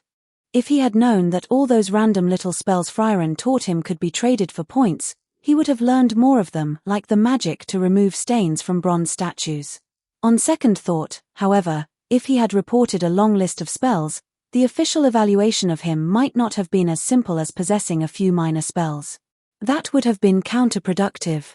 It was better to stay low-key and grow. After all, he already had a plan. With the testing complete, the female officer tapped on her tablet for a moment before handing it to Luo Han.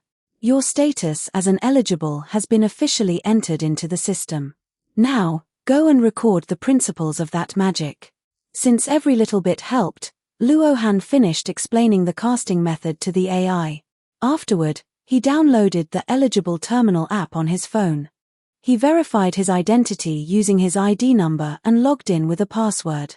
He had heard that they used to use facial recognition, but some people couldn't pass it anymore after redeeming certain bloodlines. You can handle most of your business online from now on, the officer said. Luo Han nodded. The app icon was a minimalist blue cube.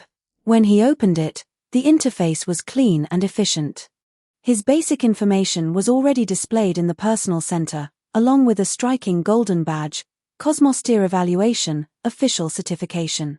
As a Cosmosteer eligible, you're entitled to a monthly stipend of 10,000 credits, the male officer said. It's a measure to prevent people from causing trouble once they get power. A bit of money solves a lot of problems. By the way, if you achieve a higher evacuation rating in the future, come back for recertification. Universitier gets 50,000 a month. The female officer added, of course, true eligibles don't live off this pittance. Government agencies, large corporations, and special departments all recruit high-rated individuals.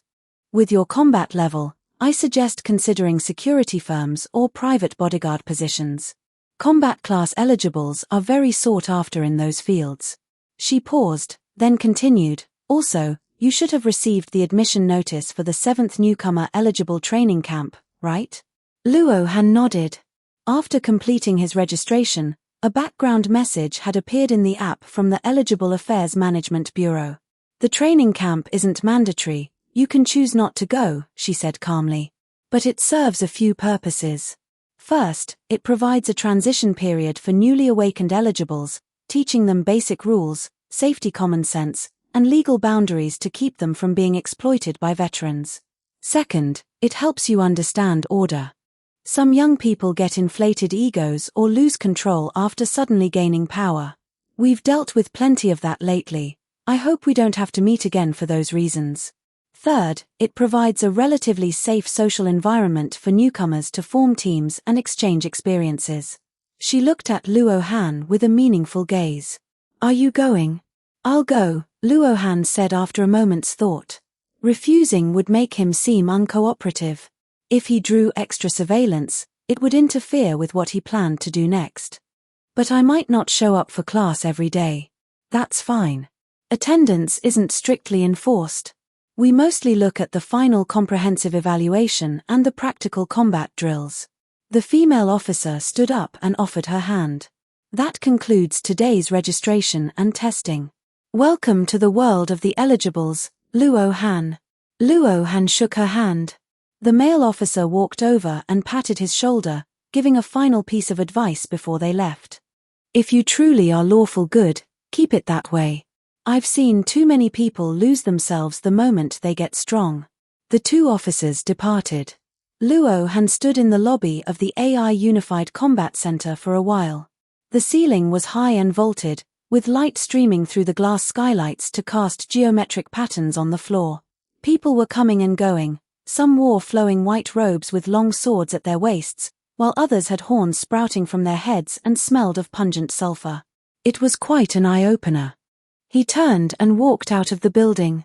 The morning sun was a bit blinding, so he squinted and opened the eligible terminal app, browsing through its various sections. The trading area was a treasure trove, people looking to buy metals from other worlds, others selling homemade magic potions, equipment enchanting services, high-quality gear.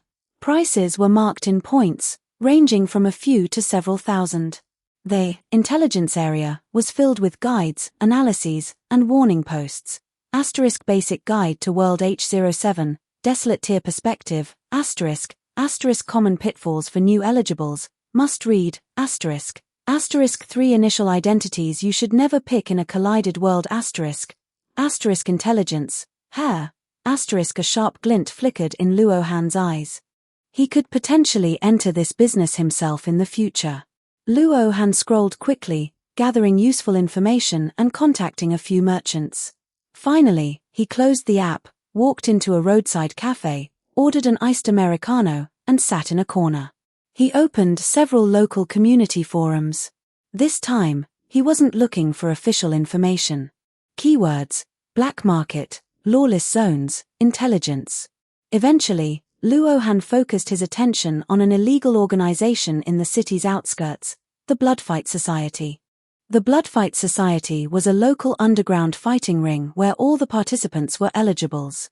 They were also involved in gambling and loan sharking, plenty of dirty work. Their matches were no-holds-barred with high stakes. It was rumored that the organization was controlled by a powerful squad of combat-class eligibles. Even before the Collided Worlds opened, they had operated in the grey areas of society. Their base of operations was a warehouse in a deserted textile factory in the Western Industrial District. The facilities there were old and shielded from AI detection, so matches were held every night after dark. Low intelligence attributes, worshippers of violence, slaves to their desires. Luo Han whispered to himself, picking up his coffee. For subjugation magic, they were perfect. Chapter 19, Objective, The Blood Duel Club. 2081 words. Luo Han drained the last of his drink, settled the bill, and left. He went out to buy a set of all-black sportswear, a baseball cap, and a mask, all simple, unbranded items. Though he knew these were useless against AI detection and certain supernatural tracking methods, they were basic precautions. He didn't plan on getting into a head-on confrontation yet. After finishing his errands, Luo Han returned home.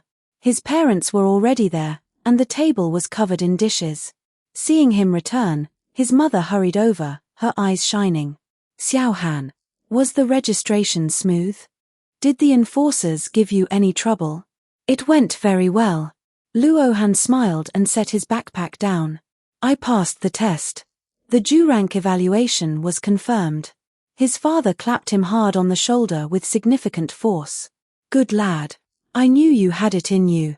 When your mother and I went in back then, we didn't even manage to get a Huang rank. All right, why bring that up now? His mother interrupted, pulling Luo Han toward the dining table. Come eat quickly, I made all your favorites. Luo Han felt a pang of emotion. He suddenly thought of the mission items he had acquired, items that allowed others to re-enter a collision world using a loadout. He decided that once he became stronger and encountered a world that allowed for it, he would secure a couple of those items. He wanted to help his parents earn some evaluations and restart their path as entitled. The meal was lively.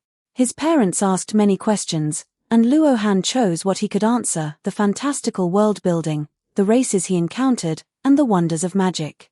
Naturally, he glossed over the dangers of the collision world and the gruesome details of combat with a few casual remarks. His parents were worried, but their pride outweighed their fear. After dinner, Luo Han announced he needed to go to the provincial capital's AI Strategic Command Center. There's a gear trade involving a collision world item. The seller is listing it at the provincial center. His parents exchanged a look. His mother looked concerned.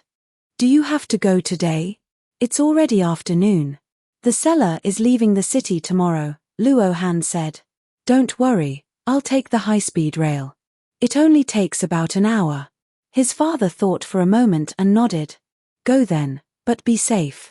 Do you have enough money? Enough.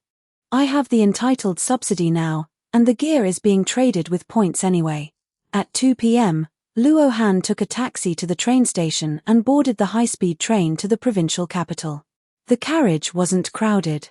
He took a window seat, watching the night-like landscape blur past the window at high speed. 2 hours later, he stood in the lobby of the Provincial AI Strategic Command Center. This place was far more magnificent than the city-level branch. The entire interior was a massive dome structure with countless holographic screens floating in the air, displaying real-time data streams. Distribution of entitled populations, countdowns for collision world openings, anomaly energy monitoring alarms. The trading zone occupied 3 vast underground levels and was incredibly bustling. Luo Han stepped off the escalator into a wide circular space lined with dozens of semi-open stalls. Some people were selling weapons shimmering with otherworldly light, others were displaying bizarre plants in transparent containers, and some were inviting customers to test various potions. The seller he was looking for was in the innermost corner of the circular area. He was a man who looked to be in his early 30s, wearing a grey jacket and sitting on a folding chair with his eyes closed. Only 3 items sat on the stall before him: a pair of silver earrings, a dull short sword, and an irregular crystal. Luo Han walked over, his gaze landing on the earrings. Whispering fairy earrings, purple quality. The seller seemed to know exactly what he was looking at without even opening his eyes. He blurted out the price, 240 points. No haggling. Luo Han crouched down and picked up the earrings. The silver frames were ice cold, and the amethyst stones embedded at the ends shimmered with a subtle glow under the lights. Upon closer inspection, the interior of the crystals seemed to contain microscopic patterns slowly rotating. With a thought, information surged from his collision world mark.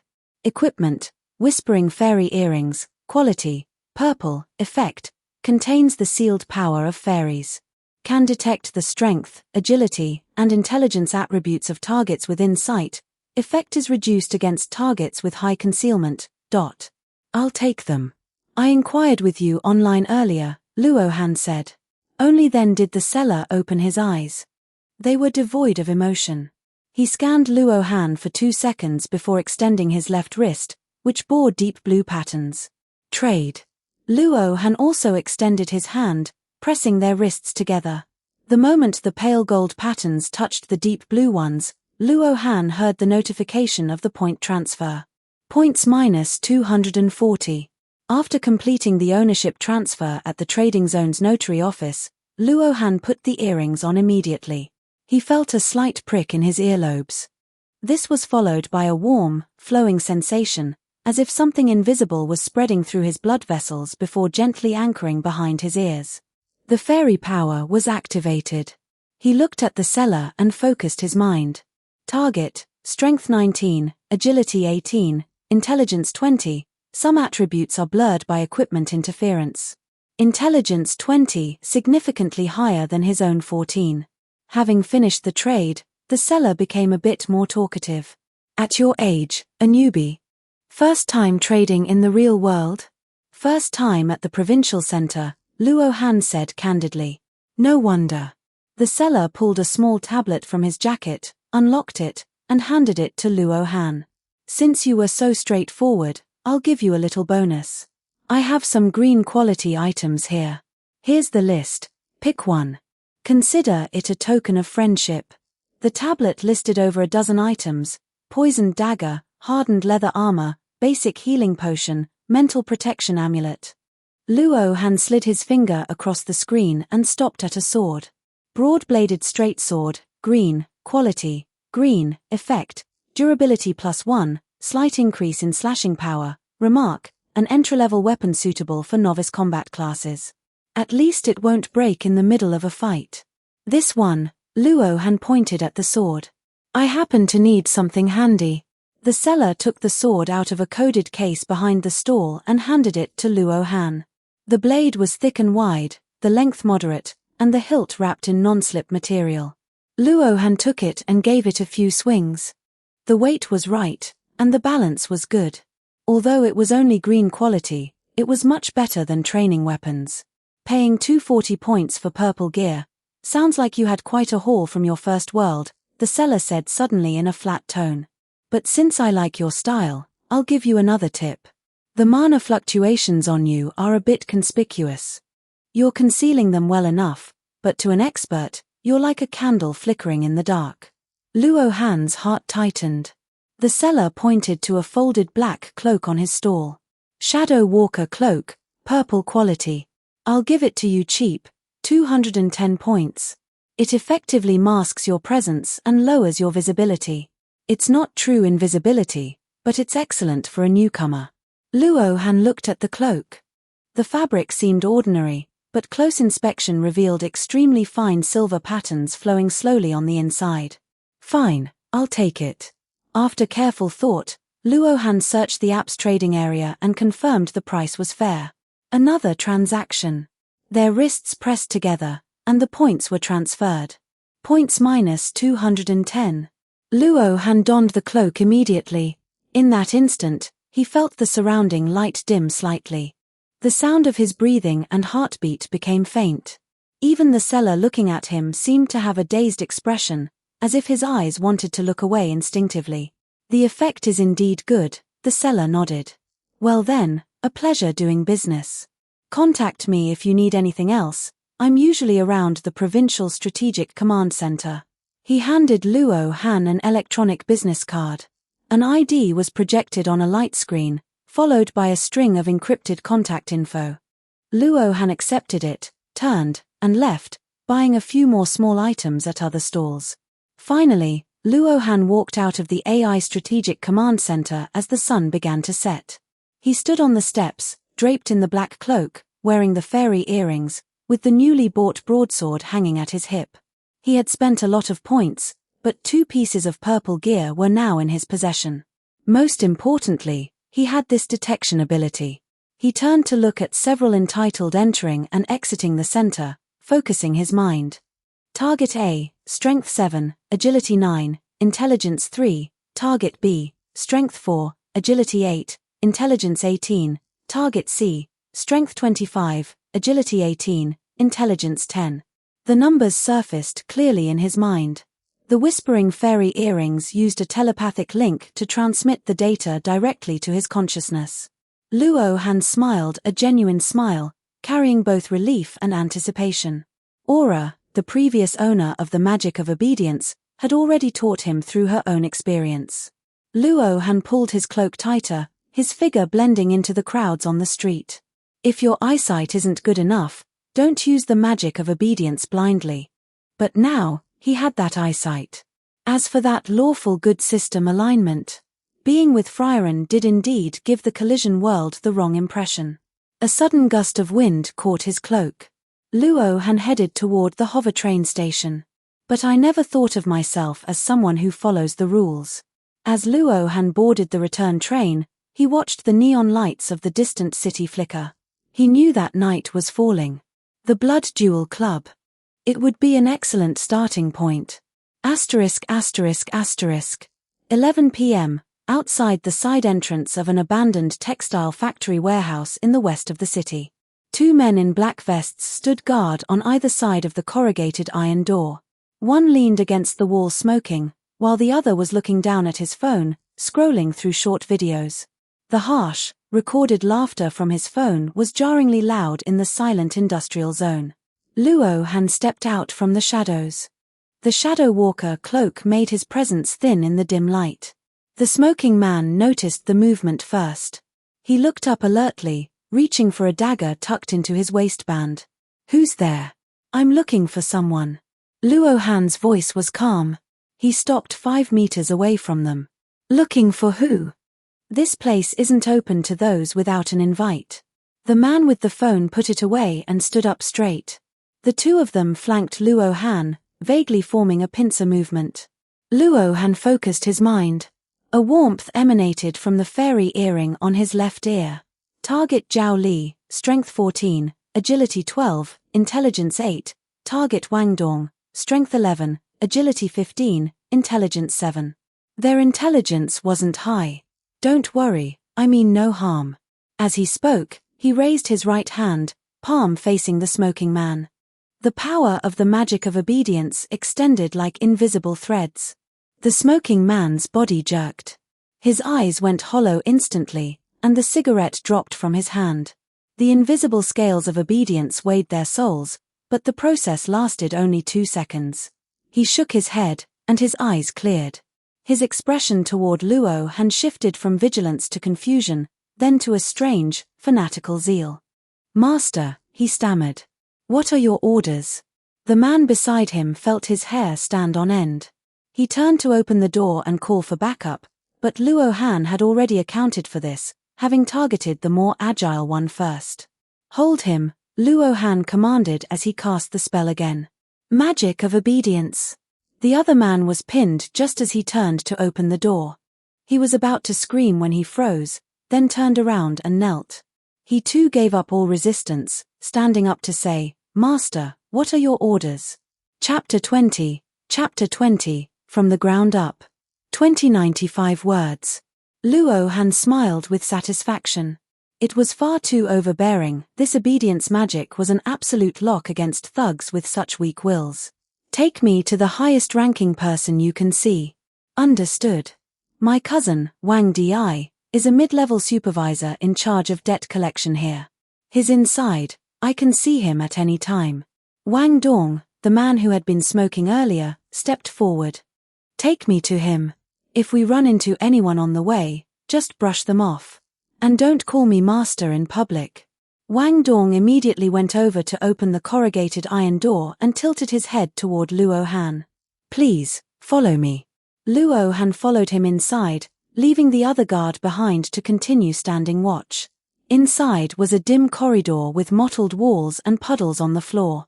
As they walked, Wang Dong whispered, "My cousin is in the second-floor office.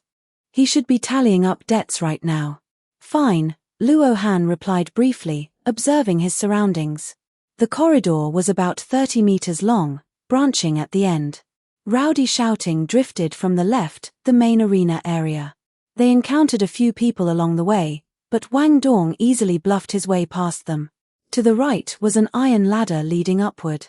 Luo Han followed him up. Climbing the ladder brought them to the second floor. This area had been converted into offices and a monitoring room. Several rooms lined the hallway, with signs on the doors reading finance, scheduling, and security. The man stopped in front of a door at the far end of the left side and knocked. "Open up, cousin. Someone's looking for you." "Huh. I'm busy," a raspy male voice called out from inside. "It's me, cousin. I've got an urgent family matter." There was a 2-second silence, followed by the sound of a chair dragging across the floor. The door opened. A middle-aged man in his 30s with a buzz cut and a slight potbelly stood there, wearing a button-down shirt. Seeing Luo Han, he knit his brows. "Family matter? Who is this?" His words cut off abruptly. Luo Han had already raised his hand. This time, he increased the output of his mana. In an instant, the man's soul was forced onto the scales of obedience magic, and the weight dropped. Wang Di's body jerked violently. His eyes widened, and the veins on his forehead bulged. He was resisting. This mid-level supervisor had a stronger will than the guard at the door. Luo Han could feel the psychic tug-of-war, as if his invisible hands were pressing down on a balloon that was trying to expand. Unfortunately for Wang Di, his strength wasn't enough, it only bought him an extra second. Wang Di's resistance gradually withered. His gaze shifted from struggle to confusion, and finally to calm. He took a deep breath, his expression turning submissive as he looked at Luo Han. "Master, what are your orders?"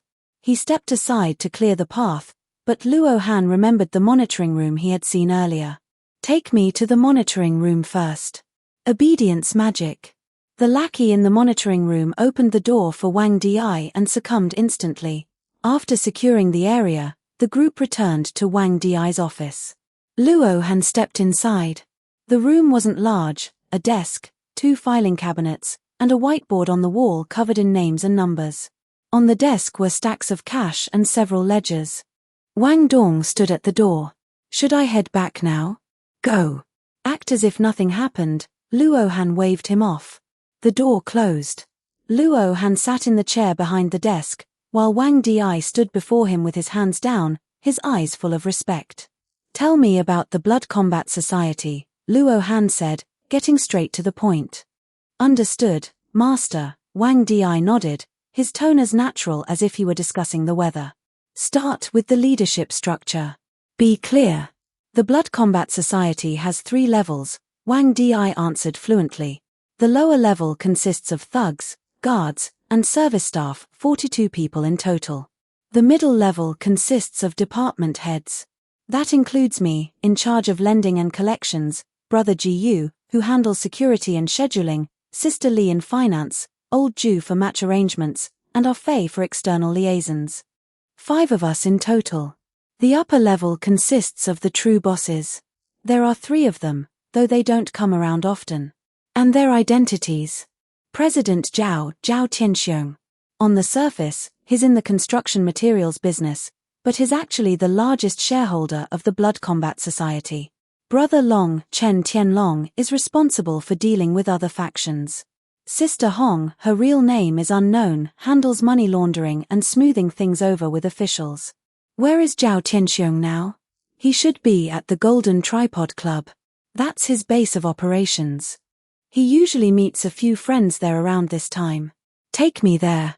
Tell him there's an emergency with the accounts that must be reported in person. Yes. On the way, Luo Han learned more. This Zhao Tianxiong had been a businessman even before entering the collision world. He hadn't entered the collision world directly at first. Instead, after the second phase of the collision world opened, he gathered intelligence on the new mode from others and hired a large number of people to help him inside the world. Relying on his sharp mind, he had flourished within the collision world. The Golden Tripod Club was located on the edge of the city center, a standalone 8-story building with a low-profile, dark grey glass curtain wall. Several luxury cars were parked at the entrance, and uniformed valets respectfully opened doors for guests. Wang Di drove while Luo Han sat in the back. The car entered the underground parking lot and stopped in a reserved space. President Zhao is always in a private suite on the 6th floor, Wang Di said as he unbuckled his seatbelt. They know my face, so I can get straight to the reception area on the 6th floor. But to actually get inside, we'll need President Zhao's permission. Understood. Create an opportunity for me to be alone with him if possible. Luo Han took off his black robe to make his attire look more natural. The two took the elevator up. The 6th floor was luxuriously decorated, with thick carpets, dark wood paneling, and an unknown fragrance lingering in the air. 2 bodyguards in black suits sat in the reception area. Seeing Wang Di, one of them stood up. "Supervisor Wang? What brings you here so late?" "Emergency accounting issue. I must report to President Zhao in person," Wang Di said with a serious tone. "I found a discrepancy in the collection flow. Someone might be tampering with the books." The bodyguard frowned and checked in via his earpiece. A few seconds later, he nodded. "President Zhao says you can go in." "But who is this?" He looked at Luo Han. "An accountant I brought along. He's the one who found the problem." The bodyguard sized Luo Han up. Seeing nothing unusual, he waved them through. "Go on in. President Zhao is talking business with friends, so don't take too long." The door to the innermost suite was heavy. Wang Di knocked and pushed it open. The suite was massive, with a circular sofa in the center where 3 people were sitting. In the middle was a man in his 50s with slicked back hair, wearing a silk tang suit and holding a cigar, Zhao Qianxiong. To his left was a lean, middle-aged man, and to his right was a young woman wearing gold-rimmed glasses. The 3 were conversing over red wine and fruit platters. "President Zhao," Wang Di bowed. Zhao Qianxiong looked up. When he saw Luo Han behind Wang Di, his brow furrowed. "Wang Di, who is this? Didn't I say not to bring outsiders when I'm discussing business?" "President Zhao, this is the new accountant who discovered the issues with the collection ledgers," Wang Di began. "I was wondering if it would be convenient to report to you privately. The discrepancies are quite significant." Luo Han remained calm, his gaze locked on Zhao Qianxiong. He instantly activated his mental probe. Target, Zhao Qianxiong, Strength, 30, Agility, 26, Intelligence, 20. An intelligence of 20 was within his controllable range, but it was right at the threshold. Luo Han turned his probe toward the other 2. This time, the results made his heart skip a beat. Target A, lean middle-aged man, Strength 9, Agility 19, Intelligence 25. Target B, woman with glasses, Strength 7, Agility 20, Intelligence 12. Intelligence 25. That was beyond his current control limit. Zhao Qianxiong's face darkened. "Mph Wang Di, I'll deal with your incompetence later." "Fine, let's talk in the inner room." The 2 followed Zhao Qianxiong into the inner chamber, and Wang Di turned to close the door. "Spit it out. What's going on?" Zhao Qianxiong sat on the sofa, sounding impatient. But someone was even more impatient than he was. Before Zhao Qianxiong's voice had even faded, obedience magic was already unleashed. This time, the resistance was significantly stronger than it had been with Wang Di.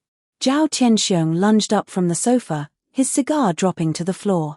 He clutched his head with both hands, his expression contorted, a low growl escaping his throat. "You!" Zhao Qianxiong hissed, his eyes fixed on Luo Han, yet he didn't dare divert his focus to speak further. Sweat broke out on Luo Han's forehead. He could feel the other man's will. It was like a solid boulder, making the scales of obedience magic tip with agonizing slowness. This guy's consciousness was remarkably firm. He was no pushover. Luo Han pushed his mana output to the limit. The lights in the suite seemed to dim for a fraction of a second. Zhao Qianxiong's body trembled, and his eyes began to bloodshot. He stumbled back, collapsing against the back of the sofa. Zhao Qianxiong's resistance shattered. His body went limp, and he slumped into the cushions, panting heavily. A moment later, he looked up. The hatred in his eyes had turned to confusion, then to absolute subservience. "Mars. Master," he rasped. "The 2 people outside, have them restrained along with the others," Luo Han commanded. No one outside the Blood Combat Society could know that he had met with Zhao Qianxiong today. Otherwise, if the Blood Combat Society underwent changes later, he would be investigated and suspected, as he hadn't bothered to disguise his face. Zhao Qianxiong picked up his phone and gave a few orders before returning to the outer lounge. He sat back down and began to exchange pleasantries. Don't worry, it's nothing. Even under control, Zhao Qianxiong was an old fox. Halfway through his sentence, he suddenly lunged off the sofa. He threw a heavy punch toward the lean man's face, with Wang Di following right behind. Simultaneously, the two bodyguards burst through the door and lunged at the woman in glasses to subdue her. The suite instantly devolved into a chaotic brawl. The lean man was clearly a trained fighter. He ducked Zhao Qianxiong's heavy blow and reached into his coat to pull out a wand. However, a blood-red light flashed across Zhao Qianxiong's arm, and a follow-up punch sent the wand flying. Wang Di then moved in with a low-angle sneak attack, completely disregarding his own safety. The man, who seemed to favor magic-based skills, had no room to maneuver and was pinned down immediately. The woman in glasses was pressed into the sofa by the bodyguards, a dagger clattering to the floor. She screamed, "Are you insane?" President Zhao, his from Black Tide Security. Black Tide Security, the famous company that had risen to prominence rapidly following the emergence of the collision world. Luo Han's mind raced. With an intelligence of 25, the man was impossible to control with obedience magic. But this person had to be dealt with, or everything from tonight would be exposed. Luo Han walked over to the man and looked down at him. "Your name?" "Pa." The man spat blood-flecked saliva. "Kid, you messed with the wrong people. Black Tide Security won't let this go." Zhao Qianxiong stepped up and delivered a punch infused with a blood-red glow. The man recoiled in pain, then looked at Zhao Qianxiong with newfound fear. Luo Han first ordered the bodyguards out of the room, then used obedience magic to take control of the woman in glasses. Chapter 21, Seizing Points and Equipment. 2,193 words. One aspect. Immediately after, Luo Han softly chanted the skill name. Ripples like water disturbed the air. A second later, a figure coalesced beside him. It was his mimic humanoid form projection from the world of Frieren. The figure had black hair and black eyes, dressed in simple cloth clothes. However, his gaze was icy, and a faint fluctuation of mana emanated from his body. The moment the projection appeared, the lean middle-aged man's face changed drastically. Before he could react, the projection had already moved. The mimic humanoid and Luo Han simultaneously raised their hands and pressed them against the man's forehead. This time, it wasn't obedience magic, but contract magic, the very first skill he had learned in the Frieren world. With both of them activating contract magic at once, it provided a layer of security for a skill that was only level 1. The patterns of the contract magic spread from Luo Han's palm, seeping into the man's skin. This wasn't the forced domination of obedience magic, but a binding agreement. "I enter into a contract with you. He who violates it shall fall into death," Luo Han said in a low voice. "I will not harm you, but there are 3 conditions you must agree to. First, you shall not reveal anything that happened tonight or any information regarding my identity in any form." The middle-aged man had originally intended to ignore Luo Han, but feeling the icy touch against his neck, his body trembled. He swallowed hard and nodded. He might as well listen. "Second, you shall harbor no malice or plot any harm against me or anyone I designate. Third, you shall not take the initiative to break this contract, nor shall you seek a way to dispel it." As each rule was established, the contract patterns glowed brighter. The man felt something invisible being branded into the depths of his consciousness. Having heard the 3 conditions, the middle-aged man's face turned ashen, his forehead drenched in cold sweat. However, he agreed a few seconds later. Survival was more important. But the moment he agreed and tried to think of a way to counterattack, a frantic warning siren blared from the depths of his soul. "You! What did you do?" His voice trembled. "A precautionary measure," Luo Han said, withdrawing his hand. "Now, you can go back and rest. Act as if nothing happened." After the middle-aged man left, Luo Han continued to issue orders. "Zhao Qianxiong, notify all personnel at the mid-management level and above in the Blood Combat Society. Schedule appointments with them one by one. Tell them there's an urgent matter, you can make up the specific reason." As everyone was invited in one by one, not a single person possessed intelligence that exceeded Luo Han's control limit, and their willpower was relatively weak. Ironically, The one with the strongest will turn out to be Zhao Qianxiong. The following afternoon, in the third basement level of the abandoned textile factory warehouse. This place was even more concealed than the ground floor. The entrance was disguised as a derelict boiler room and required triple password verification. The meeting room was roughly 50 square meters. A long conference table sat in the center, surrounded by 8 people, every member of the Blood Combat Society at the mid-management level or higher. Zhao Qianxiong sat in the head seat. At that moment, the door to the meeting room opened. Luo Han walked in, still draped in his Shadow Walker cloak. Everyone's gaze converged on him, and they all rose respectfully. Zhao Qianxiong stood up, his tone reverent. As you all know, from this day forward, Mr. L is the true controller of the Blood Combat Society. The meeting room erupted in applause. Luo Han walked to the conference table and reached up to pull back his hood. His youthful face caused most of those present to freeze in shock. Carry on as usual for the most part, but stop the excessive activities, things like the usury loans, he said. His voice wasn't loud, but it carried a certain oppressive weight. Simultaneously, the power of obedience magic spread out like a ripple. Under the lights of the meeting room, 8 pairs of eyes watched the young figure at the head of the table. Zhao Qianxiong had already retreated to a side seat. Luo Han's fingers tapped rhythmically against the surface of the table. His gaze swept over everyone present. Zhao Qianxiong, Wang Di, Sister Li from Finance, Old Jiu from Security Dispatch, Old Ju from Match Scheduling, and Ah Fei from External Relations. There were also the 2 other behind-the-scenes bosses of the Blood Combat Society, Chen Tianlong and Sister Hong. These 2 weren't particularly strong, but according to the information they had divulged, their social circles were quite vast. Luo Han decided to let them maintain their original lifestyles and proceed gradually. Luo Han knew that his ability was only effective against those whose will was not firm enough. He couldn't control true powerhouses, but he could entice them with benefits. Everyone in the meeting room was firmly controlled by the obedience magic. Their eyes held nothing but submission.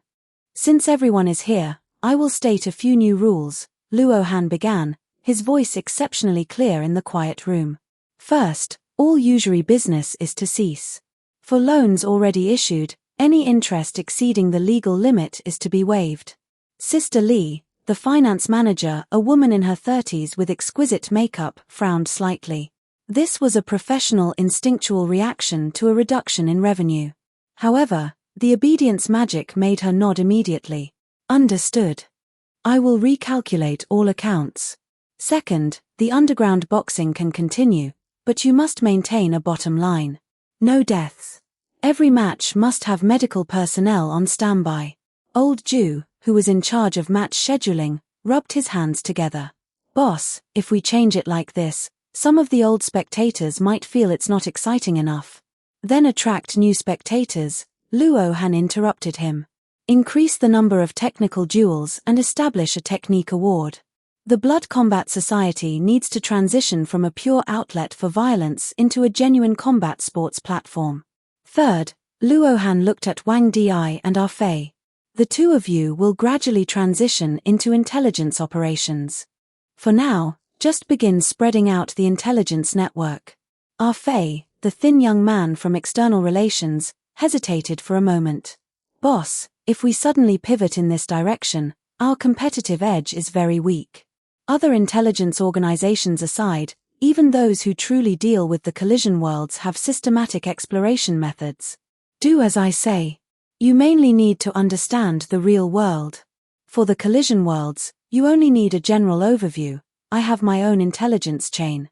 For now, focus on collecting the movements of all underground forces in this city and the surrounding areas, as well as the latest news regarding the Circle of Qualified Ones. Luo Han's tone brooked no argument. Understood. Zhao Qianxiong, you will later tell me every guide and hidden rule regarding the various collision worlds that you know of. Also, and most importantly, Luo Han leaned forward, his hands clasped on the table. From today on, the primary task of the Blood Combat Society is to gather resources and talent for me. Resources include high-end equipment of purple quality or higher, as well as rare items flowing out of the collision worlds, and various cultivation methods. Talent refers to qualified ones with innate abilities, or those who have previously achieved universal class or higher. If someone achieves Eon class on their first entry, that is also acceptable. Note: do not offend them. Even if you can't recruit them, you can still be friends. As the nominal chairman, Zhao Tianxiong was the first to voice his support. Rest assured, Master. I will coordinate everything. Tianlong, Sister Hong, and I have accumulated many connections and channels. These tasks can be pushed forward in stages. Very good. Also, call me boss from now on. Master attracts too much attention. Luo Han nodded. Now then, on to the next matter. Transfer over 90% of the points you currently have to me. A brief silence fell over the meeting room. For a qualified one, points were a harder currency than money. They could be directly exchanged for attributes, skills, and equipment. They were the foundation for survival and growth in the collision worlds. Requiring them to hand over 90% was no different from carving out their flesh, but under the compulsion of obedience magic, no one could refuse. Zhao Tianxiong was the first to extend his wrist, and deep blue patterns lit up. I currently have 1820 points. 90% is 1,638 points. As everyone withdrew their wrists, Luo Han looked at his current total of over 8,500 points. He couldn't help but grin. Truly, eating the predators was the fastest way to get rich. Not bad. Luo Han looked satisfied. Now then, take out all the treasures you've brought back from the collision worlds and let me see them. I'm going to pick a few. The 8 people looked at each other, but no one dared to disobey. Zhao Tianxiong first produced a ring set with a ruby and placed it on the table. This is the Flame Demon's protection I obtained previously. Gold quality. Once equipped, it can release a Flame Demon summoning once per day. I got it in a previous H6 rank Dungeons and Dragons world. Luo Han was actually a bit surprised. If he hadn't directly controlled Zhao Tianxiong, he probably wouldn't have even been able to beat a flame demon. Chen Tianlong took out an inconspicuous piece of clothing. The 1000-layer raiment. Gold quality. Once activated, it allows the user to travel freely through soil and rock. You can go anywhere as long as it's not too deep. It places a certain burden on the physical body. It was brought out of a Tyrant Empire world. Luo Han realized this was an item from the *Akame ga Kill world. It looked like a Shingu. Sister Hong actually pulled a necklace from her cleavage. The Heavenly Star Pith. Gold quality. It increases the wearer's energy cultivation speed while slightly enhancing memory. It also makes recovering energy during rest twice as effective. This was a product of a previous martial arts world. Though I didn't bring it out myself, it was a gift from the city administrator's younger brother. Luo Han took a close look at Sister Hong. She was indeed a beauty who still retained her charm. No wonder she was able to clear the official channels for the Blood Combat Society. In the future, he could use her to get in touch with the authorities. If those people lacked sufficient intelligence, he would be able to mobilize even more power. Luo Han's gaze swept over the other pieces of equipment. There were 2 purple quality items that were decent, so he took those as well. Afterward, Luo Han took some supplies and consumables from the group, replacing his previous blue items in the process. Equipment: Dual Serpent Flame Staff, quality, purple, massive bonus to magical attack power. Fire spells have a chance to trigger multicast. When casting fire spells, there is a 25% chance to inflict the burn effect on the target. While holding the staff, your own fire resistance is increased by 15%, and you are immune to low-level freezing and slow effects. Equipment: Ethereal Ring, quality, purple, storage space of 40 cubic meters. Can store non-living items. Stored items will not suffer wear or spoilage over time. Equipment: Infernal Summon, quality, gold. Once equipped, you can consume your own energy to summon a flame demon to assist in battle. The flame demon lasts for 15 minutes. The summoning interval depends on the flame demon's vitality. Currently available for summoning: Dual Wield Onslaught, Long Sword Slashes plus Flame Whip Entanglements. Targets hit by the whip have a chance to be dragged and bound. Spell-like abilities can use fire abilities. Each summons can use Flame Storm only once. Death Throws, upon death, triggers an explosion of fire and unholy damage within a 100-foot radius. Fiery Body, immune to fire and poison. Resistant to cold and lightning. High spell resistance. Equipment, 1000-layer raiment, quality, gold. Once worn, the user can freely manipulate soil and rock, allowing unobstructed travel within 100 meters underground. While traveling, the body merges with the earth, leaving no trace. Passive effect, reduces earth element magic damage by 30% and increases movement speed by 50% in underground environments. Equipment, Heavenly Star Pith Pendant, quality, gold, a necklace crafted with the Heavenly Star Pith, Emperor's Flowing Syrup, as its core. While worn, the cultivation speed for energy attributes is increased by 50%. It also enhances brain activity, memory, and comprehension while accelerating the recovery speed of the body and spiritual power. Luo Han stored 3 of the items in the ethereal ring, then put on the ethereal ring and the infernal summon ring. Regarding attributes, Luo Han asked, "How much do you know?" Up to 50 chapters on P at Trion https://www.patreon.com/c/biggertl. Chapter 22. Chapter 22. The Possibility of Exceeding Limits. 1961 words. Zhao Tianxiong pondered for a moment. Boss, in the beginning, attributes can be stacked as long as you have the points to exchange for them. However, breaking past 30 points is extremely difficult due to the limitations of the human body. Under normal circumstances, participants can only raise their attributes to a maximum of 30 points through point exchanges. That is the threshold. To break past 30 points, one must transcend human limits, he continued. This is usually done through bloodline exchanges like the demons, dwarfs, and elves in this current world. All of those allow a person to exceed the upper limit. Alternatively, there's that major figure from our province, codenamed Ice Rock. He supposedly obtained a supernatural stimulant of gold quality or higher in the Tyrant Empire world, which allowed him to join the ranks of the truly powerful. He paused. For instance, I'm currently stuck at 30 points in strength. Furthermore, even if you do break past 30, the cost for every single point gained thereafter is several times higher than before.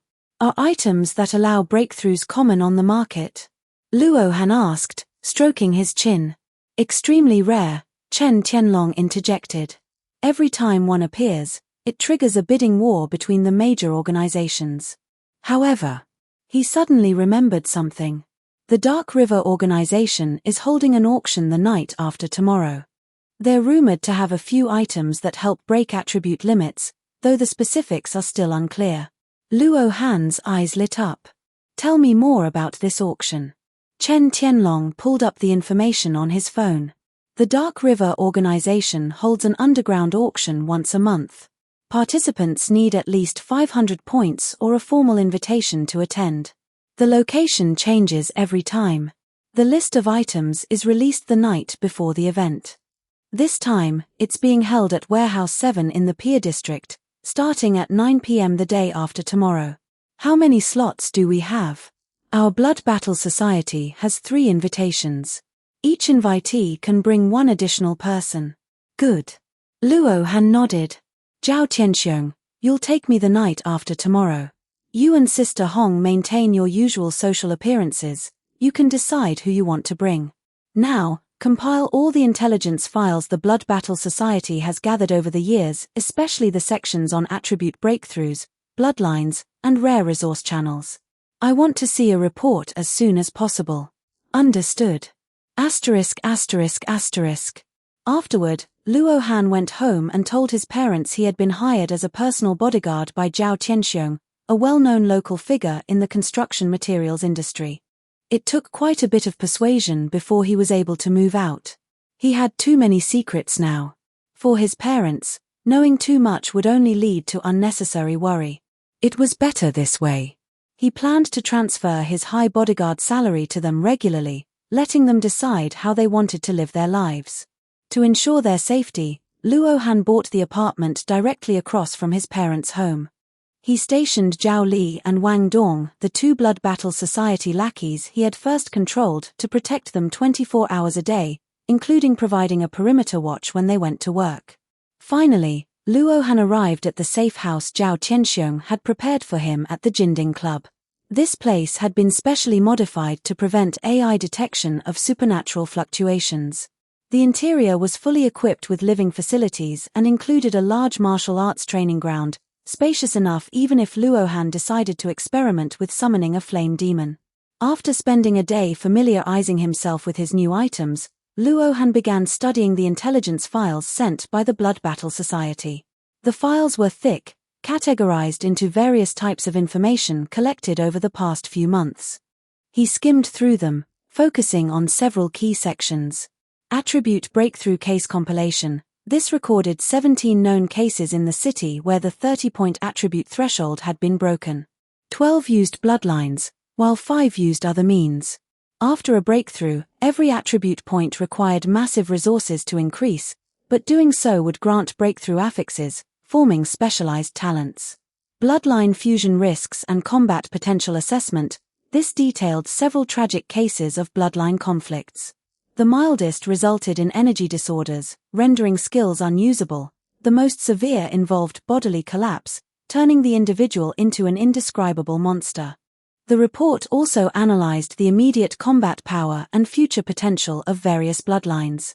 The summary stated, professional evaluation is recommended before any bloodline fusion. Combat power and potential must be balanced, and one must be wary of growth-type traps. There were also issues with upper limits and compatibility. During the first wuxia collision world, someone merged with a demonic sword that could absorb internal energy, cultivating a mansword demonic body. He was a sensation at the time, but as the power systems of subsequent worlds unfolded, he fell from the ranks of top experts to the second tier of the real realm's powerhouses. Real-world resource channels. This listed 19 major organizations nationwide, 2 of which were within the province. The Dark River Organization was the largest trading and intelligence platform in the province, with rare items surfacing at their monthly auctions. There was also the Crimson Heart Society, an old guard organization that rose during the first wuxia collision world. Because they leaned toward the path of chivalry, they gained significant public support and possessed immense influence among the people.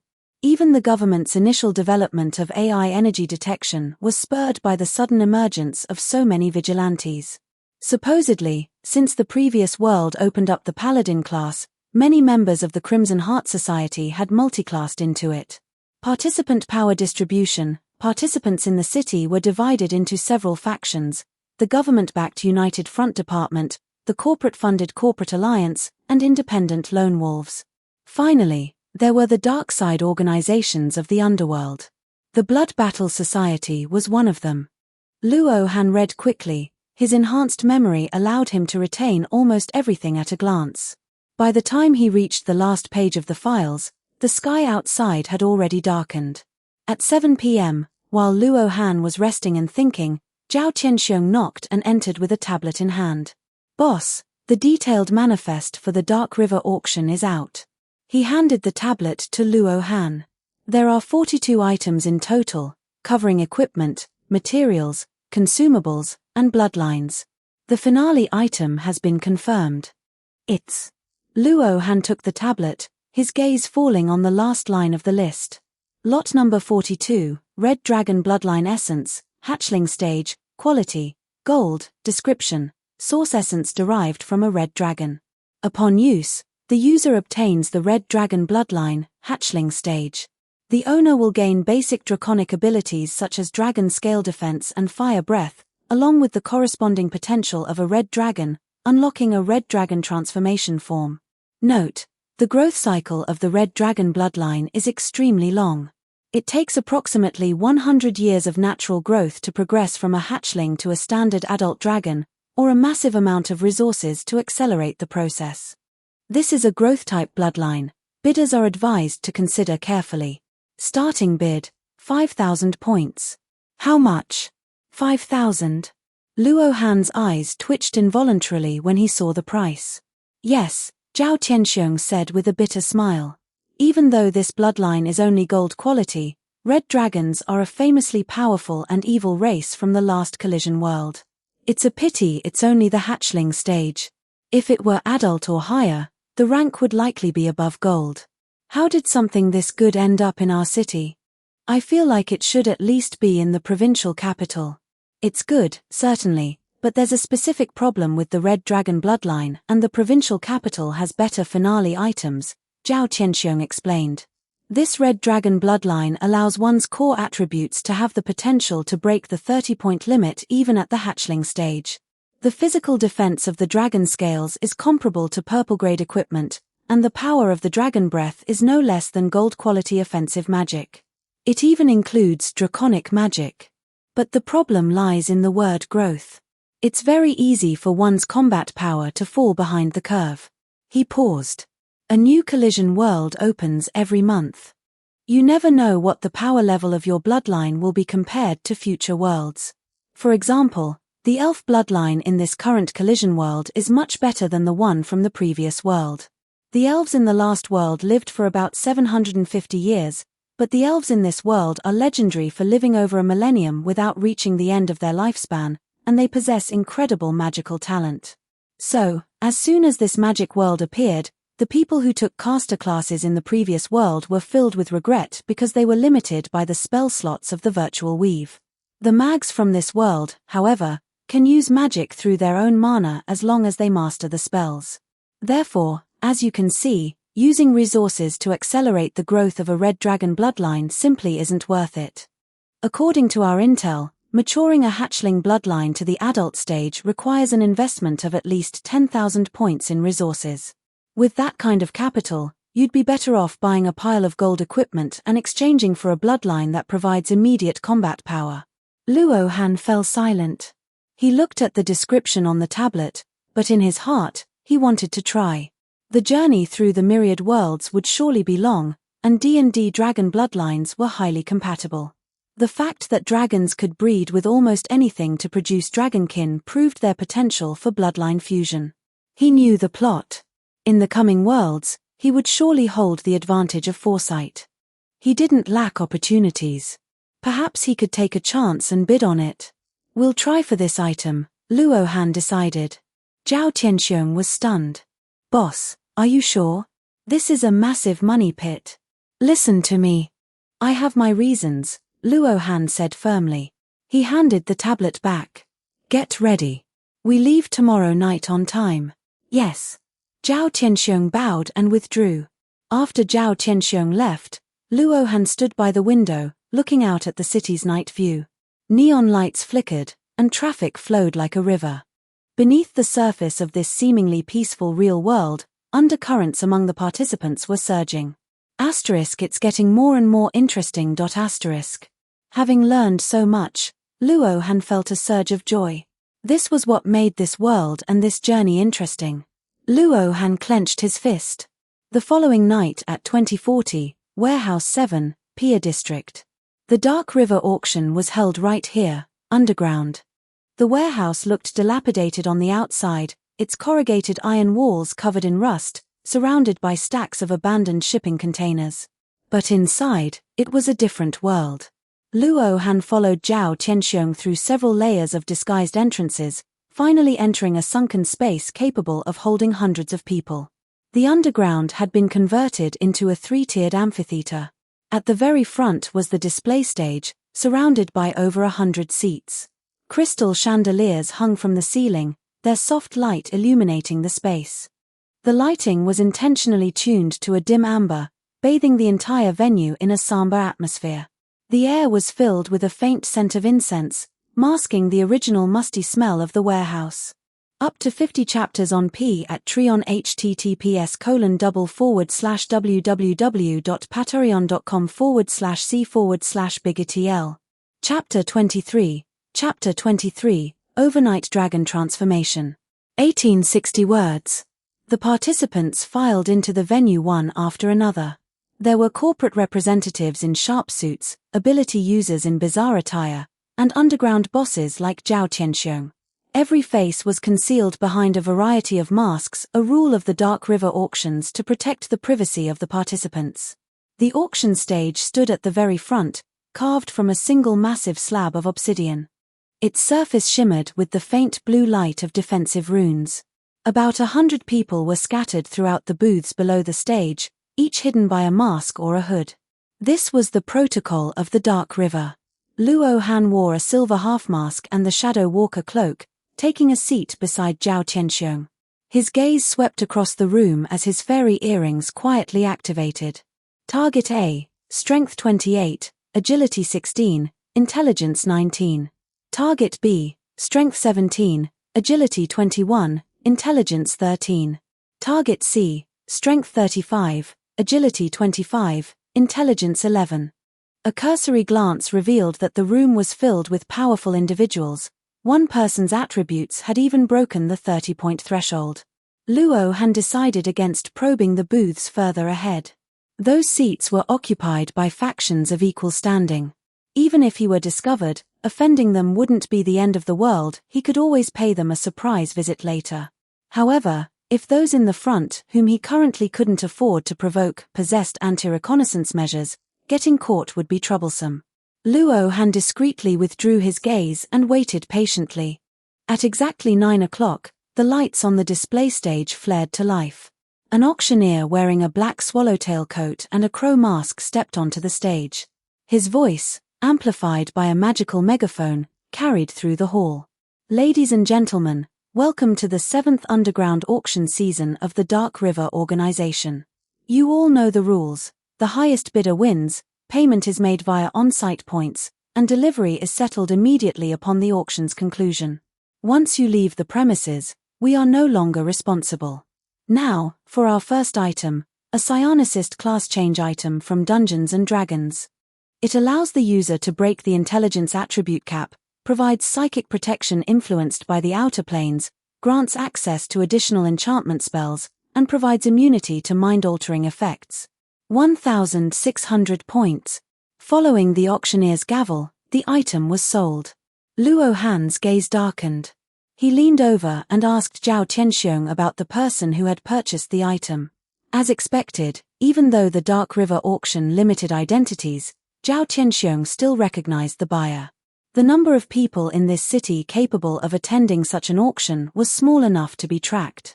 Luo Han decided to avoid this individual for the time being and ordered Zhao Qianxiong to instruct his men to do the same upon their return.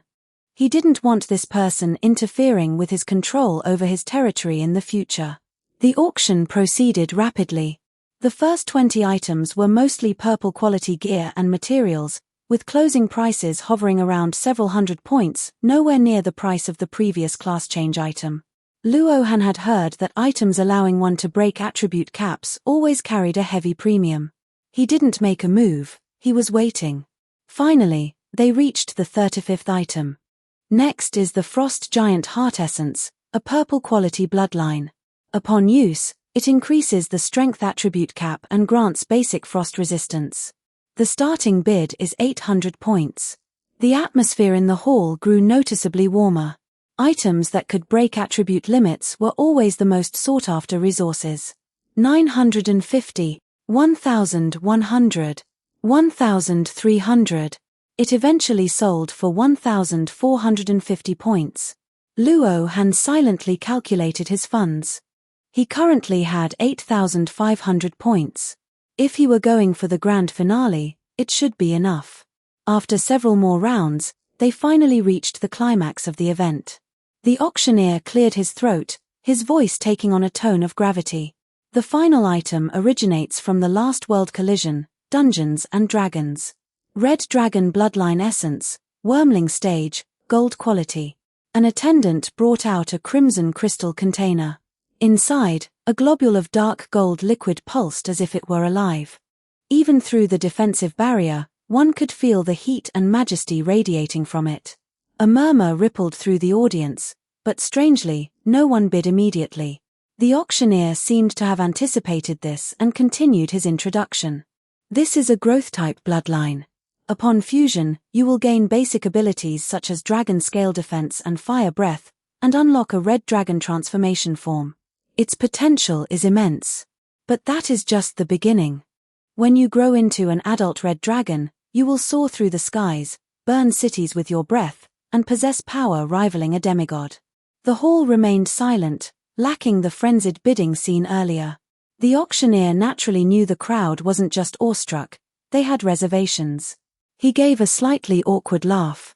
Everyone, this is a gold-quality bloodline, it's just that the growth cycle is quite long. Haha, forget it, you all understand. Decide for yourselves. The starting bid is 5,000 points. The silence lasted for a few more seconds. 5,000, someone finally spoke up, a figure wearing a wooden mask. 5,100, a deep voice came from another direction. The bidding climbed slowly. By the time it hit 6,000, only 3 people were still in the running. Clearly, most were deterred by the growth cycle. At that moment, Luo Han raised his number plate. 6,200. All eyes turned toward him. The person in the wooden mask hesitated for a moment before shaking their head and giving up. The other competitor bit their lip. 6,300. 6,500, Luo Han said flatly. The opponent went silent. This price already exceeded the practical value of a red dragon bloodline at its current stage. The previous bid had been their limit. 6,500 once, 6,500 twice. Sold. After a quick settlement with the Dark River organization, Luo Han returned to the safe house at the Golden Cauldron Club. He was somewhat surprised that no one had bothered him on the way back, but no surprises were better than the alternative. He placed the crimson crystal container on the table. Zhao Qianxiong stood to the side, looking as if he wanted to say something. Luo Han glanced at him. Speak your mind. Boss, I'm not questioning your decision, but, is this bloodline really worth it? 6,500 points could have bought several pieces of gold equipment or a powerful combat bloodline with immediate results. It's worth it. Luo Han reached out to touch the surface of the container, feeling the burning pulse within. I'm not looking at its current strength, but its compatibility and its ceiling. He paused. Keep watch for me. Do not let anyone disturb me. I am beginning the fusion. Understood. Luo Han sat cross-legged and opened the container. The dark gold liquid floated up automatically, morphing into the phantom of a miniature red dragon. It let out a silent roar before plunging into his chest. Agony. It felt as though molten lava was rushing through his veins. His bones were crushed and reassembled, and patterns of dark red scales emerged on the surface of his skin. Luo Han gritted his teeth as a system prompt appeared in his consciousness. Detected bloodline item, red dragon bloodline essence, wormling stage. Commence fusion. Note, bloodline fusion carries risks, including attribute conflict, morphological mutation, or consciousness erosion. Yes, no. Yes.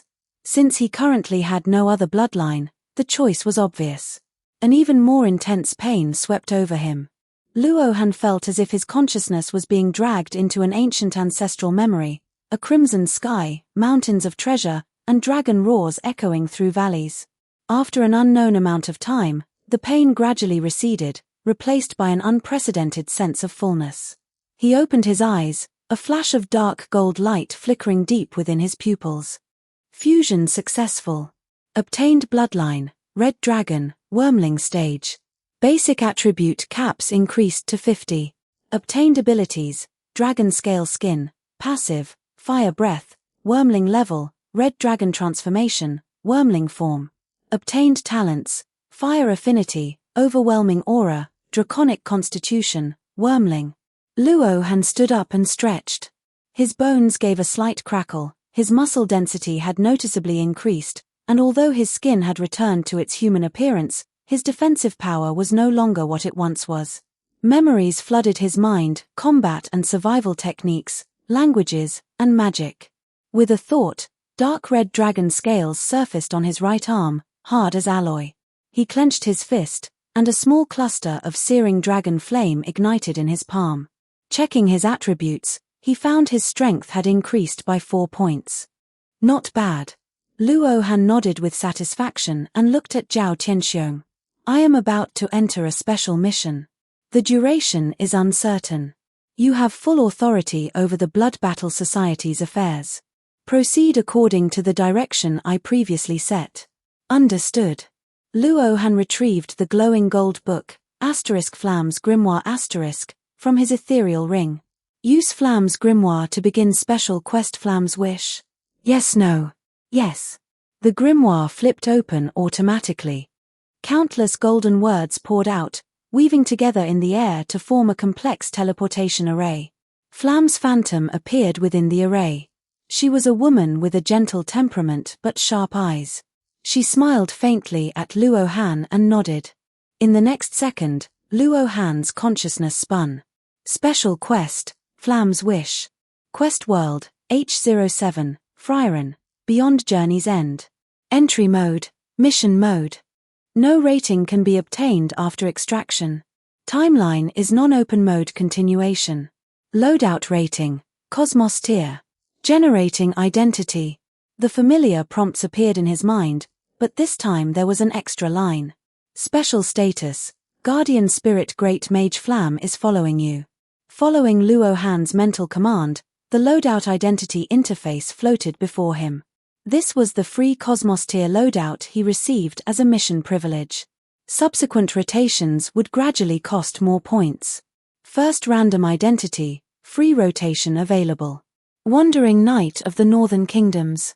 Identity ability, Master Horsemanship, Cosmos tier. Rotate. This was useless to him. Luo Han discarded it decisively. The interface blurred and reorganized. Second loadout identity, rotation cost, 1 point. Spice Merchant of the Southern Isles identity ability, Spice Appraising, Business Intuition, Wealth, Cosmos tier. Continue. Wealth was useful in some worlds, but in the world of Frieren, the powerful didn't care much for money. Third loadout identity, rotation cost, 2 points. Noble Graduate of the Royal Magic Academy. Identity ability, Magic Proficiency, Cosmos tier, title of Baron. Luo Han frowned. While this was okay, he wanted something more extraordinary. A Cosmos tier loadout should be able to roll a better option, but he had to gamble. Rotate. Consuming 2 points. Fourth loadout identity, rotation cost, 4 points. Wandering Demon of the Northern Kingdoms. Identity ability, Plant Manipulation Magic, Cosmos tier. A demon identity was even worse. With that, he'd have no way to see Serriere. He couldn't exactly fight his way into the Continental Magic Association. Continue. 4 points were deducted. Dwarven Smith. Identity ability, Mineral Identification, Equipment Forging, Cosmos tier. He wasn't planning on being a support player. Luo Han passed on it immediately. Up to 50 chapters on P at Treon https://www.patreon.com/c/biggertl. Chapter 24, Chapter 24, Re. 2028 words. Rotation, it costs 16 points this time. Luo Han looked over the data. Although he had known that every rotation cost the square of the previous one, the thought of the future costs still made him want to abandon the idea. Another demon identity. No, that won't do. I'll just have to pick something decent next time. I hope it's not a demon. If it is, I won't be able to finish the mission at all. Another rotation would cost 256 points, which was already the price of a piece of purple-grade equipment. The one after that would require the square of 256, a cost no player could possibly bear. One last time. The interface blurred again. When the final selection settled, Luo Han's expression shifted to one of relative satisfaction. Newborn Elf of the Secluded Lands. Identity abilities, Sword Magic, Mana Cultivation, Cosmic Grade. A Cosmic Grade loadout could actually produce an elf. He was now of the same race as Frieren and Serriere. Although it looked like he barely knew any spells, the racial identity of an elf meant this loadout possessed excellent mana sedimentation. Even a newborn would have far more mana than a human. Furthermore, elves had a natural talent for mana control. This had been mentioned back when Frieren was learning mana control techniques from Flam.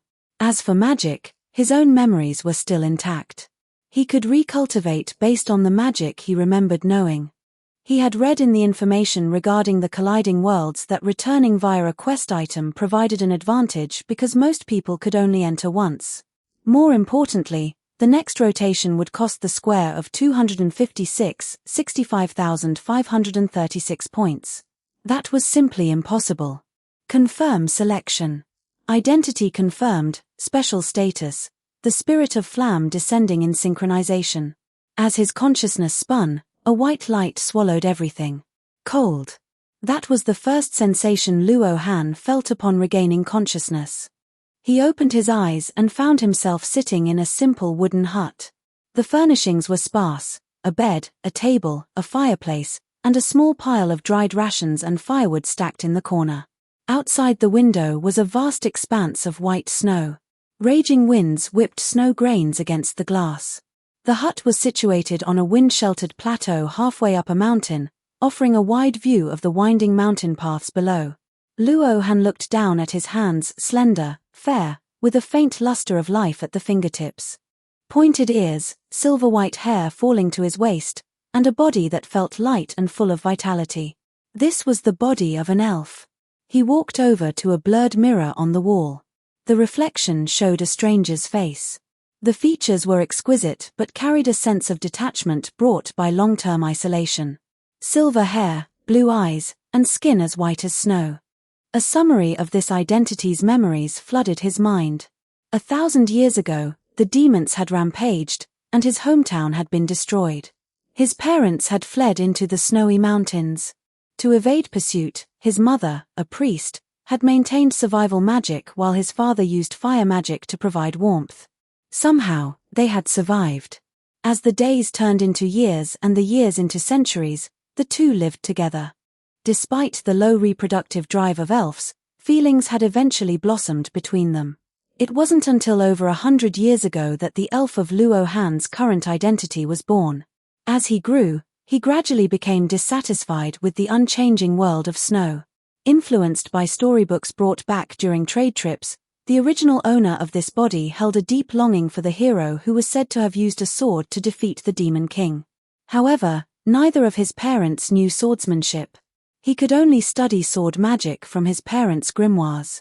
His mana had accumulated naturally over time, but he had never learned any other magic. His parents felt he had a long life ahead of him and didn't force him, only hoping he would avoid the demons as much as possible. The original owner had finally had enough of this secluded life. Seizing an opportunity, he had come to this small hut, a place they usually used for rest during trade trips down the mountain, to prepare for his own adventure. After accepting the memories, Luo Han took a deep breath, suppressing the sense of strangeness from memories that weren't his. With a thought, he brought up his current status panel. Luo Han, Elf, Strength, 9, Agility, 9, Intelligence, 18, Skills, Swordsmanship, Beginner, Sword Magic. This panel was actually quite good. Not only were his strength and agility decent, but his intelligence was remarkably high. I don't know what's going on, but you shouldn't just ignore me like this. A gentle female voice suddenly sounded behind him. Luo Han spun around to find a woman in white floating in the air. He realized immediately, this was the spirit of Flam mentioned in the quest. She was currently drifting in mid-air, observing him with interest. She looked almost exactly as she did in the original work, wearing simple white robes, her eyes filled with wisdom and a hint of playfulness. "You are Flam. So you know me." Flam drifted to the table, her ethereal fingers tapping the surface. "It's quite miraculous. A voice in my head told me that you would take me to witness the prosperity of the human world, and that you would take me to see my apprentice and my teacher." She looked out the window, her gaze distant. "How wonderful. I didn't expect to be able to see for myself what the era of human prosperity looks like." Luo Han didn't quite know what to say, so he began packing his bags, preparing to head to the human town where the original owner traded goods. "Why aren't you answering me? Do you think this old woman is too annoying?" Flam turned and drifted over, her face leaning in close. This cold personality paired with that face, if I were younger, I might have liked you too. Her gaze wavered slightly. You really are similar. You give off the same feeling as Frieren. Luohan found her a bit hard to handle and quickly stepped back. Fine, you could say I'm half a disciple of Frieren. Oh, is that so? Then that makes you my grand disciple.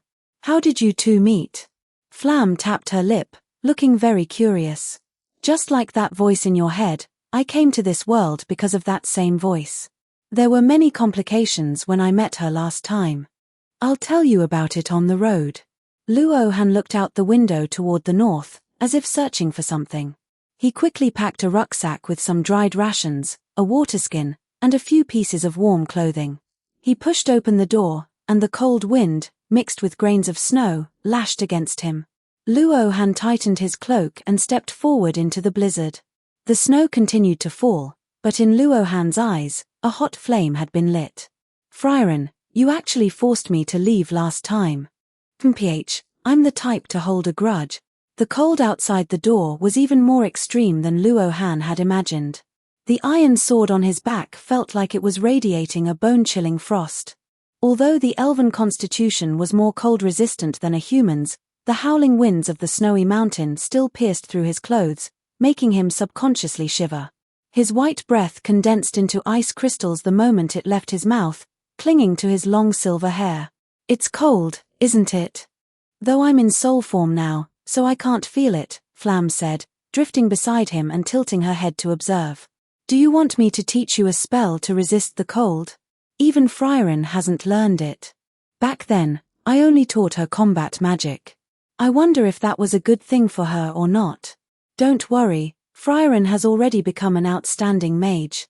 It's just that she's a bit prone to depending on others in her daily life. Luohan smiled as he recalled his memories of traveling with Frieren.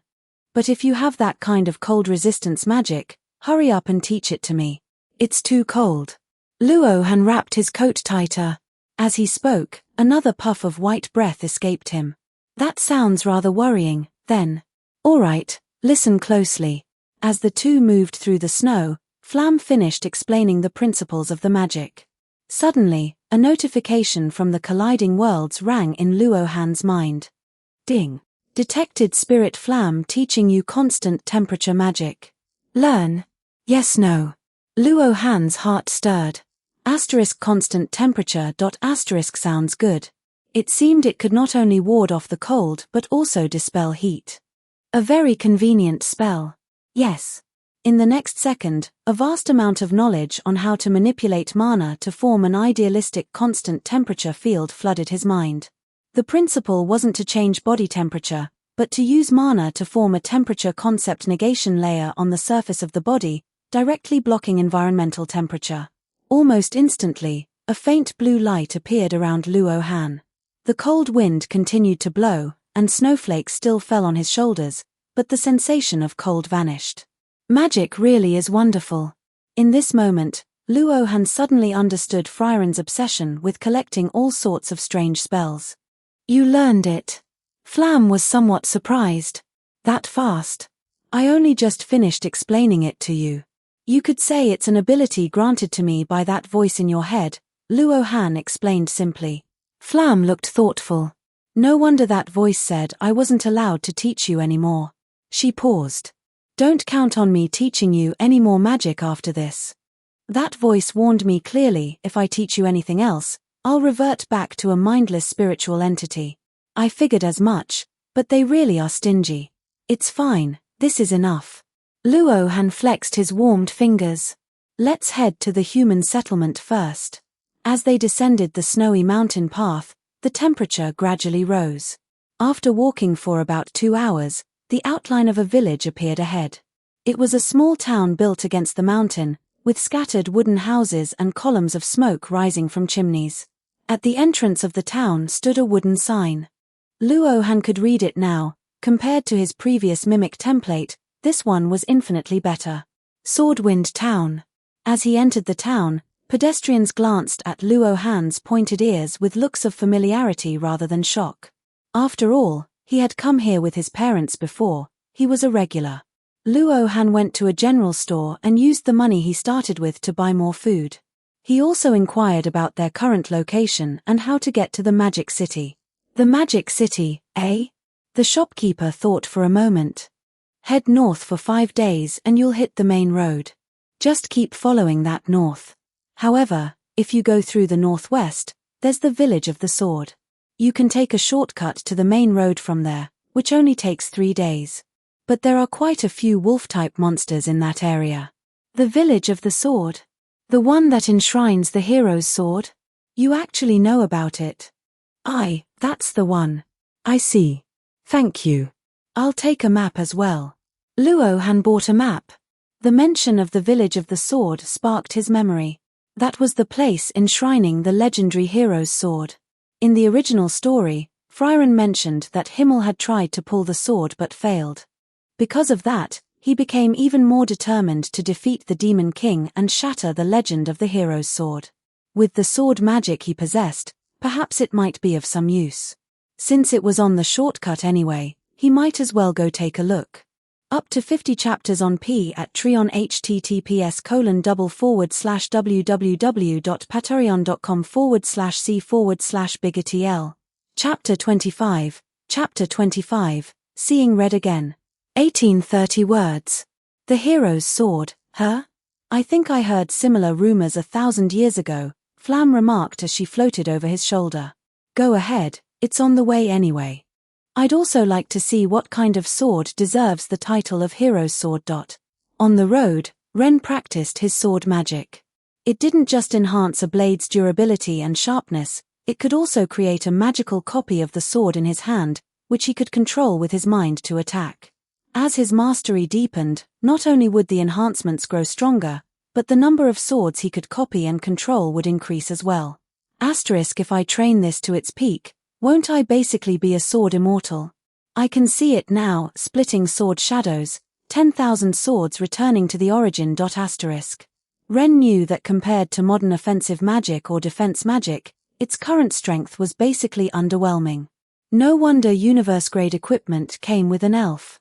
But no matter how weak it felt now, Ren still wanted to train it. After all, it looked incredibly cool.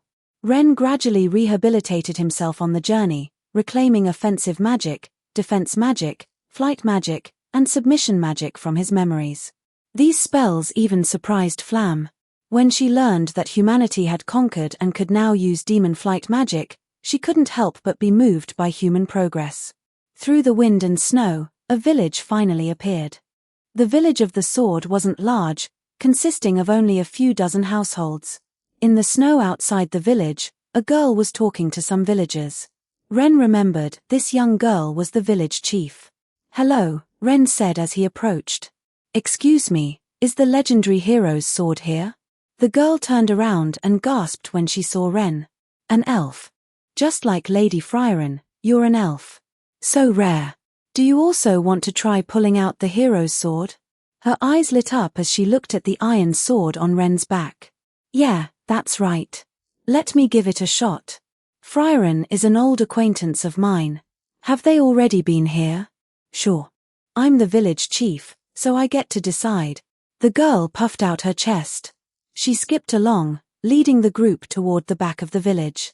And you know Lady Frieren? Makes sense, since you're an elf too. Speaking of which, the warrior in their party couldn't pull the hero's sword either. Asterisk, Frieren's already been here. I need to pick up the pace to catch them in the north. Asterisk, Ren's mind raced. How long ago did they leave? About a month ago. The girl pointed to the main road. Lady Frieren and her friends even helped us kill the Lord of the Mountain. It was a huge monster. A month. He should be able to catch up. Ren thought of Frieren's upcoming journey, ignoring Flam's chatter beside him. She was excited to hear news of Frieren, but unfortunately, only he could notice her.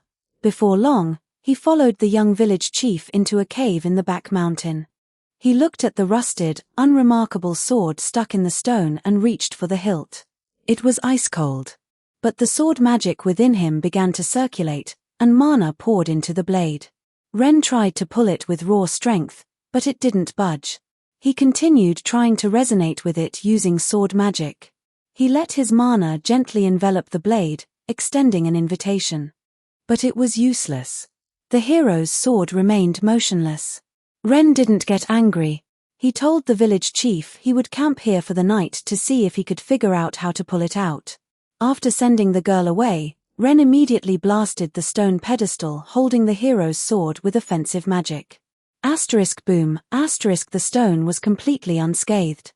Ren realized this wasn't just a sword stuck in a rock, there was magic, or perhaps something even deeper, at play. Ren regretted not knowing spells like curse reflection or magic nullification. He resolved to obtain those from Frieren or Seria later.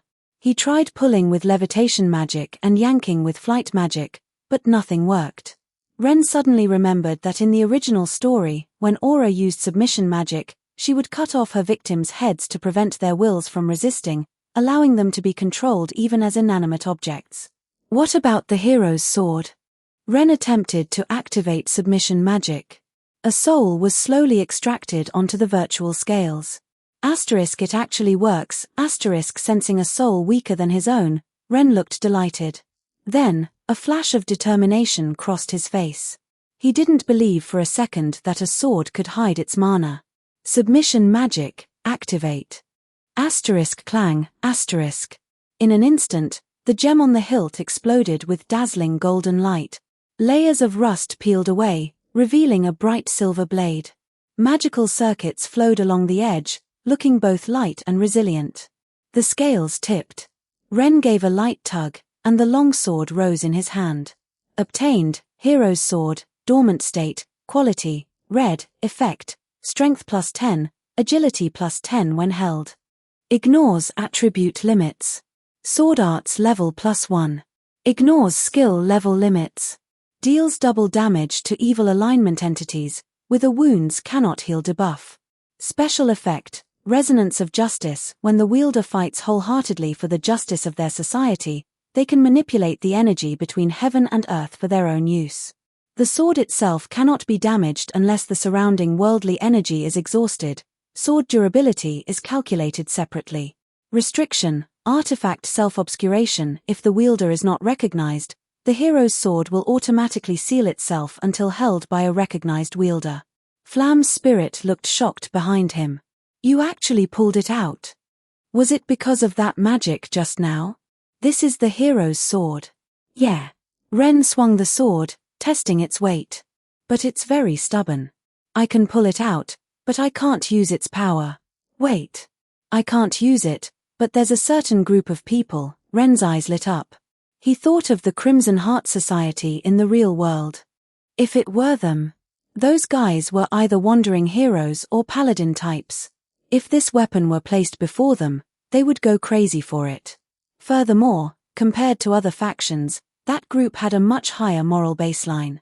Trading with them would be far safer. Despite taking the hero's sword, Ren didn't go back to the village to tell the girl. He figured it would lead to too much trouble, and he hated trouble. Leaving the village of the sword, Ren continued his journey north. On the way, he practiced using sword magic. With a thought, a mana phantom identical to the hero's sword appeared beside him. This was the effect of sword magic LV.1, duplicating a sword for telekinetic control. While he couldn't use the sword's special effects, the inherent durability of the hero's sword made the phantom a formidable weapon, certainly better than the basic white-quality iron sword he'd started with. The phantom thrust, parried, and spun according to his will. Although he could only control one for now, combined with his physical swordsmanship, his combat strength had increased significantly.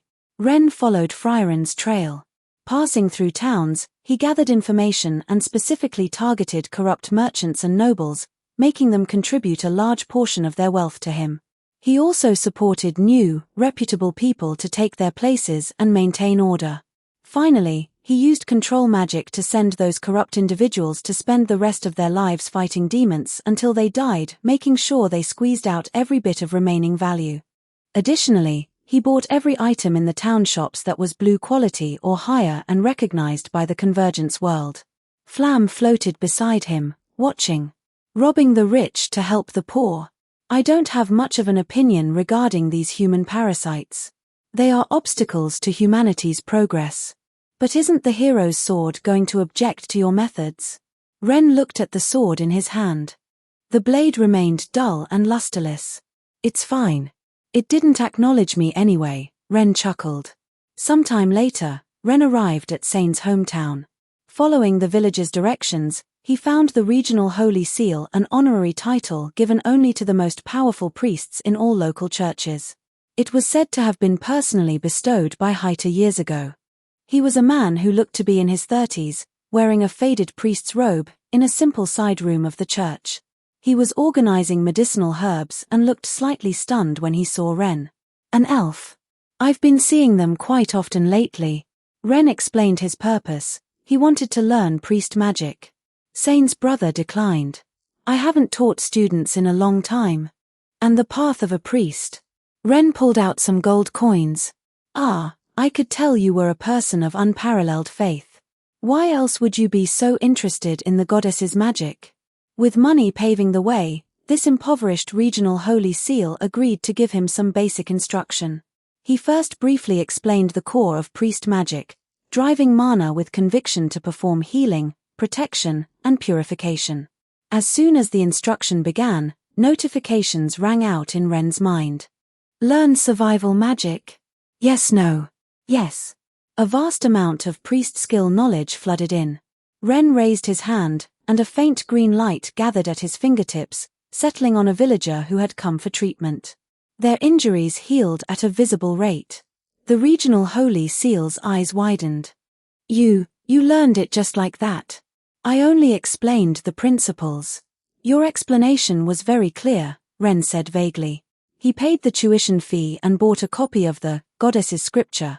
Otherwise, he wouldn't be able to cast priest magic. After bidding farewell, he continued north. Finally, after tracking Frieren and her party for a long time, in the year 29 of the post-Himmel era, as the weather grew colder in the Ofen Mountains of the northern kingdoms, Ren arrived at a mountain village. The only tavern in the village glowed with a dim, amber light. As Ren approached, he heard a thud of someone slamming a table inside, followed by a young man's wailing cry. Just start dating already. This scene, a classic. Ren paused, his lips curling into a smile. He reached out and pushed open the tavern's wooden door. Warm air and the bustle of voices rushed out. At a table by the window, two figures sat opposite each other. Hearing the door open, Frieren looked up, her spoon stopping mid-air. Sensing Frieren's strange reaction, Sane also turned to look. Ah, another elf. Ren stood at the doorway, snow blowing in from behind him. He gave Frieren a slight smile. Hey, Frieren. Long time no see. His voice was soft, but it reached her ears clearly. Up to 50 chapters on P at Treon https://www.patreon.com/c/bigtl. Chapter 26, Chapter 26, Reunion. 1,299 words. The door opened, and wind and snow rushed in. Ren reached back and shut the door, sealing out the bitter cold. The warm air inside the tavern, carrying the aroma of food, enveloped him while the hearth crackled nearby. Sane, the priest who smoked, gambled, and liked older women, was sitting across from Frieren. He turned around now, and seeing Ren's pointed ears and silver hair, a look of realization dawned on him. Another elf. A gentle smile appeared on his face, clearly imagining a heartwarming scene of two elven friends unexpectedly reuniting in a remote mountain village. Ren walked toward the table and smiled at Frieren. Frieren, based on your reaction, it looks like you don't remember me. Frieren looked up, her cool eyes gazing at him calmly. She stared at Ren for a few seconds, then tilted her head slightly, a look of genuine confusion on her face. Who are you? I don't know you. The air went still for a moment. Sane's smile froze. He clearly hadn't expected this development. Ren, however, grinned even wider. He pulled out a chair and sat opposite Frieren, his movements as natural as if he had done so 1,000 times. You kicked me out not that long ago, and you've already forgotten me, he asked in a relaxed, teasing tone. On that field where Aura disappeared, you said, give me a reason not to kill you. I still remember the look on your face then. Frieren's pupils contracted slightly. She set down her spoon and leaned forward, scrutinizing Ren's face. Her gaze swept from his long silver-white hair to his pointed ears, then to his blue eyes. Finally, her eyes settled on the faint traces of mana circulating around Ren, a feeling that was undeniably unfamiliar. "Ren?" Her voice was laced with disbelief. "Is that you? Who else?" Ren spread his hands. "Did you expect another mimic to turn into an elf and come looking for you? This time?" Frieren reached out, tentatively poking Ren's arm to feel his solid form. "You really are a genuine elf. Is this some kind of magic? Teach me." A familiar glint sparked in her eyes, the look of a Frieren filled with curiosity about unknown magic. "Just like before, I don't even know how it works myself," Ren shrugged. "Let's call it an incomprehensible power. As he spoke, he glanced sideways. Flam's spirit was floating there, her ethereal face holding a tender yet complex expression. She reached out, wanting to touch Frieren's cheek, but her fingers passed straight through as if moving through air. Frieren noticed nothing. Her attention was entirely on Ren. Flam's hand stopped mid-air, then slowly retracted. She watched Frieren silently, a flash of melancholy in her eyes, though it was soon replaced by a soft sense of relief. Ren sighed inwardly and turned to Sane, introducing himself. "My name is Ren. I traveled with Frieren before." "And you are?" "Ah, I'm Sane, a priest," Sane replied quickly. "I'm traveling with Frieren for a bit. I didn't expect your identity to be so complicated. I thought you were elven kin meeting after years apart." "In a sense, we are now," Ren laughed. Just then, Frieren stood up. "Ren, Sane, wait here a moment. I'll go call Fern and Stark. Their faces will be quite interesting when they hear Ren is back." She wrapped her coat tight and headed out the door, her steps a little lighter than usual. Once she disappeared into the snow, Ren looked at Flam. The spirit was still floating there, staring at the direction Frieren had gone. "She can't see you either," Ren said softly. "Yeah." Flam's voice was calm. "I already figured as much. The souls of the dead shouldn't interfere with the world of the living." She paused, then turned to Ren with a smile, one that held both acceptance and a hint of irrepressible loss. "Though I do have so many things I wanted to say to her. I want to know how she spent the last 1,000 years. If she's been eating well, if she's made friends, if she ever thought of me. But being able to watch her like this is enough." Flam turned her gaze back toward the wind and snow. "She's changed a bit. She used to be so tense, like she was always ready for a fight. She looks much more relaxed now. Even if she still doesn't seem to know how to take care of herself." Ren didn't respond, letting Flam process things in peace. This was an unchangeable reality. The tavern door opened again, and Snow rushed in. Fern arrived first. The purple-haired girl clutched her staff, looking confused. When she saw Ren at the table, she froze. "You're Ren?" Fern's eyes widened, her gaze shifting between Ren's pointed ears and silver-white hair. "But you're an elf. Before, you were clearly a mimic." Ren finished for her, standing up with a smile. "It's a long story. Anyway, I'm back, and this time I'm a real elf." Fern blinked, seemingly processing the information. Then, her expression shifted from shock to a certain sense of relief. "It's fine. It's good that you're back." Next, Stark arrived. The red-haired youth burst into the tavern hall, scanned the room, and locked onto Ren. He opened his mouth, closed it, then opened it again. You're Ren? The mimic Ren? The one and only." Ren opened his arms. "Want to check? This isn't mimicry magic." Stark stepped closer, circling Ren and even cautiously reaching out to touch his ear. "He really is an elf," he muttered. "But before, you were a demon, no, a monster. Before, I was a mimic with human memories from a past life," Ren kindly summarized for him. "Now, I'm an elf with human memories from 2 lives ago and mimic memories from the last life." "Complicated, right?" Ren teased. Stark clutched his head. "Too complicated. My brain's going to fry." Everyone laughed. That night, the tavern was filled with a long-lost liveliness. The group sat around a circular table by the hearth. Ren sipped a hot drink as he listened to Stark recount the embarrassing mishaps of their journey since they'd parted. "And then the bug was this big." Stark gestured exaggeratedly. It bit me once, and I actually got a nosebleed. I thought I was going to die. Fern sat beside him, expressionless. He's always making people worry. I'm not always like that. And there was that time, Fern continued, a faint smile on her lips, when a certain someone had to pretend to be a noble heir. He was so clumsy during etiquette lessons that the teacher almost fainted from anger. You learned it too. It was so hard. Ren laughed heartily, and Sane couldn't help but chuckle as well. Flam floated beside Ren, watching the scene with eyes full of tenderness. I never would have imagined, she said softly. After Frieren became a teacher, she raised such a reliable apprentice and found such interesting companions. The conversation somehow turned to ballroom dancing. Fern mentioned that she and Stark had danced together once. Really? Ren's eyes lit up. How about you two show us? Fern blushed. No. Come on, Stark egged her on, using Ren as a shield. Ren wants to see. I said no. The two started bickering as they usually did, but the atmosphere was clearly much warmer than it had been before they arrived. Ren and Sane glanced at each other, both seeing the I-ship-it grin in the other's eyes. Flam looked at Fern and said softly, she's a good kid. A bit awkward, but she cares deeply for her companions. She's a bit like Frieren was back then. The next day, the snow stopped.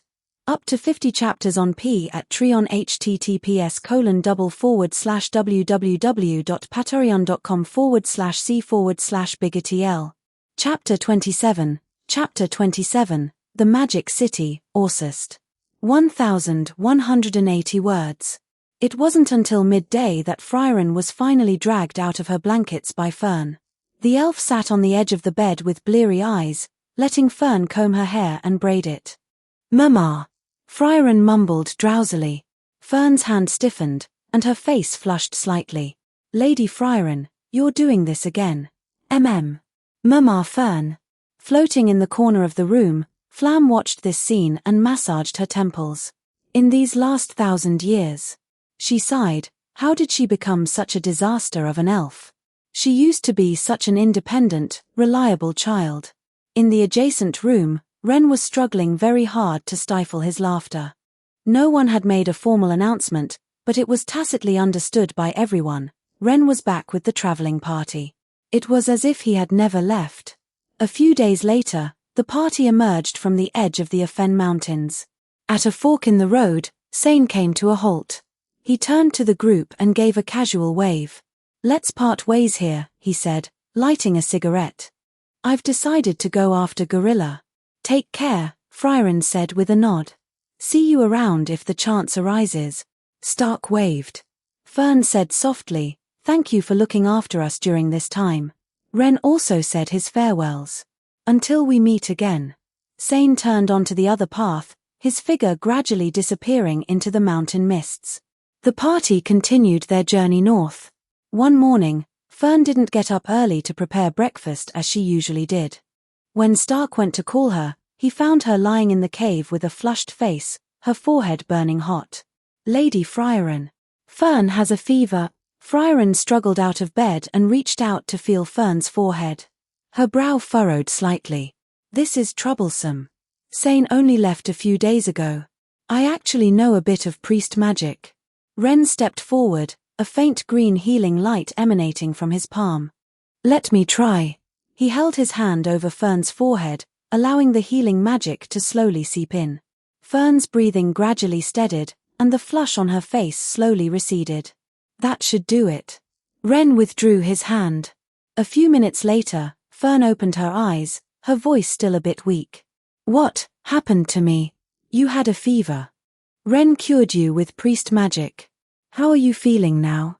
Stark leaned in, full of concern. Much better. Thank you, Fern replied first, then looked at Ren with a complicated expression. You even know priest magic. I learned a bit from Sane's brother back then, Ren said nonchalantly. Watching from the side, Frieren wore a rare expression of approval. That's quite impressive. I'm no good at priest magic. Is there magic you aren't good at, Lady Frieren?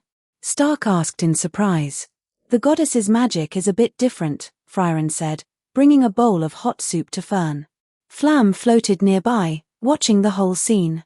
Once Fern had fallen back asleep, she said softly, "Frieren has become a teacher herself, hasn't she?" The journey continued as time flowed by. One afternoon, the party crested the final mountain ridge. Ahead of them, a vast plain stretched out, and at its far end, a majestic city towered over the horizon. The magic city, Orsist. It's still a bit of a distance. Let's find a carriage along the way, Frieren suggested. Fern gazed at the city and gave a quiet introduction. That is the headquarters of the Continental Magic Association. To enter the Northern Plateau now, one must take the first-class mage exam. Otherwise, we won't have a first-class mage to accompany us. Flam's spiritual form floated in front of Ren. Looking at the distant city, her eyes sparkled with excitement. "You should take that exam too," Flam said, turning to Ren with anticipation. "Let me see what the level of human mags is like nowadays." Ren smiled. "Do you know who the founder of the Continental Magic Association is?" Flam paused. "You mean? It's your master, Serier." Flam's spiritual form fluctuated noticeably.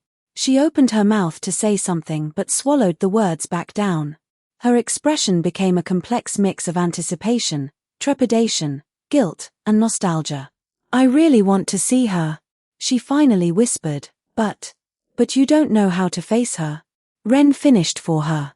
Flam was silent for a moment, then nodded. It was the first time Ren had seen Flam like this.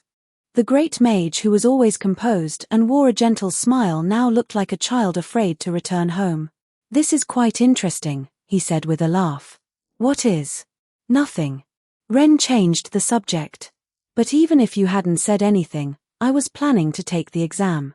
He looked toward the distant magic city, a sharp light flashing in his eyes. This first-class mage exam would surely see many powerful figures emerge. He was particularly looking forward to meeting that perceptual outlier Yubel and her cutting magic. That kind of magic, where you can cut anything you believe you can cut, was something he coveted quite a bit. He wondered if he'd have a chance to obtain it. Meanwhile, within the territory of Count Granat far away, the monk Kraft had just subdued several bandits. He relaxed his fighting stance and looked at the green-haired mage beside him, who wore a playful expression. Third-class mage, Yubel. ******. Not long after, Ren and his party entered the magic city, Orsist. The streets were crowded with people, and nearly everyone they passed wore mage robes and carried staves. The air itself seemed permeated with the scent of mana. Shops along the street sold magical materials, grimoires, staves, and potions. Amazing. Stark looked left and right. There are mags everywhere. Fern also tightened her grip on her staff, feeling a bit nervous. This was her first time seeing so many mags. Only Frieren looked as calm as usual, as if she had simply walked into any other ordinary town. Flam's spirit floated beside Ren, looking around excitedly. This is truly the era of humanity. Her eyes shone. Magic is no longer the privilege of the few, but knowledge accessible to everyone. This is humanity's magic city. Her voice trembled slightly. Where anyone can learn magic, and anyone can pursue the truth. Ding. Mission progress updated. Witness the current prosperity of the human race. 1-1. Ren was taken aback. It was finished. He had originally thought this mission would be the hardest, perhaps requiring him to visit the royal capital or multiple locations to witness national prosperity or delve deep into the layers of human society.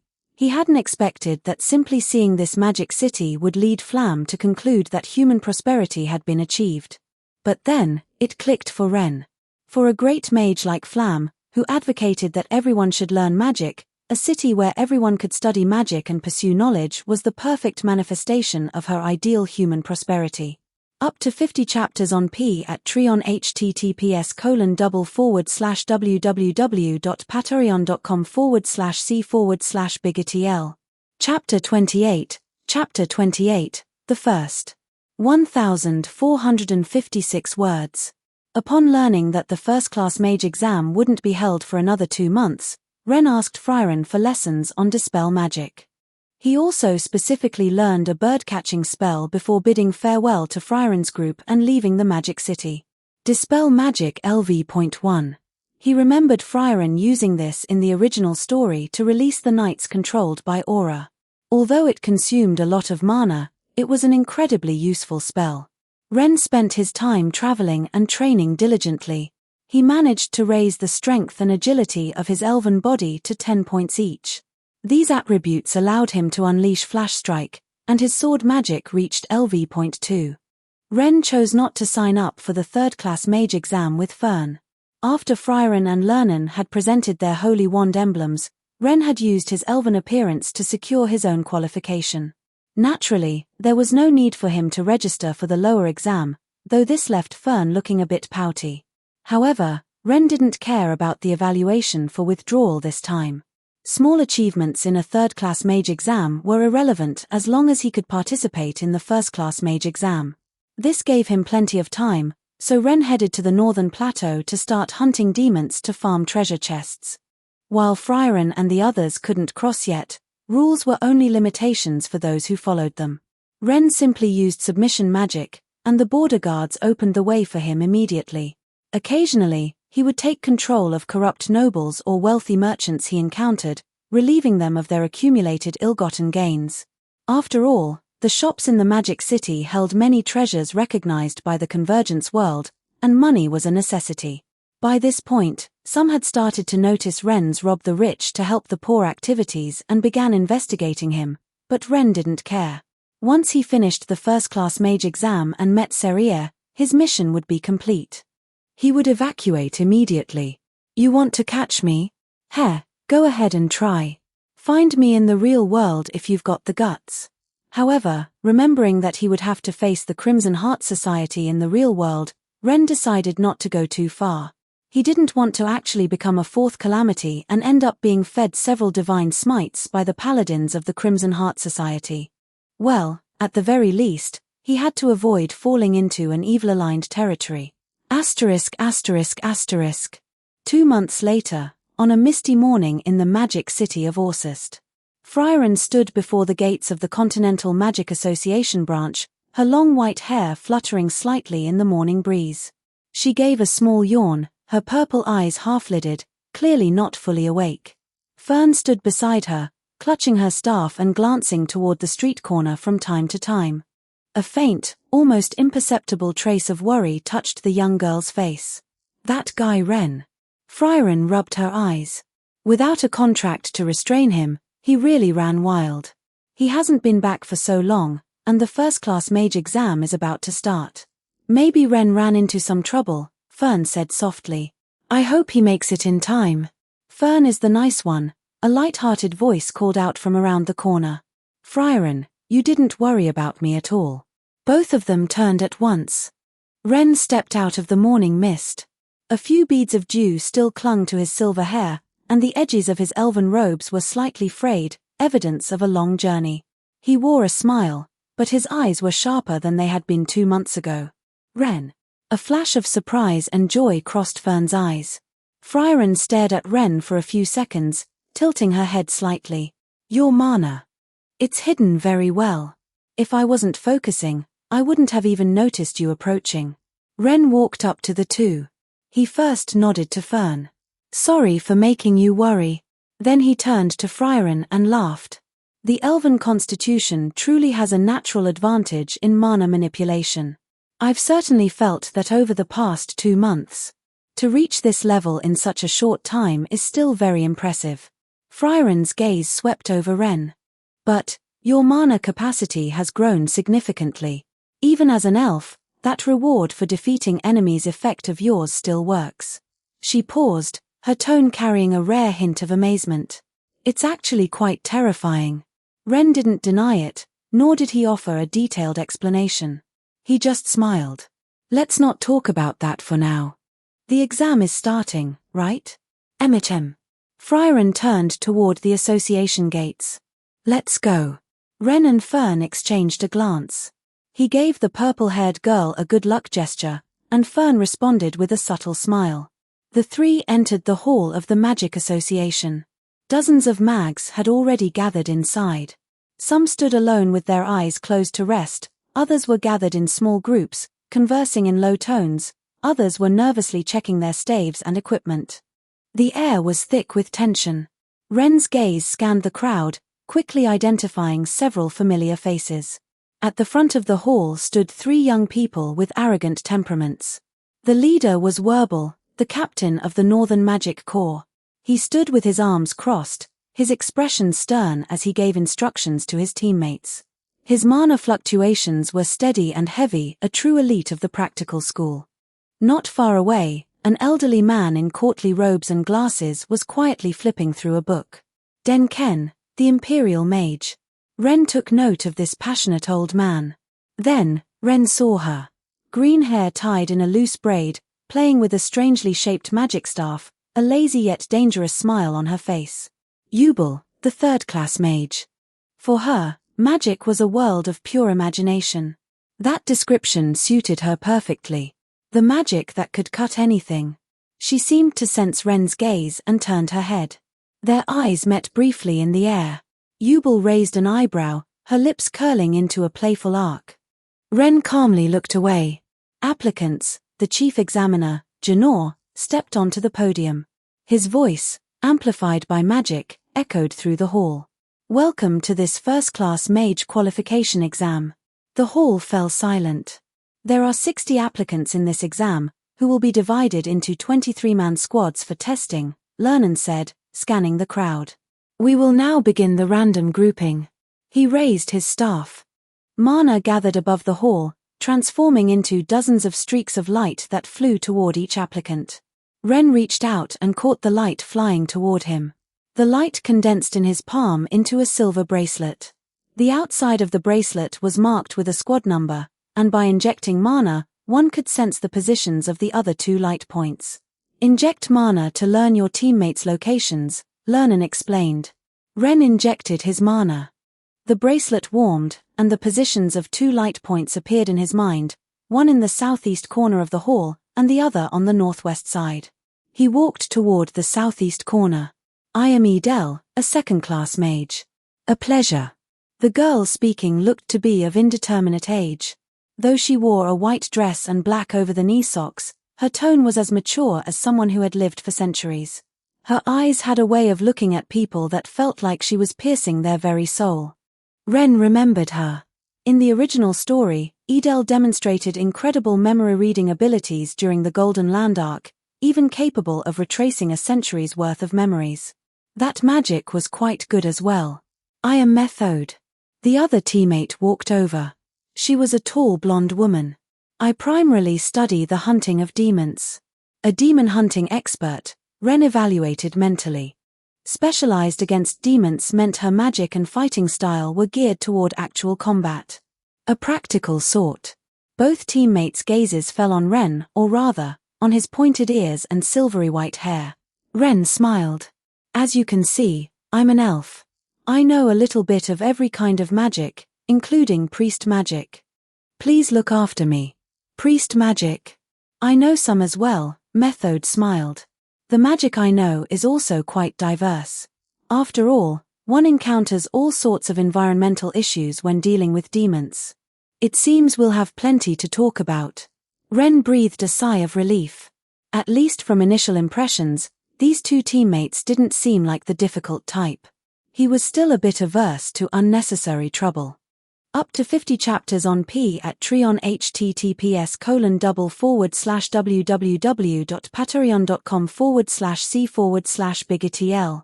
Chapter 29, Chapter 29, The Still. 1,263 words. Since we're teammates now, Ren suggested, how about we briefly go over our areas of expertise? It'll make it easier to formulate a strategy. Edel nodded. I specialize in mental magic. This primarily includes memory reading, consciousness interference, and the construction of illusions. However, direct offense and defense are not my strengths.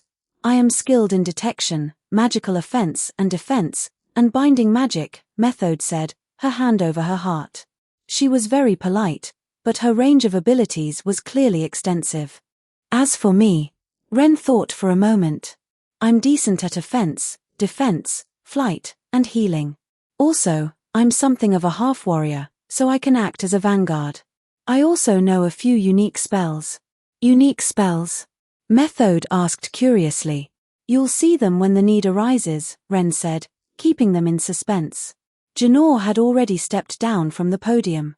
I will now explain the rules for the first exam. He raised his staff, and a three-dimensional magical map appeared in the center of the hall. It was a topographical map of the Grobe Basin in the Northern Kingdoms. The first exam will be held in the Grobe Basin. All teams, follow me.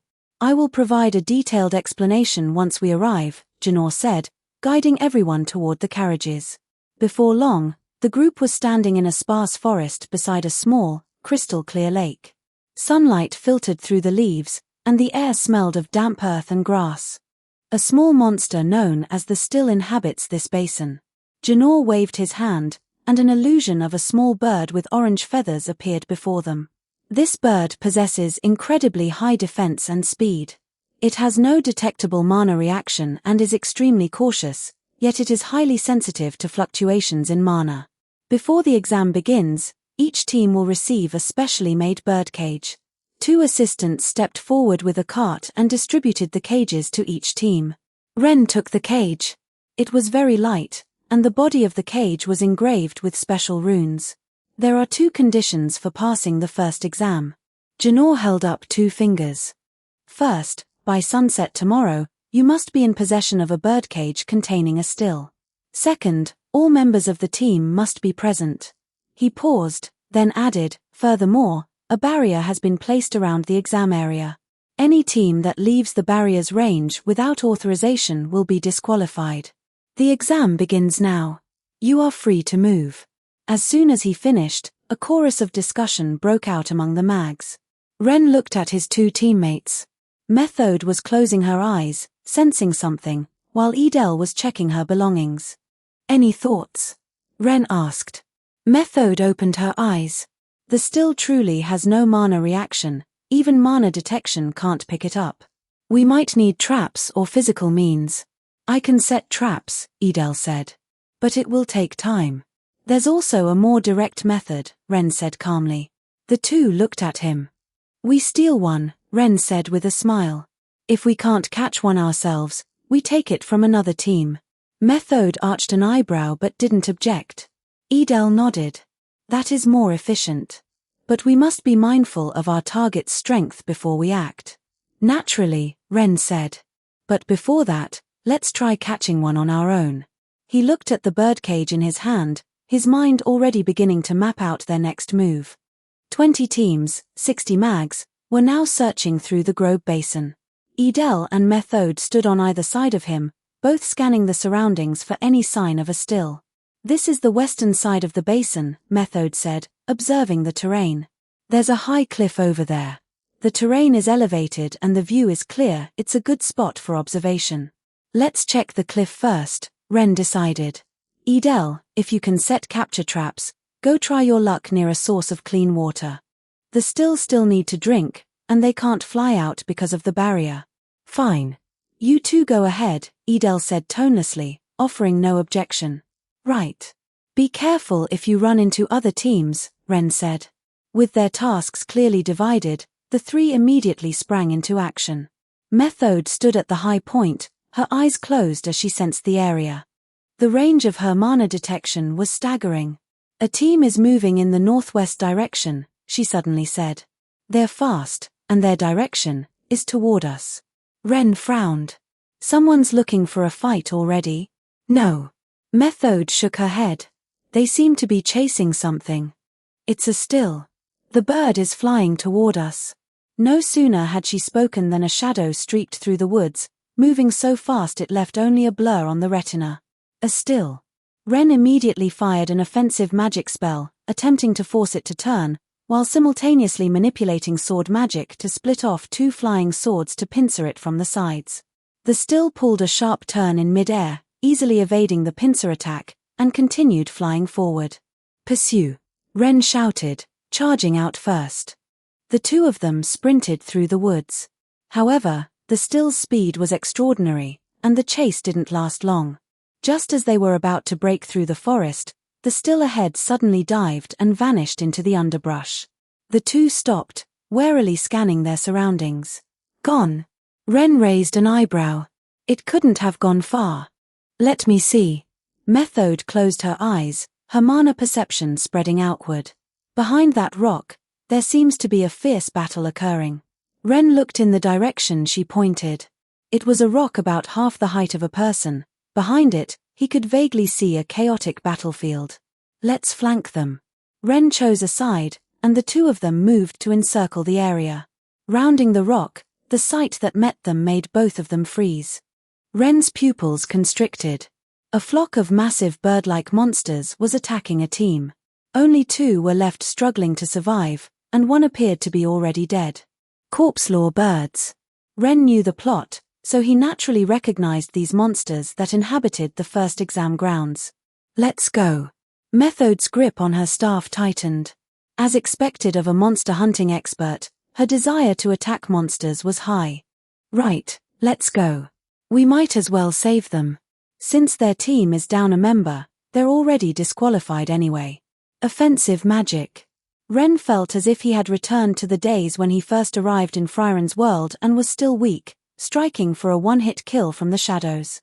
Ren went all out, releasing a massive barrage of blue-white light beams in an instant. Many of the corpse-law birds were instantly reduced to magical ash. My, what extraordinary power! The blue-white magical trails lingered in Methode's eyes, causing a flicker of emotion to pass through them. After the fierce battle, Methode offered some comfort and healing to the two survivors. Meanwhile, Ren was opening the numerous blue treasure chests scattered nearby. Aside from a mimic trap spell, most contained mana and materials. He planned to take them all with him when they left. In the sky over the Grobe Basin, the sun began to sink. Ren had just used levitation magic to bury the deceased examinee when he suddenly sensed someone approaching from behind. It's the team from before, the ones chasing the still, Methode whispered as she leaned in. Up to 50 chapters on P at Treon https://www.patreon.com/c/biggertl. Chapter 30, Whirl. 1,239 words. Ren recognized the three people walking from behind the rock immediately. The leader was a tall man with a fierce gaze, wearing a white coat and holding a trident-shaped staff that glinted coldly in the twilight. The captain of the Northern Magic Corps, Werble. To his left stood a young, confident woman, to his right was a youth with a large forehead, cradling a bouquet of flowers. It was exactly the same lineup from the original story. Werble, the user of the Sorganal binding magic, Ere, who used magic to turn stones into bullets, and Shoff, master of magic to turn petals into steel. Ren was a step late. Werble had just stood up, and inside the cage Shoff was holding, a still was fluttering its wings restlessly. We got it, Ere said with a sigh of relief. Werble nodded, but his gaze suddenly snapped to the other side of the rock, locking eyes with Ren. A brief silence followed. Well, Werble took a step forward, the tip of his trident staff lowering slightly. Are you two planning to steal it? His voice wasn't loud, but it carried the oppressive weight of someone who spent his life on the battlefield. Ere and Shoff both shifted half a step to the side, forming a subtle pincer formation. Ren didn't answer. He reached out and lightly pressed Methode's shoulder, signaling her to back off. Both of them retreated into the shadows cast by the rock, their movements crisp and decisive. Werble's brow furrowed. He glanced at the freshly mounded grave nearby, then looked in the direction Ren and his companion had vanished. Finally, he lowered his hand, stopping his teammates from pursuing. Behind a thicket 100 meters away, Ren lowered his voice. Their magical configuration is troublesome. Werble's Sorganile only takes effect if he can see the target's entire body at once. However, the cover fire from the other two is too strong. Ere's stones have an incredible range, and Shoff's steel petals can block most sneak attacks. Methode nodded, looking a bit surprised. I didn't expect your intelligence gathering to be so thorough. It seems we have no advantage in a frontal assault. That's why we need to change our approach. Ren looked at her. How far does your detection reach? About 70% of this basin. Methode closed her eyes and opened them a few seconds later. They're moving toward the forest in the northeast. Their pace isn't fast. That's enough for us to set things up. Ren stood. You keep tracking them. I'll go regroup with Edel. In 1 hour, we'll meet at the pool in the forest on the east side of the valley. Do you want me to set traps in advance? No. Ren shook his head. Against veterans like them, ordinary traps will only alert them. We need to take them down in one go. The two then split up. By the time Ren found Edel, twilight had settled over the lake. The purple-haired girl was crouching in the woods by the shore, faint blue threads of mana extending from her fingertips and weaving an almost imperceptible net in the air. How is it? Ren approached. Edel didn't look back. You're back. She paused. The speed of this bird is beyond common sense. Edel finally turned her head. And on your end? Methode is watching them. Ren looked toward the northeast. We found a team that already caught one. It might be easier to snatch a ready-made one than to catch a wild one. How is their strength? Not weak, but winnable. Edel put away her staff and stood up. Then let's go. It's almost dark. Wait, let's get some ingredients first. Ren took out some simple cooking gear from his pack. We eat first. We'll launch a night raid later. Besides. He smiled. I want my new teammates to taste my cooking. A flicker of surprise flashed in Edel's eyes, but she didn't ask further. A short while later, the three of them sat around a small fire by the water. Methode took a bite of a meat skewer Ren had grilled, her eyes widening slightly. What is this seasoning? A blend of herbs and fruit honey, plus a sauce I mixed myself. Good, right? Ren handed her another skewer. Edel sipped some hot soup, her expression softening for once. It's no worse than a professional chef's. Then I'll treat you again if there's a chance. Ren packed away the utensils. All right, down to business. He used water to draw a simple topographical map on the ground. Werbel's team is currently at this position, at the edge of the forest, camping against a rock wall. They'll definitely set a watch, but with 3 people rotating, there will be moments of slackness. My suggestion is, we move at midnight. Do you have any magic suitable for this? Edel raised her hand. I do. I've learned a mist-generating spell that can separate them so we can take them down individually. It's a spell I retrieved from a demon's memory. Ren's interest was piqued. Mental magic can be used like that. As long as the opponent is unguarded or there's an opening, Edel said flatly. I can manage memories from within the last 100 years. I can even briefly manipulate an opponent's actions through eye contact. Can you teach me that magic? Just once. If I can't learn it, I won't blame you, Ren asked directly. I'll pay the tuition, 10 straw gold coins. Edel looked at him, her eyes appearing deep in the firelight. Are you sure? This kind of magic is very difficult to learn. To reach my level requires many years of intensive study. I'm sure. Fine. I'll teach it to you once. Right now? Ren smiled. Right now. It's a long time until midnight, there's plenty of time. I'll give you the money once we're out. Edel nodded. I'll go prepare as well then, Methode said, tactfully excusing herself. Ding. Detected that Edel is teaching you mental manipulation magic. Learn. Yes, no. Yes. Mental manipulation magic LV.1. Before long, Methode returned, and the group began discussing tactics. So that's the plan. Once the mist rises, Methode will handle Ere, and Edel will take Shoff. I'll deal with Werbel. His magic sounds like it has no counter. Do you know its weakness? Methode asked. His sight binding requires him to see the whole body. Ren pointed to his own eyes. I have my own ways. The night grew deeper, and the fire died out. At midnight, as the mist began to spread through the forest, Werbel immediately snapped his eyes open. Enemy attack, he barked, his trident staff already in hand. Ere and Shoff were instantly awake. The 3 stood back to back in a triangle. The mist grew thicker and thicker, until one could no longer see more than 3 meters away. Is it an illusion type? Ere raised her staff. Unlikely. Schorf controlled the steel petals to swirl around him. The mana fluctuations are very uniform. It's a large-scale environmental spell. Before he could finish, several blue-white beams of light tore through the mist, firing suddenly. Watch out! Werble swung his staff to deploy defense magic, but the power of the beams exceeded his expectations, forcing the three to separate. In that instant, a figure charged out from the mist, lunging straight for Werble. Flash strike.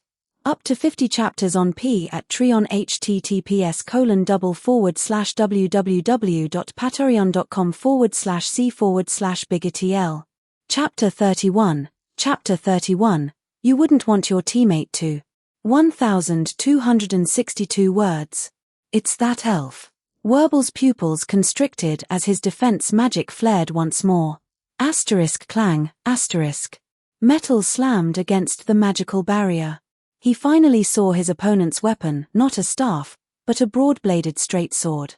A magical sheen rippled across the blade. More bizarrely, two identical swords hovered beside the elf, vibrating slightly like living creatures. What kind of magic is this? Alarm bells rang in Werble's head, but his reactions remained sharp.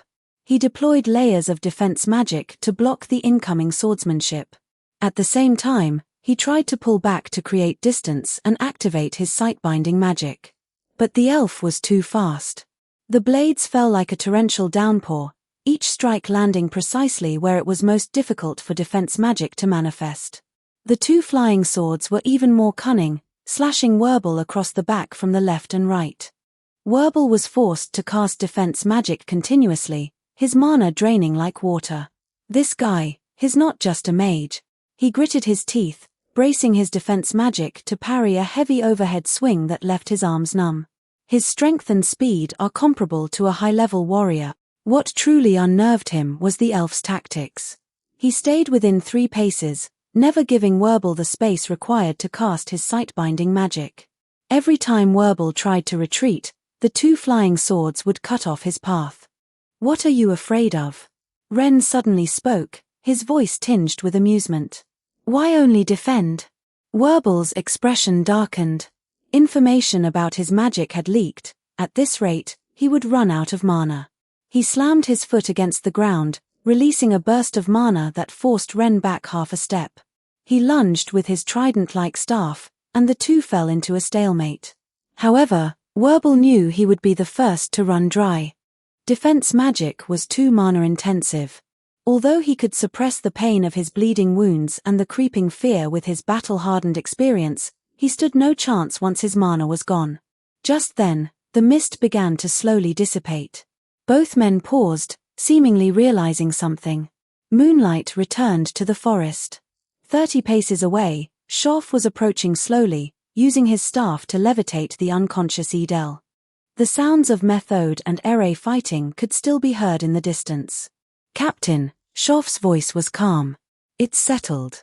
Sure enough, Schorf arrived with the defeated Edel floating beside him. Asterisk Edel, her direct combat ability is just too weak, asterisk Ren thought, his eyes narrowing. He couldn't drag this out any longer. I wanted to be a bit more cautious, Ren said softly. Submission magic. He raised his left hand, and a pair of scales manifested in his palm. Werble instinctively moved to defend, but his body suddenly froze. An indescribable force invaded his consciousness, like an invisible scale weighing his soul on one side. After 2 months of hunting demons, Ren had gained many mana attributes.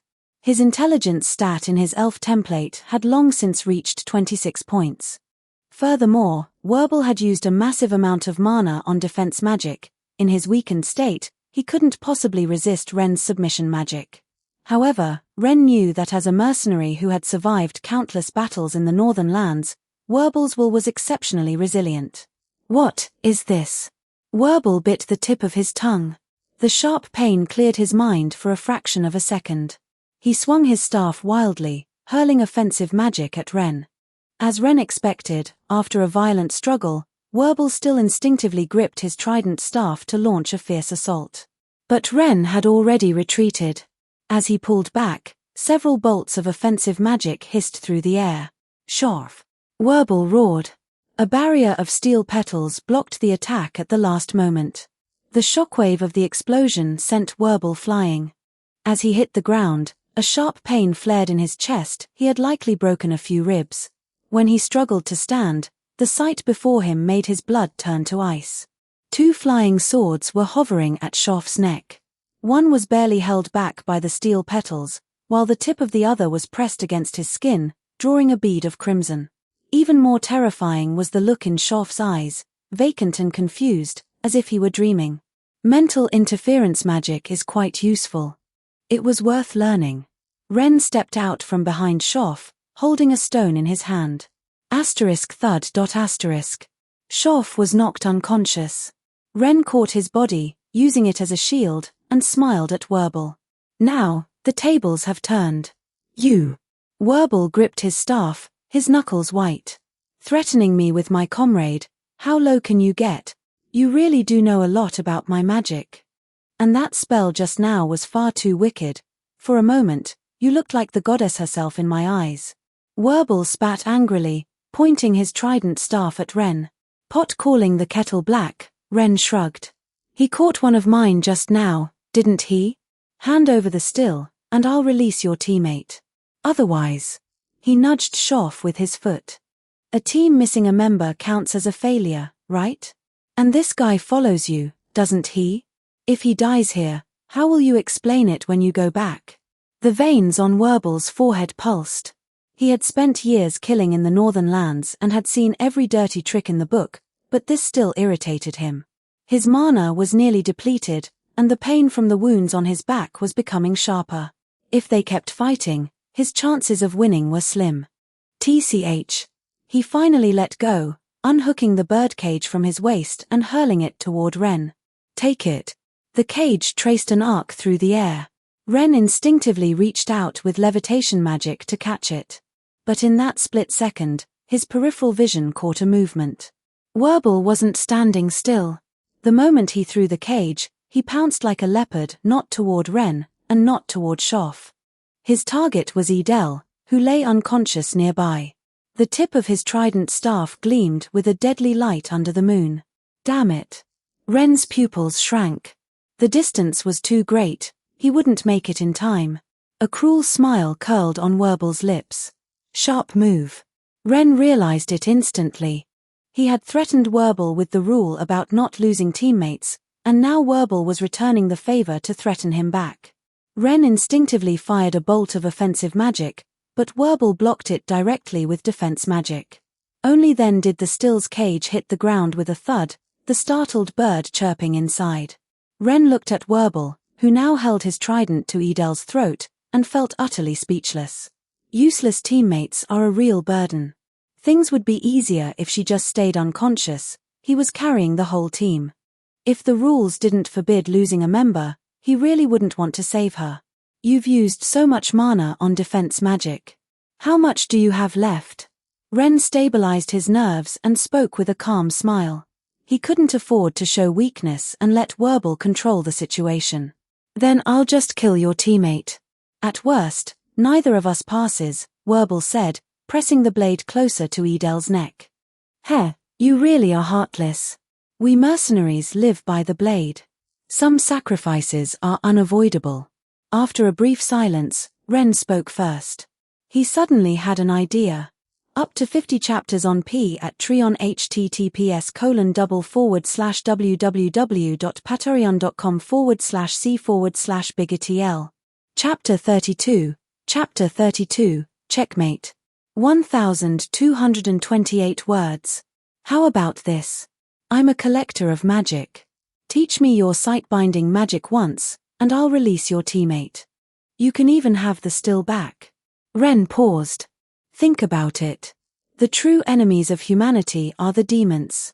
There's no need for these two mags to die here over a petty dispute. Werbel fell into silence for a moment before speaking. TCH, you're something else. He began to explain the principles of the sight-binding magic, Sorgel. Notification: Werbel has taught you sight-binding magic. Learn it. Yes, no. Ren nodded in satisfaction as the explanation ended and selected yes. He then pointed to the fallen cage, gesturing for Werble to take the still. Werble looked surprised, seemingly not expecting Ren to be so straightforward. Keeping a wary eye on Ren, he dragged the unconscious Edel toward the cage.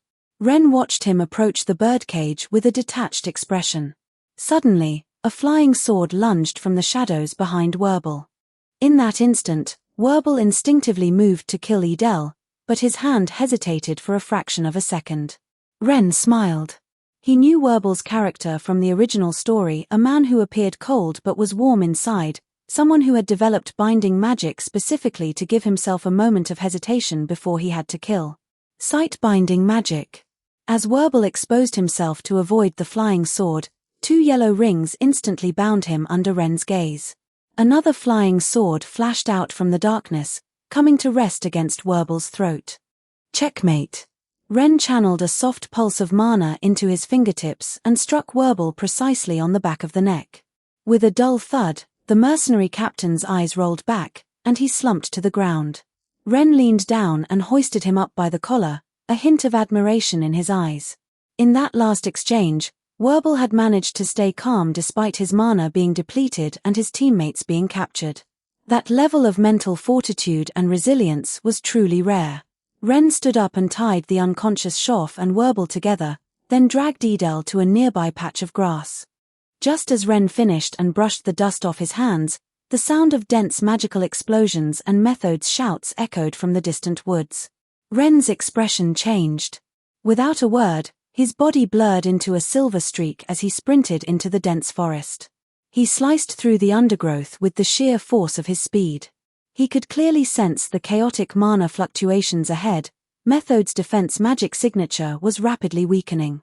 Bursting through the last thicket, the battlefield came into view. Methode's defensive barrier was covered in spiderweb-like cracks. Ere stood with her staff raised, numerous goose-egg-sized stones hovering around her like primed cannonballs. Each volley made the barrier shudder violently. Without hesitation, Ren's hands blurred through a series of seals, pushing his sword magic to its limit.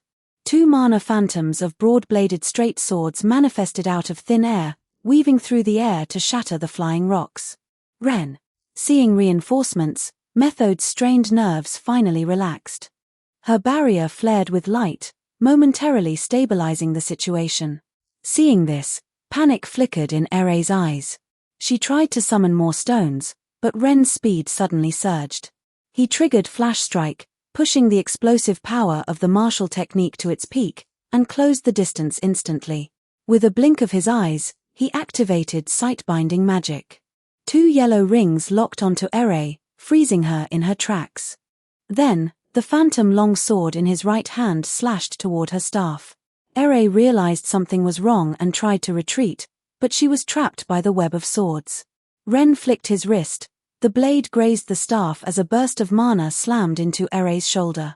She groaned as her mana became disordered. The stones fell to the ground, and she collapsed. Ren delivered a swift chop to her neck, neatly knocking her out. "Are you all right?" Ren helped the exhausted Methode up and handed her a mana potion. Methode drank the potion, and color slowly returned to her face. "It's a good thing you arrived when you did. The range and power of her stone magic were beyond my expectations." Together, they dragged Ere back to where Werble and Schoff were tied up. Once the 3 were secured together, they started a campfire. As the night deepened, the fire crackled, casting an orange glow over their faces. Monster meat sizzled on a makeshift spit, filling the air with a savory aroma. Edel woke up rubbing her aching neck. Her eyelashes fluttered as she took in the flickering firelight and the roasted meat Ren was handing her. "Awake," Ren said with a smile. "Schoff hit you pretty hard. You've been out for over 3 hours." Edel took the meat, its warmth seeping into her fingers. She took a bite. The tender meat and spices bloomed across her palate. She looked at the 3 tied-up captives by the fire, then back at Ren. "Did we get the still?" "Thanks to you," Ren laughed, pointing to the cage nearby. The orange-feathered still was huddled inside, occasionally rubbing its head against the bars. "You were taken hostage, so I had to work quite hard to break Werble's sight-binding magic and defeat Schoff to get you back." The 10 straw gold coins we agreed on for the tuition will serve as my fee for saving you. We're even. Edel's face instantly flushed red. She looked down in embarrassment, fidgeting with the hem of her clothes. I'm sorry. I was useless and held you back. It's a team operation. Accidents happen. Ren waved it off, pushing a cup of hot soup toward her. Besides, the mental manipulation magic you taught me was very useful. Consider it settled. Methode sipped her soup and added, "He's right. If your mist-calling magic hadn't disrupted their formation earlier, things wouldn't have gone so smoothly." The night was long, and the campfire popped and hissed. Ren sat on the ground and began to recount his experiences fighting demons. From the ambush during the subjugation of Qual the Elder Sage of Corruption, to the narrow escape against the Solar Dragon, and finally killing Aura alongside Frieren, he told every detail vividly. Edel and Methode listened intently, occasionally gasping in surprise. When they heard how Ren had dived from the sky to blast Aura with offensive magic, Edel's eyes widened. You actually dared to drop from that height? Weren't you afraid of falling to your death? I was, Ren smiled. But it was the only chance for a successful surprise attack. Methode was more interested in the Elder Sage's killing magic. So, the predecessor of basic offensive magic was actually invented by that demon? Yes. After the sages of old analyzed it, it became a mandatory course at the magic academies, Ren nodded. That just goes to show, no matter how powerful a magic is, once it's analyzed, it's no longer terrifying. The group took turns keeping watch until the sky began to turn the color of a fish's belly and the fire died down. Ren and the others concealed their presence and began to quietly observe the battlefield in the basin. As someone began to freeze the Great Lake in the center, Ren knew that Frieren had made her move. Up to 50 chapters on P at Treon https://www.patreon.com/c/bigtl. Chapter 33. Chapter 33. The exam concludes. 1,258 words. After finishing their meal in the afternoon, Methode closed her eyes and focused. Her mana slowly spread out, and after a moment, she opened her eyes. There are traces of a fierce battle 2 miles to the southwest. Only 2 people are left in that squad. Their mana fluctuations are extremely weak, they must be exhausted. Let's go take a look. Ren's eyes flickered. He vaguely remembered such a squad from the original story. They had captured a still but encountered a monster, lost a comrade, and ran out of mana, only to have their bird snatched away by an equally exhausted Denken using his fists. The 3 of them moved quietly through the forest. The vegetation along the way bore the scars of battle, charred trunks, shredded scraps of clothing, and scattered traces of elemental magic. As they neared their destination, they indeed saw 2 mags slumped against a massive boulder. Their faces were as pale as parchment, their lips cracked and dry. One of them held a staff that had been snapped in half, but in the birdcage beside them, a still was fluttering its wings restlessly. Who are you?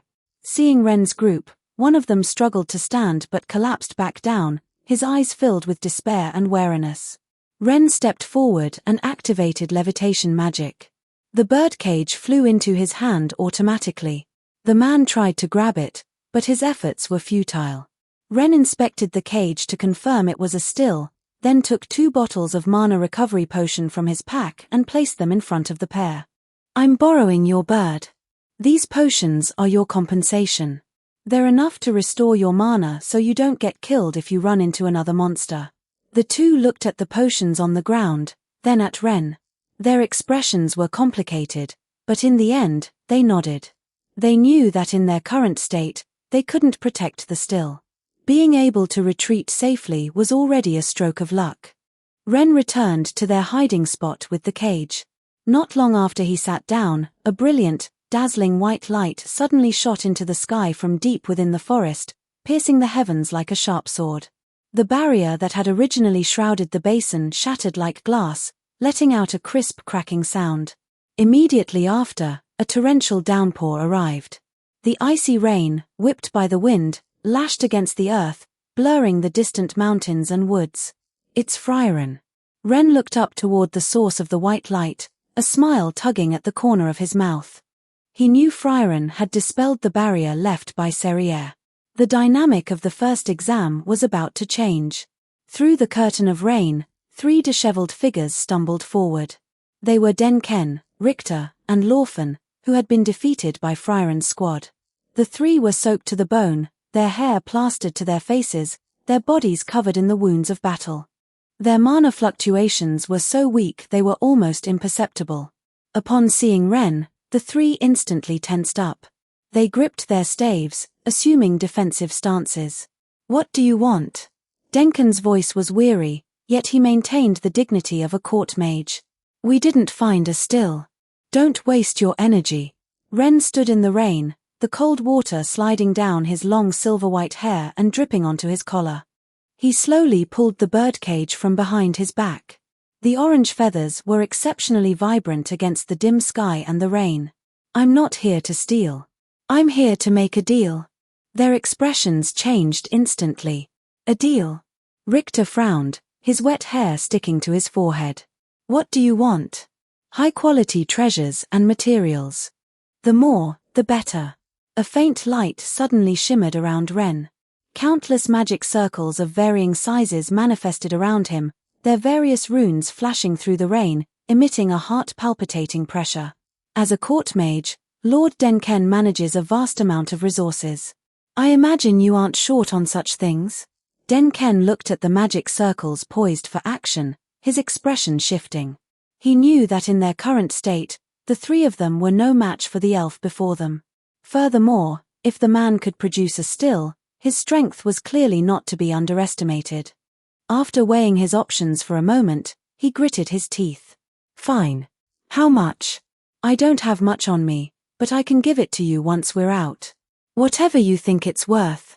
However, I only want what you can provide in the Magic City before the mage exam concludes." Ren smiled and turned his gaze toward Richter and Lorfen. "Additionally, as a bonus to the deal, I want you 2 to teach me your magic once. Mr. Richter's earth manipulation and Miss Lorfen's high-speed movement. If I can't learn them, I won't blame you. Is that acceptable?" Richter and Lorfen exchanged a glance, seeing the helplessness in each other's eyes. Powerless to resist, they could only nod in agreement. Richter spoke first, rapidly explaining the principles of earth manipulation magic. Mobilize the mana in your body to resonate with the earth, sensing the soil and rock. As he spoke, he used his last shred of mana to draw a simple magic circle on the ground. Ren listened intently, quickly digesting the knowledge. When Richter finished his explanation, a notification sounded on time. "Detected, Richter has taught you earth manipulation magic." "Learn?" "Yes," Ren thought. Instantly, a vast amount of knowledge and techniques regarding earth manipulation flooded his mind. A new entry appeared on his status panel, Earth Manipulation Magic LV.1. Following that, Lorfen began explaining high-speed movement magic. Concentrate mana into your muscles to form a mana circuit, while simultaneously guiding the mana to propel your body. Detected, Lorfen has taught you high-speed movement magic. Learn? Yes. The words, high-speed movement magic LV.1, appeared on the panel. Ren could clearly feel a subtle change in the way mana flowed through his body. He felt as though his entire being had become much lighter. He couldn't help but look at Denken again. He remembered that fire tornado of his was quite cool. Noticing Ren's gaze, Denken couldn't help but speak up. "You're being a bit too greedy, brat." "Haha, thank you for your instruction." Ren laughed and sent the cage containing the still over to them. "A pleasure doing business with you, Lord Denken. I hope your treasures and materials will satisfy me." The rain gradually tapered off. The sun broke through the clouds, casting a weak light. At sunset, the first round of the first-class mage exam officially ended. As Janor made the announcement, only 18 participants out of 60 had ultimately passed a total of 6 squads. To Ren's surprise, Werbel's squad had actually managed to pass as well. They must have captured another still using Werbel's binding magic after they woke up. Ren also saw Frieren and Fern and gave them a simple greeting. "Where are you heading next?" "We'll rest in the Magic City for a few days to prepare for the second exam." Frieren rubbed her hands together, seemingly a bit cold after the rain. I want to browse the magic shops. Perfect. My teammates and I are planning to do some shopping as well. Ren smiled and turned to leave with Methode. That evening, the two arrived at the most famous restaurant in the Magic City. Exquisite dishes filled their table. Up to 50 chapters on P at Treon https://www.patreon.com/c/bigotl. Chapter 34, Chapter 34, The Second Stage, The Tomb of the Ruined King. 1,291 words. Just as they were finishing their meal, the restaurant door pushed open, and Frieren, Fern, and Stark walked in. The groups greeted each other. Stark seemed a bit surprised and happy to see Ren. He leaned in close to Ren and whispered, "Fern is a bit upset and wants to eat sweets, so we ended up here." Ren looked over at Fern. She had her face turned away, but the corners of her mouth were slightly curled upward. He smiled and introduced his companion. "This is Methode, my teammate. And these are my friends from a previous adventuring party, Frieren, an old acquaintance, Fern, Frieren's apprentice, and Stark, the party's warrior." "Hello," Methode nodded politely, and the group exchanged greetings. Stark nudged Ren with a smirk. "Ren, what exactly is your relationship with Miss Methode?" Fern also stole a glance over, her eyes betraying a hint of curiosity. Ren smiled without answering and handed a piece of dessert to Fern. "Try this, it tastes quite good." Stark, meanwhile, asked Methode curiously, "Miss Methode, how did you meet Ren? Is he usually really unreliable?" "We were teammates during the exam," Methode replied with a smile. "Ren is very reliable. He always finds a way in battle, and is quite a good cook." Ren laughingly interrupted, "All right, enough about me. Try the dessert, the flavor is excellent." After the meal, Ren and Methode took their leave. Stepping out of the restaurant, the evening breeze brushed against their faces, carrying the unique magical atmosphere of the Magic City. Over the next few days, the two traversed every street and alley of the Magic City, visiting all the famous magic shops. Ren traded the wealth he had scavenged from nobles and wealthy merchants for hundreds of blue-quality treasures and several purple-quality magic items. During this time, Ren also completed his trade with Denkin's butler as agreed. The treasures and materials sent over filled his spatial equipment a vast variety and a significant quantity. While Ren and Methode were enjoying their rare moment of leisure, a notice arrived. The second stage of the Continental Magic Association's first-class mage exam would be held in 3 days at the Tomb of the Ruined King in the Northern Kingdoms. All passing squads were required to attend on time. The Northern Kingdoms, the Tomb of the Ruined King. Ren and Methode arrived at the entrance of the tomb. He turned to her and said, "I have some personal business to handle in a moment, so we might move separately." Methode didn't ask questions, she simply nodded in agreement. Before long, Frieren and Fern arrived as scheduled, and Ren stepped forward to exchange brief greetings. Once everyone had gathered, the first-class mage Sense stepped forward slowly to explain the rules. "I am a pacifist. This assessment does not require complex tasks. You simply need to reach the deepest part of the tomb." With a wave of her hand, 18 glass bottles floated into the air and flew toward the examinees. "These are bottled golems. If you find yourself in a crisis, break the bottle to summon a golem that will protect you and take you outside. Consider them your life-saving charms." Ren caught his bottled golem. As his fingers touched the cold glass, he felt a slight surprise. This was actually a purple-quality, time-limited treasure. Although it was only valid for 1 day, it spoke volumes about the strength of the first-class mage who created it. After Sense finished explaining the rules, the candidates began whispering among themselves, discussing their next moves. "The deepest part of the tomb, Methode murmured as she stared into the dark passage. "Don't be nervous. With your strength, you'll be fine as long as you're cautious," Ren encouraged her.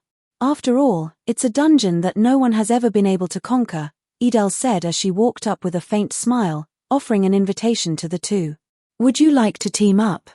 There's safety in numbers. I have something to take care of in a moment. You two can try teaming up first." Ren shook his head, his gaze sweeping over the crowd. I'm sure there are plenty of others thinking about teaming up. You can look around. Just then, a commotion broke out in the distance, drawing everyone's attention. A blond man in a green mage's robe stood tall, looking exceptionally confident. Who said anything about cooperating? You know so much about this dungeon, you probably just want to use me as a sacrificial pawn. I'm going in alone. Opposite him, Denken's face darkened, but he said nothing more, merely watching him with cold eyes. The scene fell into a brief, awkward silence. Seeing this, the blond man grew even more arrogant, turned around, and marched boldly into the tomb passage. Ren's gaze drifted through the crowd and quickly caught sight of Yubel and Land in a corner. The green-haired woman wore a practical black short skirt and toyed with a uniquely shaped staff. The blond man, Land, pushed up his glasses, a faint mana fluctuation swirling around him. After a while, the two chose a passage and entered. Ren didn't approach them, he simply followed silently behind.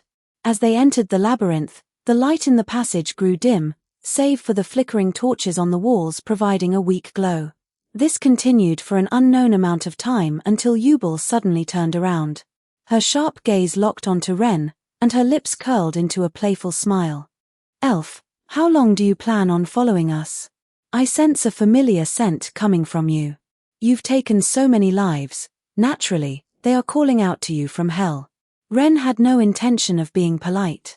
Though a smile played on his face, his words were ice-cold. After the first exam ended, Ren had specifically investigated. Because he had defeated Werbel early, Yubel had never met him. Naturally, she hadn't been able to empathize with him and thus hadn't learned his binding magic. According to the original plot, she should currently only have her Reitereg, the magic that allowed her to cut anything she could visualize cutting, but its effective range was only 5 meters. "Oh. Compared to the elves I've met before, you're actually more likable." Yubel raised her staff with interest as mana began to surge around her. "Hey, a vendetta? How troublesome.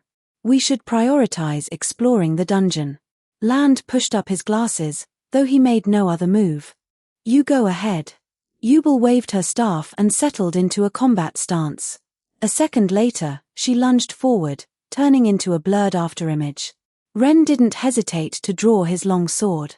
He pushed his sword magic to the limit, and 2 long swords manifested from mana. They collided violently in the air, the resulting sparks piercing the gloom of the passage. He knew well that magic was a world of imagination. Yubel was a genius in this regard. She could cut through a first-class mage's defensive shroud and even senses magically reinforced hair. But she had a fatal weakness: she couldn't break past her own common sense. Metallic weapons like swords were outside her perception of what could be cut. Ren was using the sight of the clashing flying swords to plant a subconscious suggestion in her mind that his swords were something she could not sever. Watching the charging Yubel, Ren's eyes narrowed, and he instantly activated binding magic. 2 yellow rings snapped precisely onto her body, binding her firmly in place. Ren took the opportunity to manipulate the twin swords, aiming straight for her neck to decapitate her in one strike. The headless corpse slumped to the ground and stopped. "Wait, something's wrong." Up to 50 chapters on P at Treon https://www.patreon.com/c/biggertl. Chapter 35. Chapter 35. Fierce Battle with Yubel. Though the sequence of events seemed logical, a sudden, intense sense of crisis surged in Ren's heart. Subconsciously, he activated the high-speed movement magic he had just learned to flash backward. Even though level 1 high-speed movement could only support simple actions and lacked the precision for fine evasion, this instinctive activation saved Ren's life. A slash from an invisible blade still tore across his chest, leaving a bloody gash. The bottled golem in his inner pocket was exposed. Ren stared at the spot where he had just been standing. Yubel's figure slowly emerged, a trace of regret on her face. She began to say something, but Ren didn't care. His mind was racing at high speed. Then, a realization hit him, and his pupils constricted. The plot had changed. Yubel had actually understood Land's magic and directly learned the mirror image clone. Although she hadn't fully mastered it, it was enough to deceive him. That strike just now hadn't been aimed at him at all, but at the bottled golem. She clearly didn't want to leave him a way out. A perfect fit for her twisted personality. Ren didn't dare to be careless. He immediately raised a defense magic barrier and warily scanned his surroundings. The Yubel before him was clearly not her true self. She undoubtedly intended to use the mirror image clone to pin him down while searching for a fatal opening.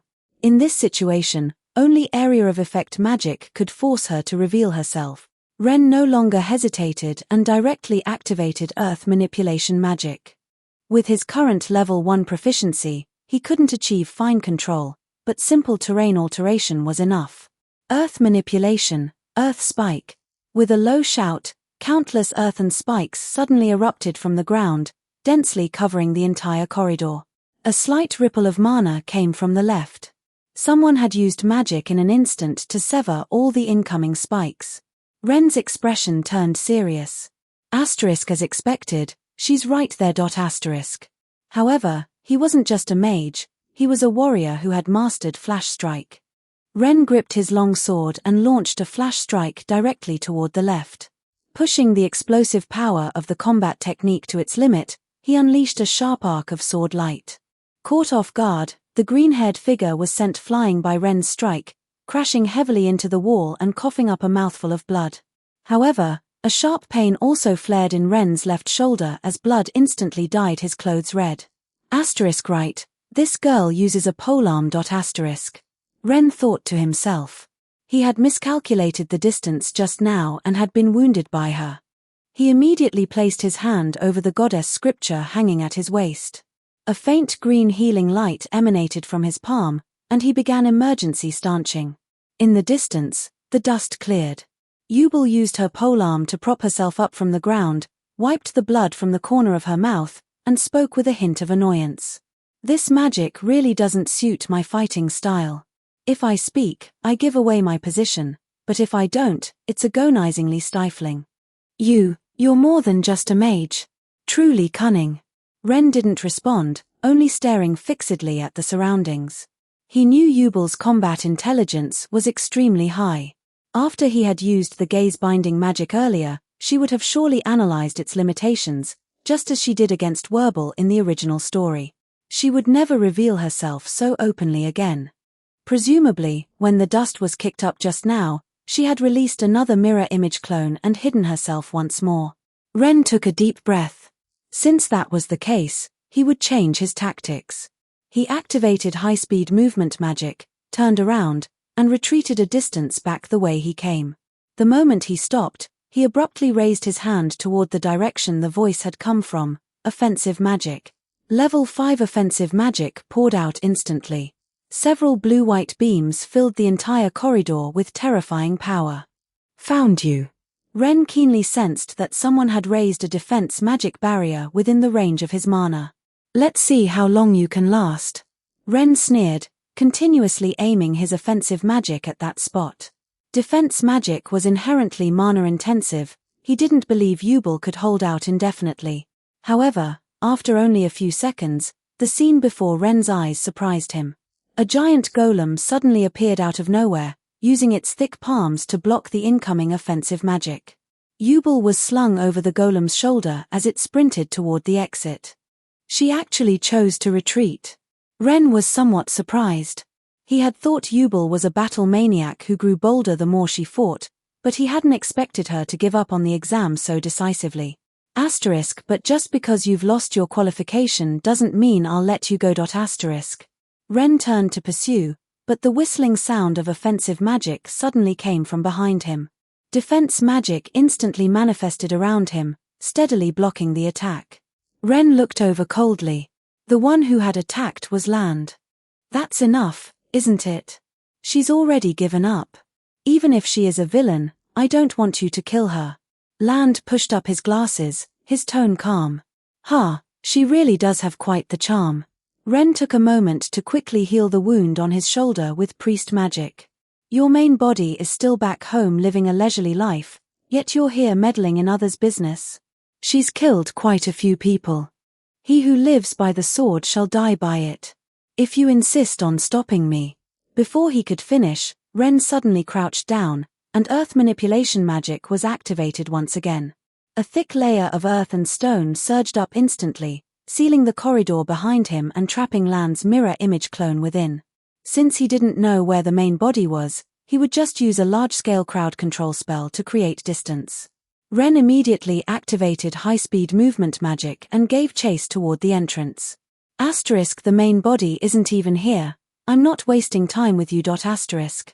Ren was worried that if Yubel escaped the king's tomb, she would be difficult to find again. Not wanting to waste time, he continuously activated high-speed movement magic, pushing his speed to the limit. Soon, the light of the exit appeared in his vision, and the golem carrying Yubel was sprinting ahead. Trying to run? Ren sneered. Pushing his high-speed movement magic to full power, he instantly overtook the golem and reached the entrance first.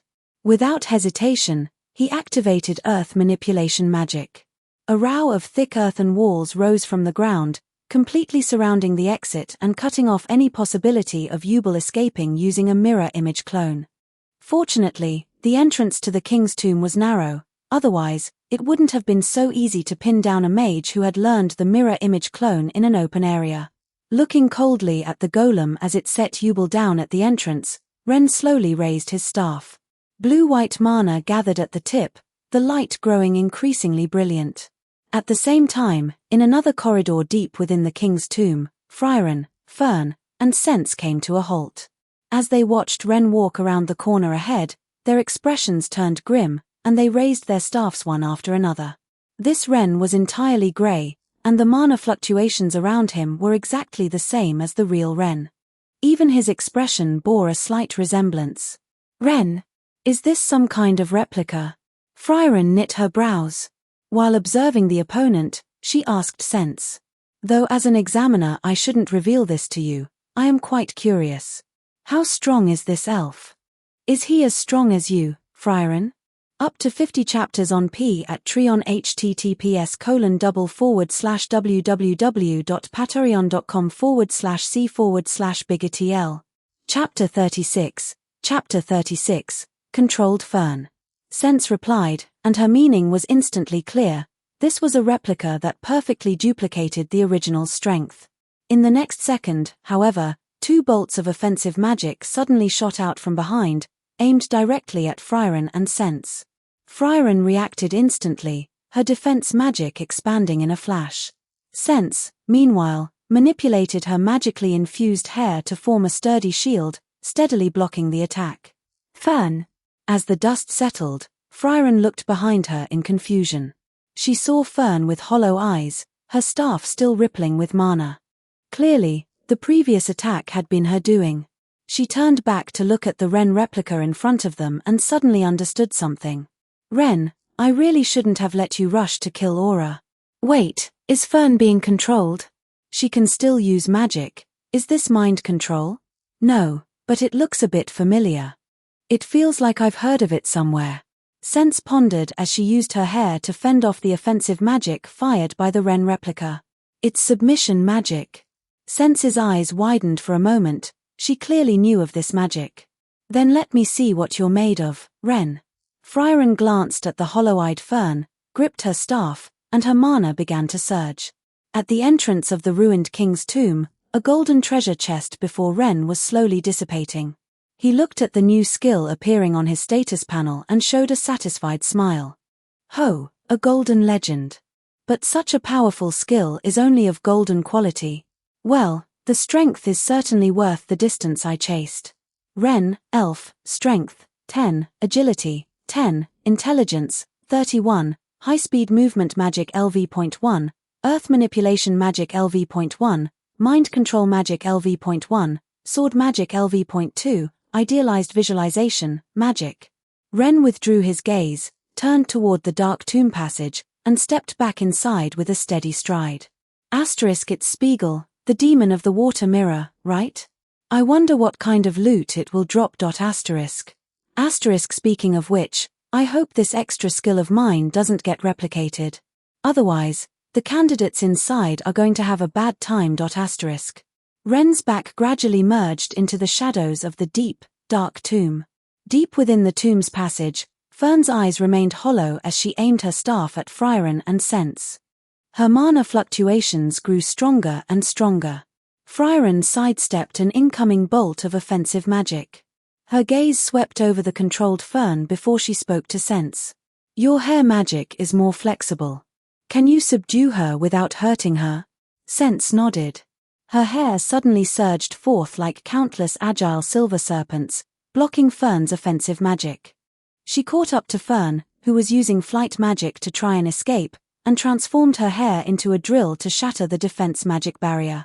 Then, she precisely coiled her hair around Fern's wrists and waist. The force was perfectly controlled, restricting Fern's movements without causing a single injury. Fern struggled a few times but was unable to move. The hollowness in her eyes did not fade. Having dealt with Fern's situation, Frieren turned to face the grey wren replica. She tightened her grip on her staff. "Now, it's time to settle things between us." The replica didn't respond. It simply raised a hand and unleashed offensive magic.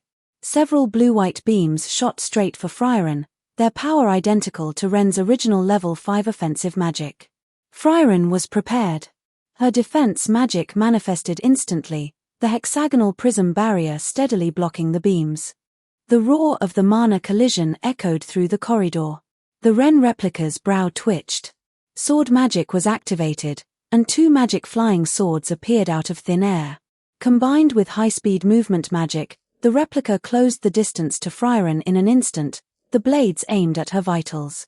Frieren drifted back lightly, her movements far more agile than her petite appearance suggested.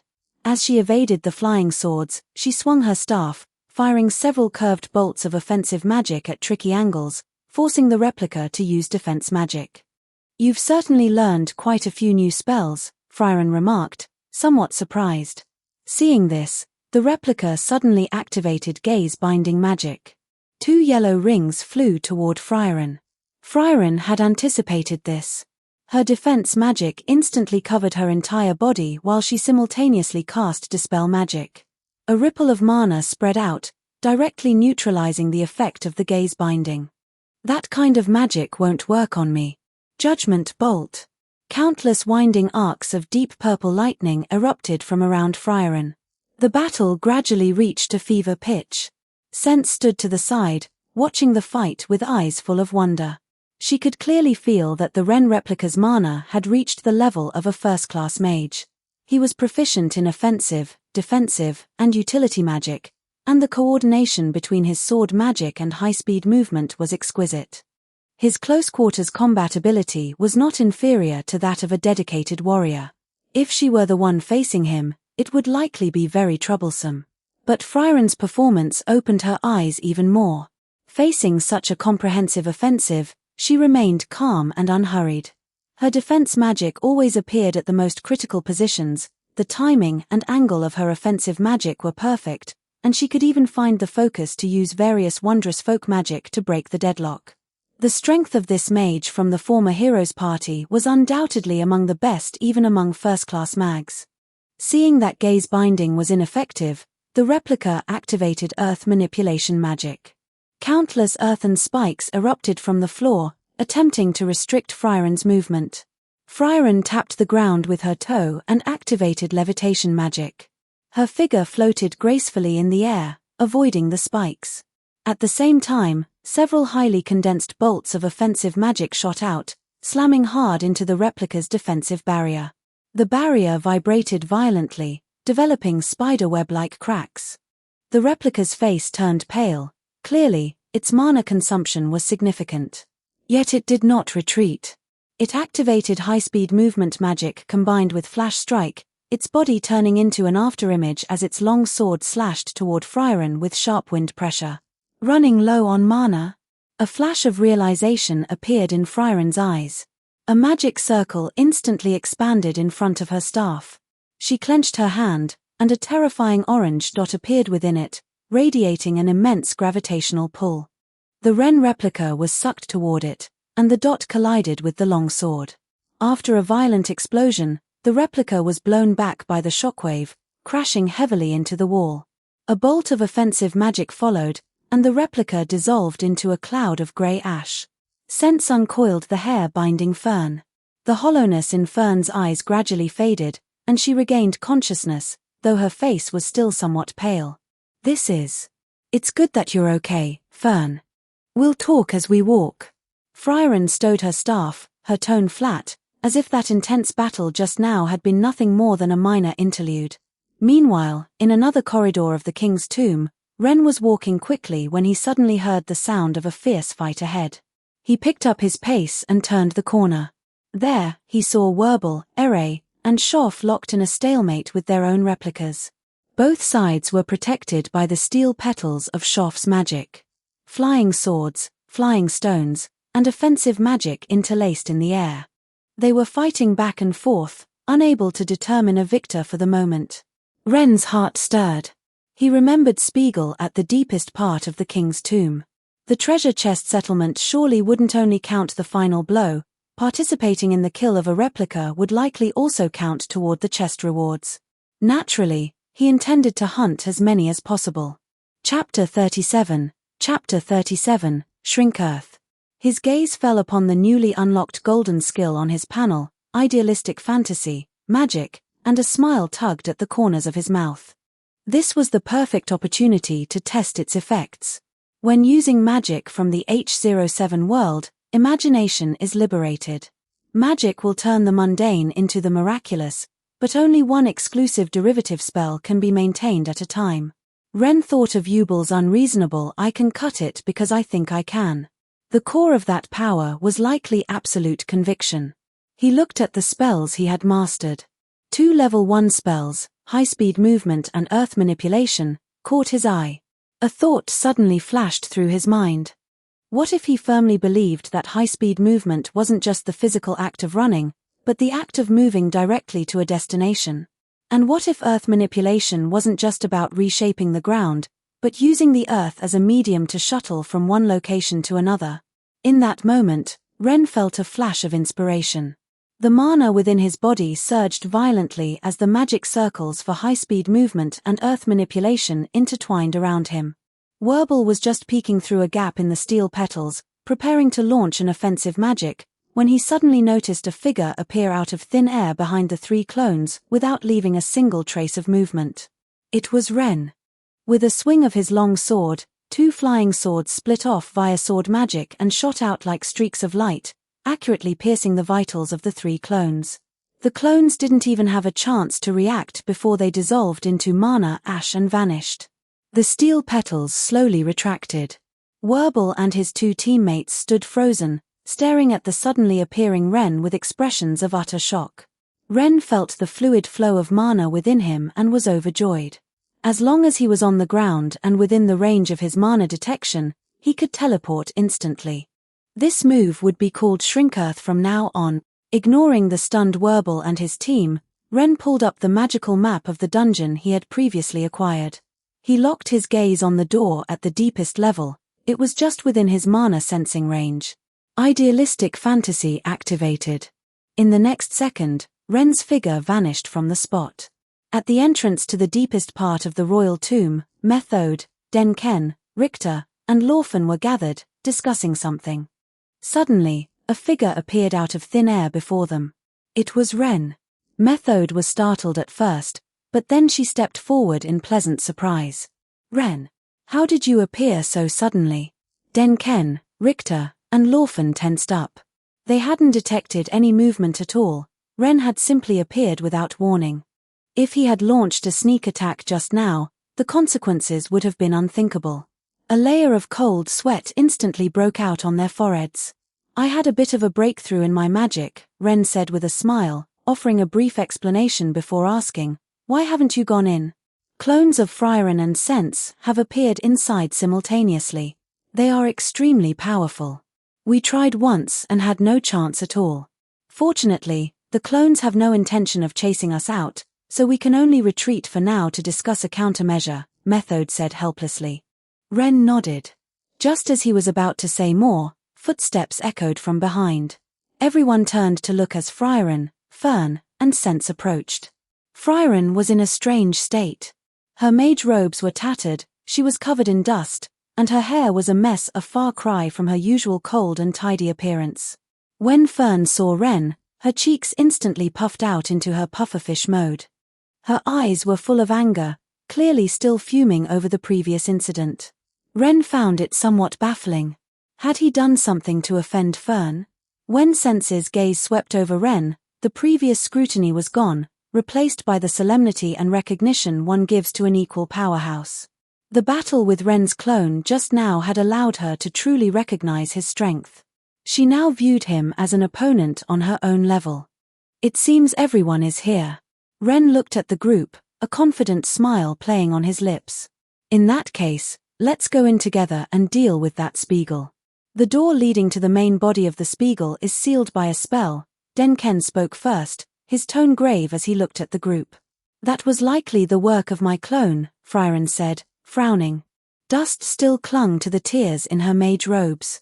The magic guarding the treasury is top tier even among folk magic. To break it, the caster must be killed.